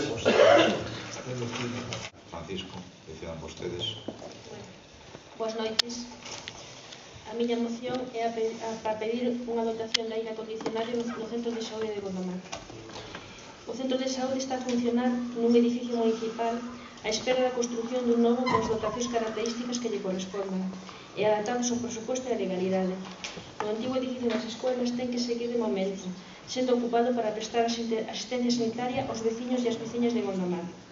Nos meses de verán, os usuarios e traballadores do centro queixanse da calor que teñen que soportar, xa que non teñen ningún sistema de refrigeración que mellore a situación que, sobre todo, agrávase na zona inferior do centro, onde se practican as analíticas. Por este motivo, polo que propone o pleno desta corporación o seguinte acordo, que se faga un estudio detallado das condicións climáticas a que están expostos tanto os usuarios como os traballadores do centro. Se dote a este centro de aire acondicionado no prazo menor posible, que é imprescindible para prestar servicio con certa comodidade, tanto para os traballadores como a persona que usan. Gracias. Grazas. Algún comentario? Señor Araujo. Gracias, alcalde. Ben, nos ímonos abster en esta moción por unha cuestión creemos de calado, non? E o que hai que reivindicar aquí é a construción do novo centro de saúde, do cual xa falaremos, non se preocupe. E en segundo lugar, o aire acondicionado, a ver, os meus coñecementos sanitarios son poucos, pero non é moi recomendable nos centros hospitalarios colocalo, entre outras cousas porque se expanden moito máis os virus. Nos hospitais non hai aire acondicionado. Eu saiba. Non é certo, sí que hai. Sí, en algún saberá, bueno. Pero será en determinado tipo de zonas, evidentemente. En todo caso, eso é secundario para nós. Eu creo que o que hai que reivindicar aquí é a construción dun novo centro de saúde xa. Público. Centro de saúde público. Grazas. Algún comentario máis? Señora Durán. Sí, gracias, alcalde. Señora Francisco, simplemente para anunciar o noso voto a prol, se fará o estudio, pois, sobre todo, bueno, un pouco tamén polo que comentaba o señor Arauso, as zoas, onde se poida establecer, pero, bueno, encargaremos ese estudio e, por aí se decida, pois adoptaremos a decisión correspondente. Gracias. Grazas. Algún comentario máis? Votemos, pois, votos a prol da moción. Votos en contra. Abstencións. Queda, por tanto, aprobado. Volvemos a ronda. Señor Araujo. Ben, aquí foi un pleno onde saíron a relucir pois diferentes problemáticas. Falouse da crisis reiteradamente e do mal que está pasando moita xente, non? Pero isto non lle debe abondar ao goberno, que agora decidiu, o goberno da Xunta decidiu, por si estábamos xa mal, agora decidiu xa fumigarnos a todos, verdad? E xa acabar co problema directamente. Total, que máis dá? Somos un país de vellos, non nacen galegos, non nacen nenos, non nenas, entón, pois, fumigamos os eucaliptos e, de paso, pois mira que ben, non? Igual sacamos do medio con os cuantos. Leo a moción porque así queda máis clarificada. O 31 de marzo de 2012, a Xunta de Galicia acordou fumigar as plantacións de eucaliptos contra o gorbullo, insecto que provoca a perda de crecemento da especie. O Partido Popular no goberno da Xunta pretende fumigar con fluxenoxurón, nome palabro, un pesticida que está excluído da lista de fitosanitarios autorizados pola Unión Europea dende setembro de 2011 por ser bioacumulable, persistente e tóxico e que ademais será prohibido o seu uso a partir do 1 de agosto, dentro de 2 meses. Nestes momentos hai aproximadamente 100.000 hectáreas afectadas polo devandito insecto, unha cuarta parte da existente, o que implicaría utilizar unha disolución como mínimo duns 50.000 litros de fluxenoxurón e auga. Dende o Grupo Nacionalista desta corporación advertimos que na zona do Valmiñor está incluída a zona do Valmiñor, a zona sur, Vigo e tal, está incluída dentro das previsións de fumigación e que o emprego deste produto químico non só afectaría a devandita praga, senón que atacaría a outros seres vivos, contaminaría os acuíferos, no Valmiñor e en Gondomar en concreto. Hai centos de fontes, manantiais, tenedas de augas veciñais que se poderían ver afectadas. Tamén afectarían o solo, as nosas hortas, justamente ahora, na época na que se están cultivando, e en xeral a todo o ecosistema. Un dos peores efectos deste pesticida é a toxicidade que ten para as larvas das abellas, que nunha fumigación masiva dos montes galegos ocasionaría probablemente a extinción das mesmas, que xa están en fase de desaparición. Esta desaparición en Galicia impediría a polinización da maior parte das plantas e ocasionaría unha grande perda na cadea alimentaria dos animais e dos seres humanos, e moitas plantas deixarían de producir frutos. Lamentamos que non se empreguen para o control de pragas outros mecanismos máis efectivos e menos agresivos para o ecosistema, como son a prevención, con actuacións localizadas e tratamentos baseados no control biolóxico. O control biolóxico é unha práctica respetuosa co medio, noutros países xa existe. Existen numerosas experiencias científicas demostradas sobre o control da praga dos goniteros, que se cadra hai que favorecer, porque se cadra hai que favorecer a unha empresa química para que faga o negocio con uns excedentes que dentro de uns meses terá que eliminar. A desastrosa xestión da política forestal do Partido Popular no goberno da Xunta nos últimos anos, nas últimas décadas, ten agora unhas consecuencias moi graves para os nosos montes. As plantacións abusivas de monocultivos tiveron como consecuencia a aparición de múltiples pragas e a desaparición da biodiversidade. A solución para rematar coa praga non pode ser a fumigación cun produto químico que traerá consecuencias irreversibles para o noso ecosistema galego e para as persoas, polo que exiximos a paralización das fumigacións. E por todo isto propoñemos ao Pleno a adopción dos seguintes acordos. Primeiro, o Pleno acorda aderirse á Plataforma Galega contra as Fumigacións. E segundo, o Pleno acorda instar a Xunta de Galicia a paralización das fumigacións das plantacións de eucaliptos con flufenoxurón en todo o noso país. Nada máis. Grazas. Algún comentario? Señor Ferreira. Gracias. O Partido Socialista vai a votar a prol desta moción porque consideramos axeitada para os intereses de todos os galegos e ademais tamén lembrar que hai cousa de días en Francia acaban de suspender xa este tipo de fumigacións por estar de alguna maneira e ser contrarias á normativa europea. Non quere decir con isto que debemos seguir a estela de Francia nin de Alemania, pero consideramos que é necesario porlle freno a isto e deixar de facer estas fumigacións incontroladas ou contrarias á normativa europea. Gracias. Grazas, señor Gómez. Eu tamén vou votar a prol desta moción porque, vamos a ver, esta fumigación existe un grave problema. En este caso, tamén para a apicultura, como son as abellas. Aquí en Gondomar hai unha gran afección e hai moitos reproductores, produce unha cantidad moi grande de mel, hai moitísimas colmenas, e bueno, o que é o eucalipto, hai unha época do ano que é onde están as abellas e onde producen toda a mel. Con estas fumigacións, ou as mataríamos, eu penso que este produto flufenoxurón é moi perjudicial para elas, as mataría, se non as mataría, todo ese mel que depositarían as súas colmenas sería un mel en parte hasta penso que contaminado. Eu penso que estas fumigacións non serían un grave problema aquí ao Valdeñor e para o noso concello, por lo cal, como dixen antes, vou a votar a prol desta moción. Grazas, señor Durán. Gracias, alcalde. Señora Araujo, imos ir un pouco por partes. Vendo esta moción, a plantexan sobre unha intención, non sobre un feito. Nos o que fixemos foi pedir información directamente á Xunta de Galicia por se estaba levando a cabo algún tipo de fumigación masiva, e o que a nos nos resposta é que non se está facendo ningún tipo de fumigación masiva, ni se está promovendo pola Xunta, que as funcións da Xunta serían, en todo caso, a peticións dos interesados, poder autorizarlas ou non, pero que desde a Xunta o que sí queren transmitir é que este produto do que se está falando, que, bueno, por unha demora, unha moratoria na normativa europea e non se pode utilizar, pero que nestes intres non se está levando a cabo ningún tipo de fumigación masiva para o tema do gorgullo, o gorgollo do eucalipto.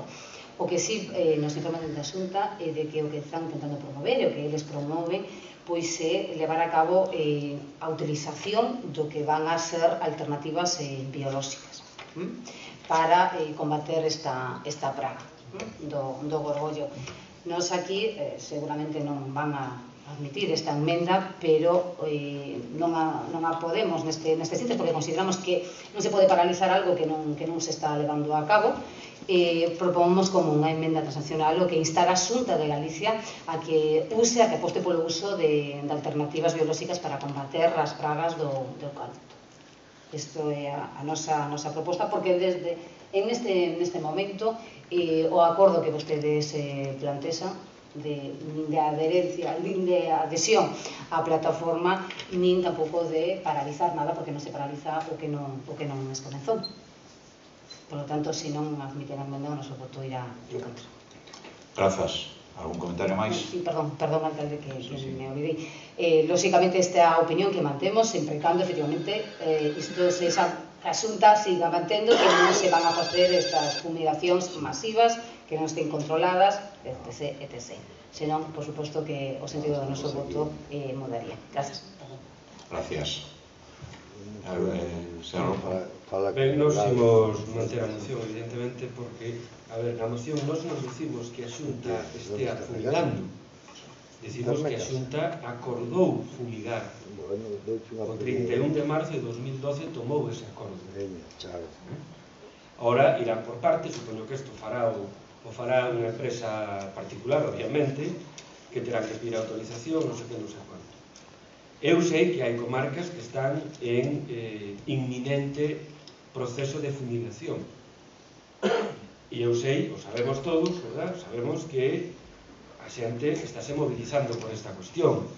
Sabemos que foron entregadas no Parlamento de Galicia, na Xunta de Galicia, falo de memoria, pero non sei se, bueno, bastantes miles de sinaturas, existen 1000, algo así, falo de memoria, en contra desta cuestión. Digolle máis, hai unha manifestación contra as fumigacións o domingo que ven en Santiago de Compostela. Usted fale cos apicultores, como decía o señor Gómez, están moi preocupados. Moi preocupados. Entón, isto, eu non sei o que lle contaron na Xunta ni con quen falaron, pero non se fíe, xa lle digo eu, non se fíe. Non se fíe, porque van a fumigar. Van a fumigar. Entón, ben, pois,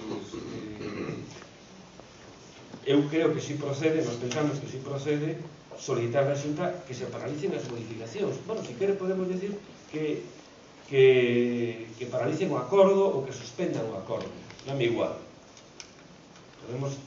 Podemos transaccionar até eso, que suspendan o acordo. Se vostede fala de que non están fumigando, pois, moi ben, poñemos que se paralice ou que se suspenda o acordo. E iso creo que procede. Isto non é ninguna prova, porque claro, despois veñen as enfermedades, veñen as cousas,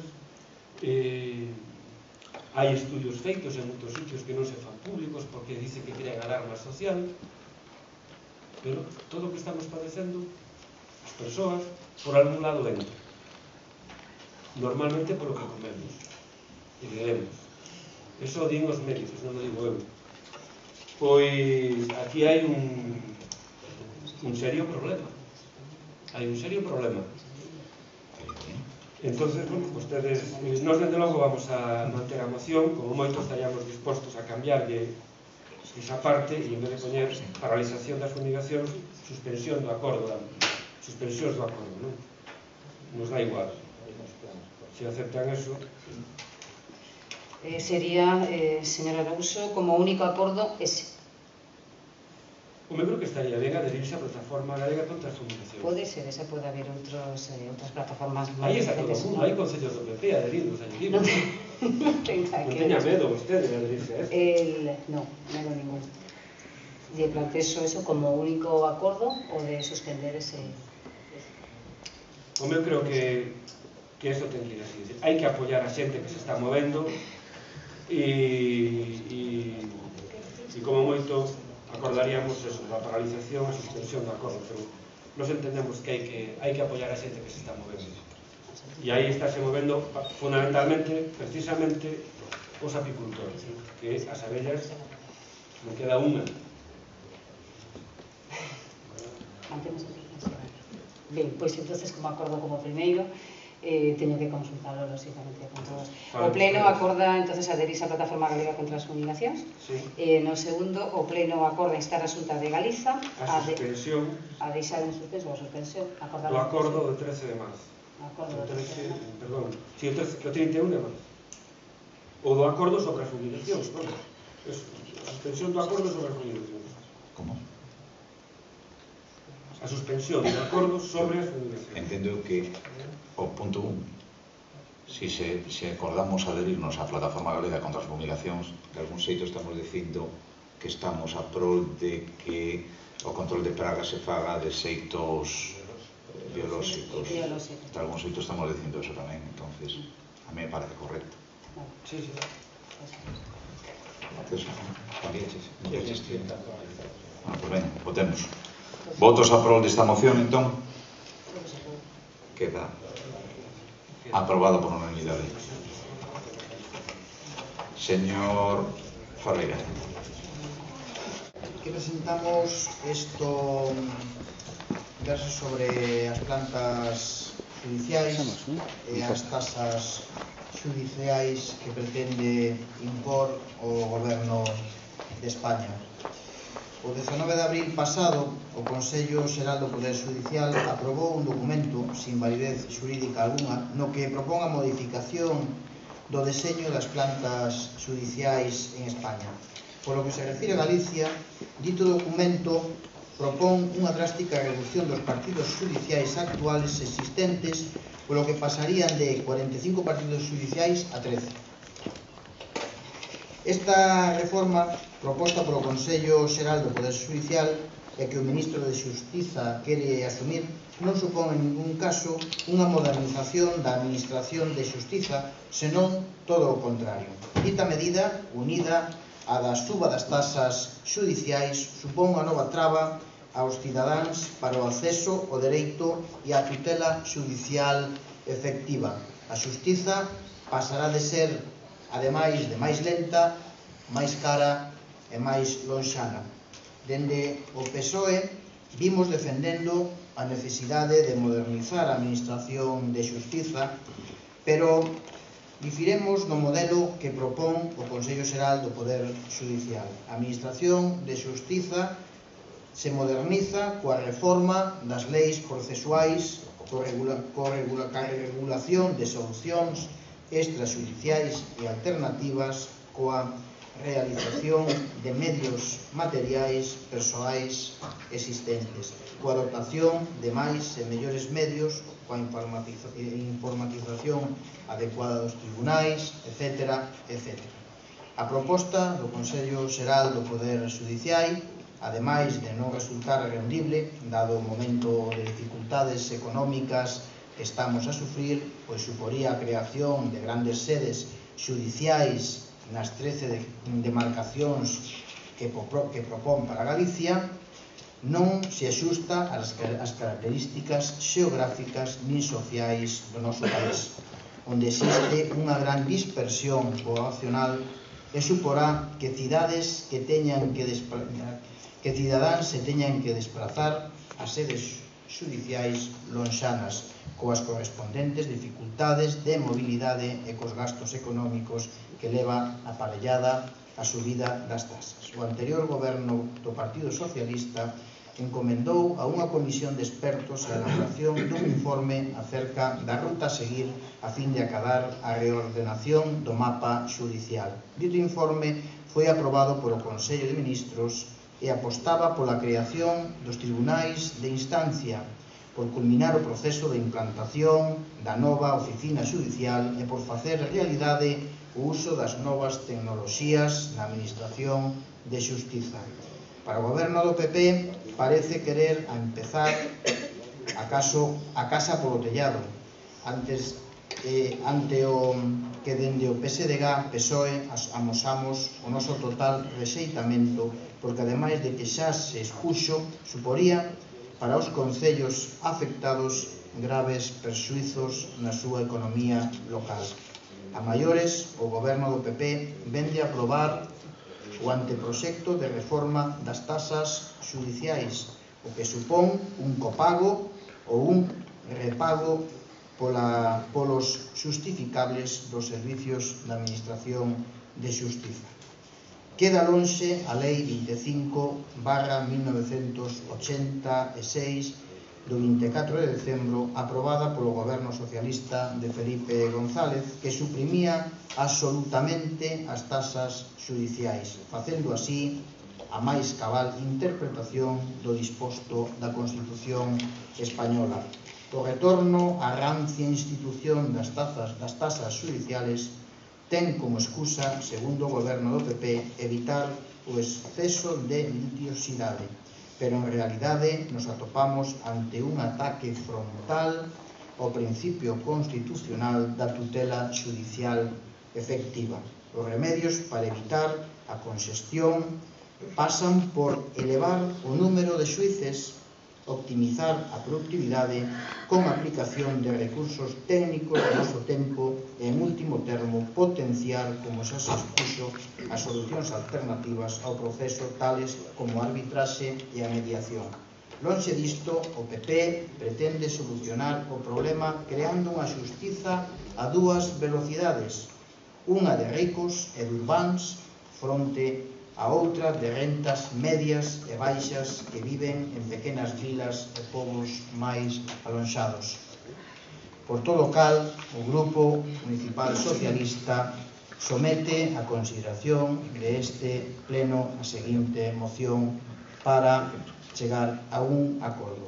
Instar ao Goberno da Xunta de Galicia a fin de que inste ao Goberno de España para que non dé validez algunha a proposta da reforma da planta xudicial elaborado polo Consello Xeral do Poder Xudicial, mantendo as demarcacións xudiciais actualmente existentes. Instar tamén a Xunta de Galicia a fin de que inste o Goberno do Estado que proceda a rexeitar o anteproxecto de reforma das tasas xudiciais. E, por último, dar traslado deste acordo ao Consello da Abogacía, a Xunta de Galicia e ao Consello Xeral do Poder Xudicial e ao Ministerio de Xustiza. Moitas gracias. Grazas. Algún comentario? Señora Durán. Sí, gracias, alcalde.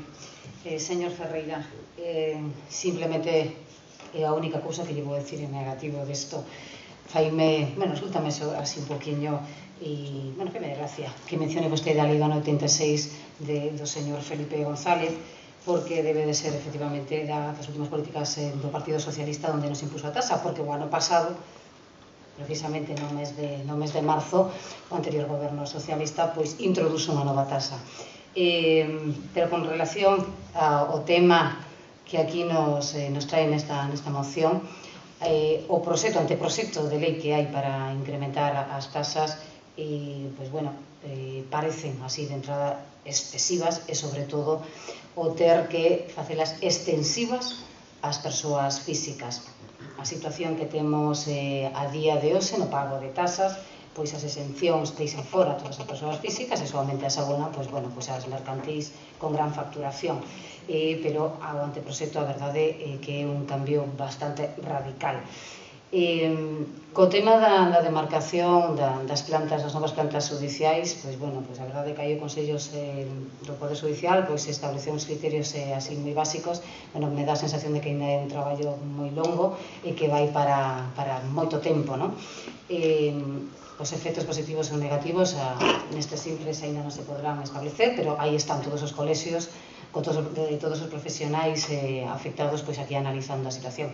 O noso voto vai a ir a prol polo exposto, pero simplemente iso quería facerlle referencia a que as tasas judiciais existen xa de 1 de enero do ano 2003 e a último incremento, porque a última nova tasa que se creou ainda foi o ano pasado, así que a existencia das tasas está aí. Desde fai moitos anos os gobernos seguiron mantendo, pero evidentemente o anteproxecto de lei plantexa unhas cantidades e, sobre todo, o que resulta máis preocupante é que se faga extensivo ás persoas físicas, a fin de contas. Gracias. Grazas. Algún comentario máis? Señor Rodríguez. Gracias, señor alcalde.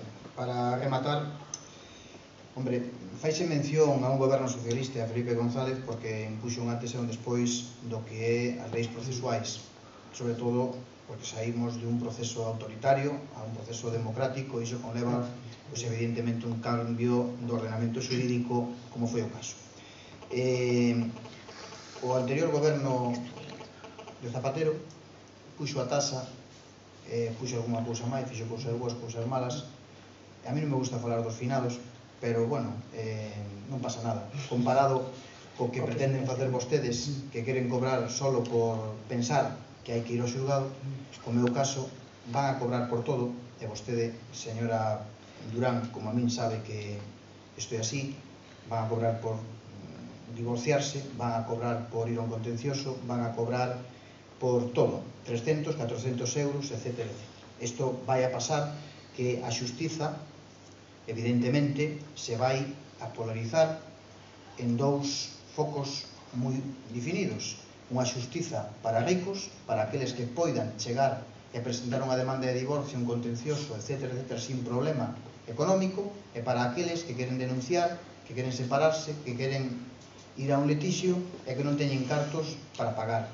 Por lo tanto, de aí que se xenere unha xustiza a dúas velocidades, unha lenta, privilexiada e aburguesada, e unha rápida e unha lenta para aqueles que non teñen recursos económicos. Isto é así, isto é a realidade do goberno popular e da nova implantación destas astras judiciais. Pero máis alá de todo isto, hai circunstancias as cales vamos a ter problemas. Digo, en Galiza hai 45 xulgados, partidos judiciais, fálese de Tui, Puentareas, Porriño, Vigo, Cambados, etc. E agora o goberno actual pretende refundir todo eso en 13 partidos judiciais. É dicir, que todos nós vamos ter que ir a Vigo, incluído Tui, incluído Porriño. Isto é así, 13. Bote contas, se reparte 315 concellos entre 13 partidos judiciais, verá que vamos a ter que concentrar todo das urbes, Ferrol, Coruña, Santiago, Orense, tal.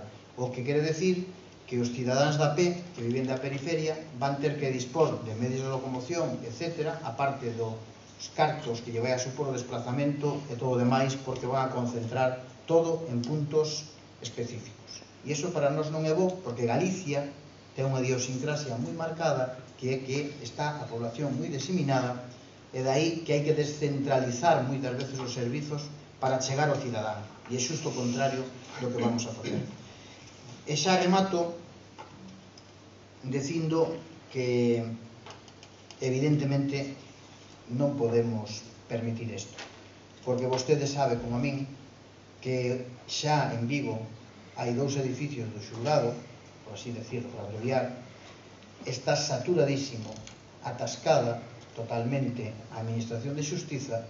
Sinda por encima metémoslle ali máis xulgados e máis instancias, evidentemente hai que edificar de novo, porque non collemos. Iso supondría cerrar infraestructuras da periferia para dotar, ademais, a mellores esos edificios a outros servicios, pero supón unha inversión a maiores das urbes de novos edificios. Daí me dirá vostede onde está o proceso ou onde está o aforro, solo do que se denomina en términos económicos economías de escala, que centralizar en un sitio os servicios e os recursos humanos e tal para tal. É dicir, isto é descabellado, se podía facer un estudo, pero o señor Rueda sabrá que obedece, pero desde logo nós non o compartimos, e nos alegra tamén que este goberno popular o vexa, apoie, se posicione firme e que diga non a esta reforma. Moitas gracias. Grazas. Algún comentario máis? Votamos, pois, votos a prol desta moción. Queda aprobada por unanimidade. Señor Rojo. Sí, Para a nosa parte a última moción, señor alcalde, xa van sendo horas, ademais. Ben, vou a resumila a parte breve e ten que ver coa arranxe dun camiño, o Camiño dos Valos que chamamos nós, que une o barrio do Toucido e a carretera de Peiteiros. Eu non sei se pasaron por ali algún día destes ou algún mes destes, non? Pero realmente o camiño está absolutamente intransitable e ademais moi perigoso para a xente que pasa por ele e a xente que vive ali. Eu creo que a ese camiño xa lle toca, os veciños están queixándose, constame que ao seu goberno se lle chegaron as queixas tamén, pero nada se fixo. Por lo tanto, cando menos se conste que neste pleno pois hai quen se preocupa por esas cousas. O que lle propoñemos ao pleno acorde é o seguinte: o pleno da Corporación Municipal acorda instar o goberno municipal para que antes da chegada do inverno, pensamos que tempo abondo para facelo, proceda ao arranxo do Camiño dos Valos, deixando en perfecto estado para a circulación de vehículos, seguro para as persoas, así como para a recollida das aguas da chuvia e tamén respetando os regadeos que existen na zona e que pasan por o mesmo camiño. Nada máis. Grazas. ¿Algún comentario a esta moción? Señora Durán. Sí, gracias, alcalde. Señora Rojo, simplemente para anunciar yo noso voto a prol, solamente indicarle que, bueno, pues que en relación con este camiño xa se solicitaron polo a empresa telefónica, pois que ten 4 postes que me parece que, bueno, desde polas cesións dos terreos que fixeron os propietarios, porque, bueno, pues que quedan aí un pouco no medio, se lles fixa solicitude esa para que procedan a retirada destes postes, para logo, pois, bueno, pois dende a Concellaría de Vías e Obras, pois que decidan un momento oportuno no que poidan xa poder alcanzalo. Simplemente eso, noso voto irá a prol. Gracias.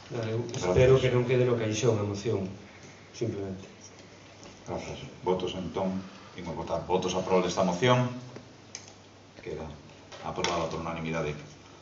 Non hai máis mocións. Seguinte punto. Probos e preguntas. Unha pregunta, alcalde.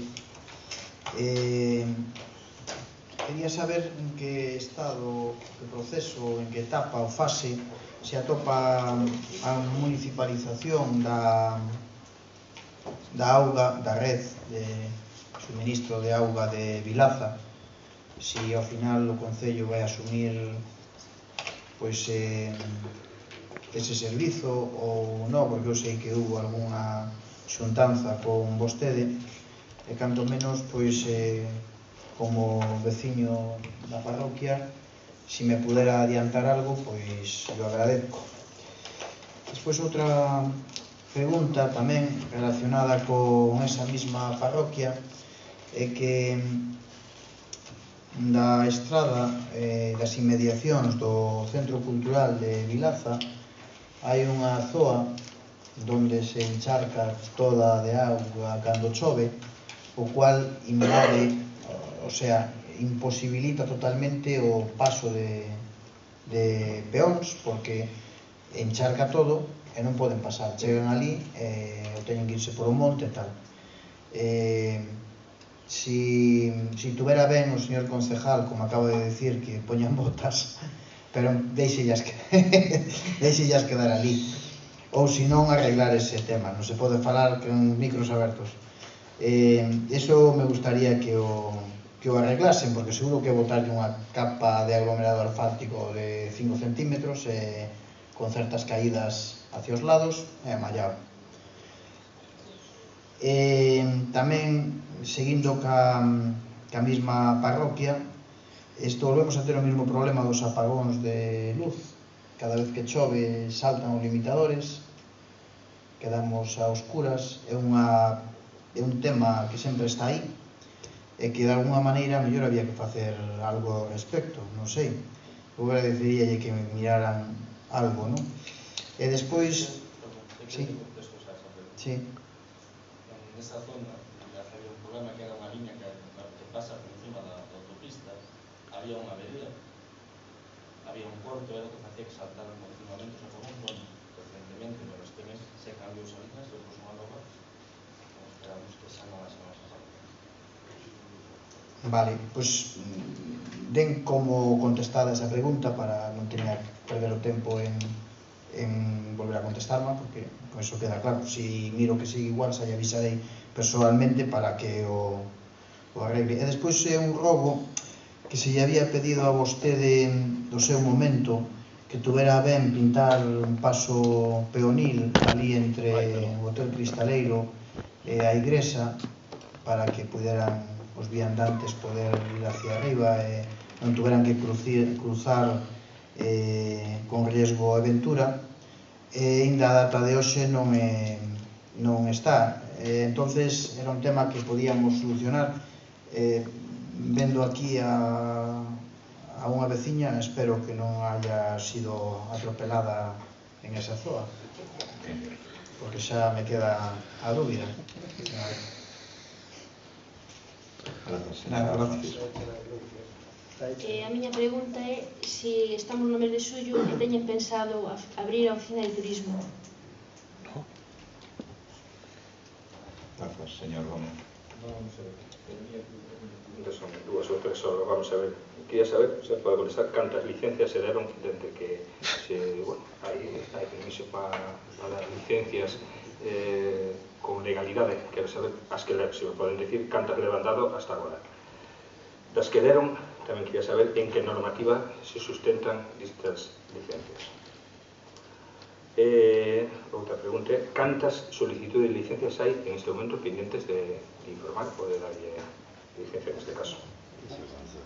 E se máis ou menos, tamén pode dicir se ten calculado máis ou menos cando podemos ter para a aprobación inicial un novo plano urbanístico, unha orientación máis ou menos, porque isto inferiu un pouco e de momento pois aquela xunta de portavoces non estamos tendo nada para saber máis ou menos. E depois tamén queria saber se o que as obras que estuvo facendo a empresa STR polas calles de Gondomar e todo iso, por exemplo, poniendo por exemplo a calle Duallen, se estás a reposición se vai a quedar así ou non. Quero saber se vai, xa me dice aquí o teniente alcalde que non, penso que terá que quedar. Eu non estaba mirando, o meu ángulo solamente non pilla hacia ali en este momento. E nada máis que esas son as únicas preguntas que teño. Gracias, señor Arojo. Sí, gracias. Ben, teño unhas cuantas preguntas e un rogo tamén. A primeira pregunta é se están vostedes dentro do Concello autorizando, alugando, permitindo, baixo corda ou non sei como, que os espazos públicos para aparcamento na vía pública no centro da vila se poidan instalar terrazas de bares neles. Ben, esa é a primeira pregunta. En segundo lugar, en novembro do ano pasado aprobouse por unanimidade unha moción por min presentada, precisamente, que facía referencia á instalación dun transformador no barrio da Barcalla en Donas, non? Pero a día de hoxe non se fixo, vamos, dende logo non está instalado e os problemas de corriente a xente ali sigue os tendo. A pregunta é que xestión se fixeron ao respecto. En terceiro lugar, e tamén nesa mesma liña, no último pleno aprobouse tamén unha moción por nos presentada sobre a zona de afección da autoestrada, en Borreiros en concreto, pero en xeral. Queríamos saber tamén que xestión se fixeron, se se mandou a Xunta, se está en trámite, etc. En cuarto lugar, quería preguntarlle canto gastou o Concello de Gondomar, dame igual si en efectivo ou en especias, apoios, etc., que tuvo a pasada Feria de Abril de Gondomar, que, en fin, hai que ser horteras tamén, pero bueno, cada loco con su tema. Entón, queríamos saber canto se gastou nese evento.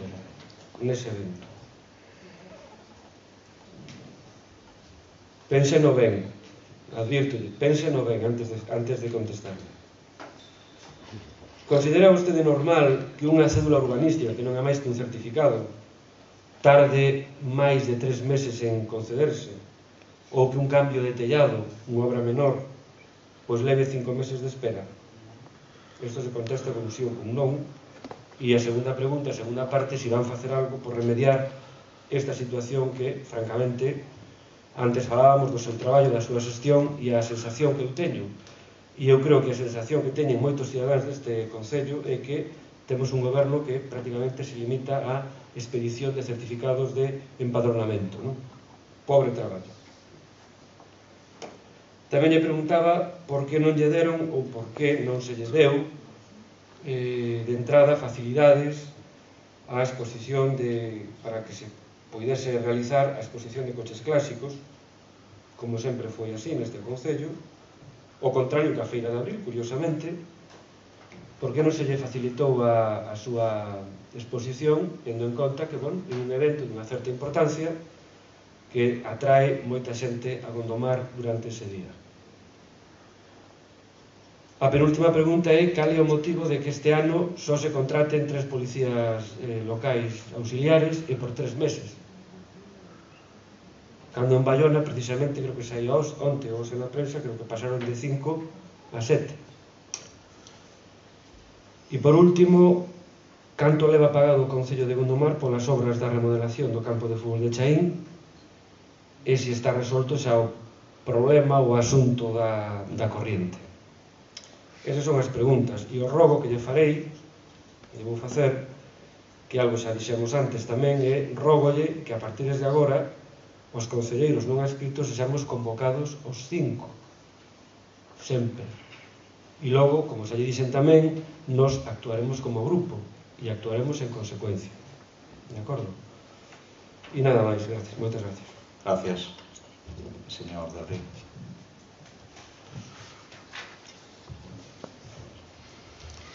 Eu quería preguntarlle en que situación está a cesión da Escola de Borreiros a Velaíña, que pasos se teñen dado para axilizar, o sea, porque non se lles traspasou aínda, e que xestión se teñen dado para axilizar este trámite. Porque, bueno, leva cousas xa bastante tempo e que queríamos saber que problemas hai e que pasos se deron para solucionalos. E rogamos tamén que se solucione canto antes, porque, bueno, é unha necesidade grande. Grazas. Boa noite.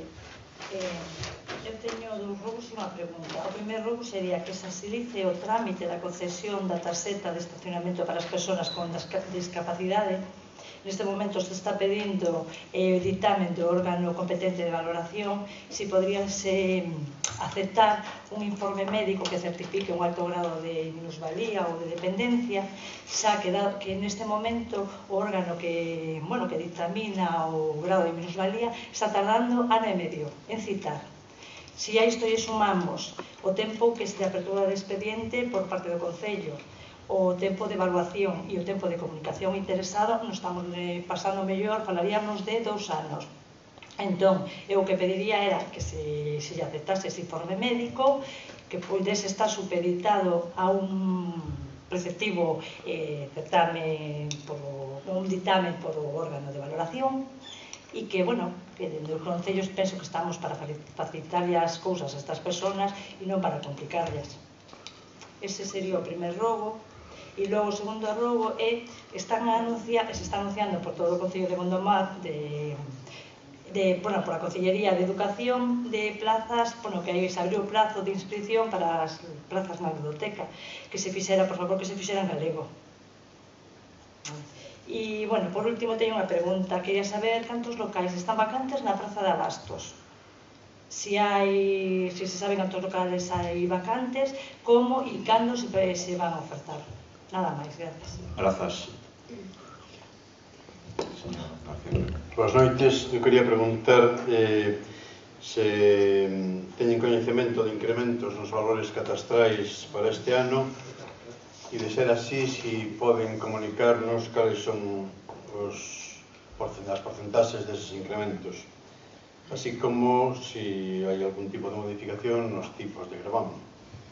Nada máis. Perdón? Algún tipo de modificación nos tipos de gravamen. No tipo de gravamen sobre o IBI.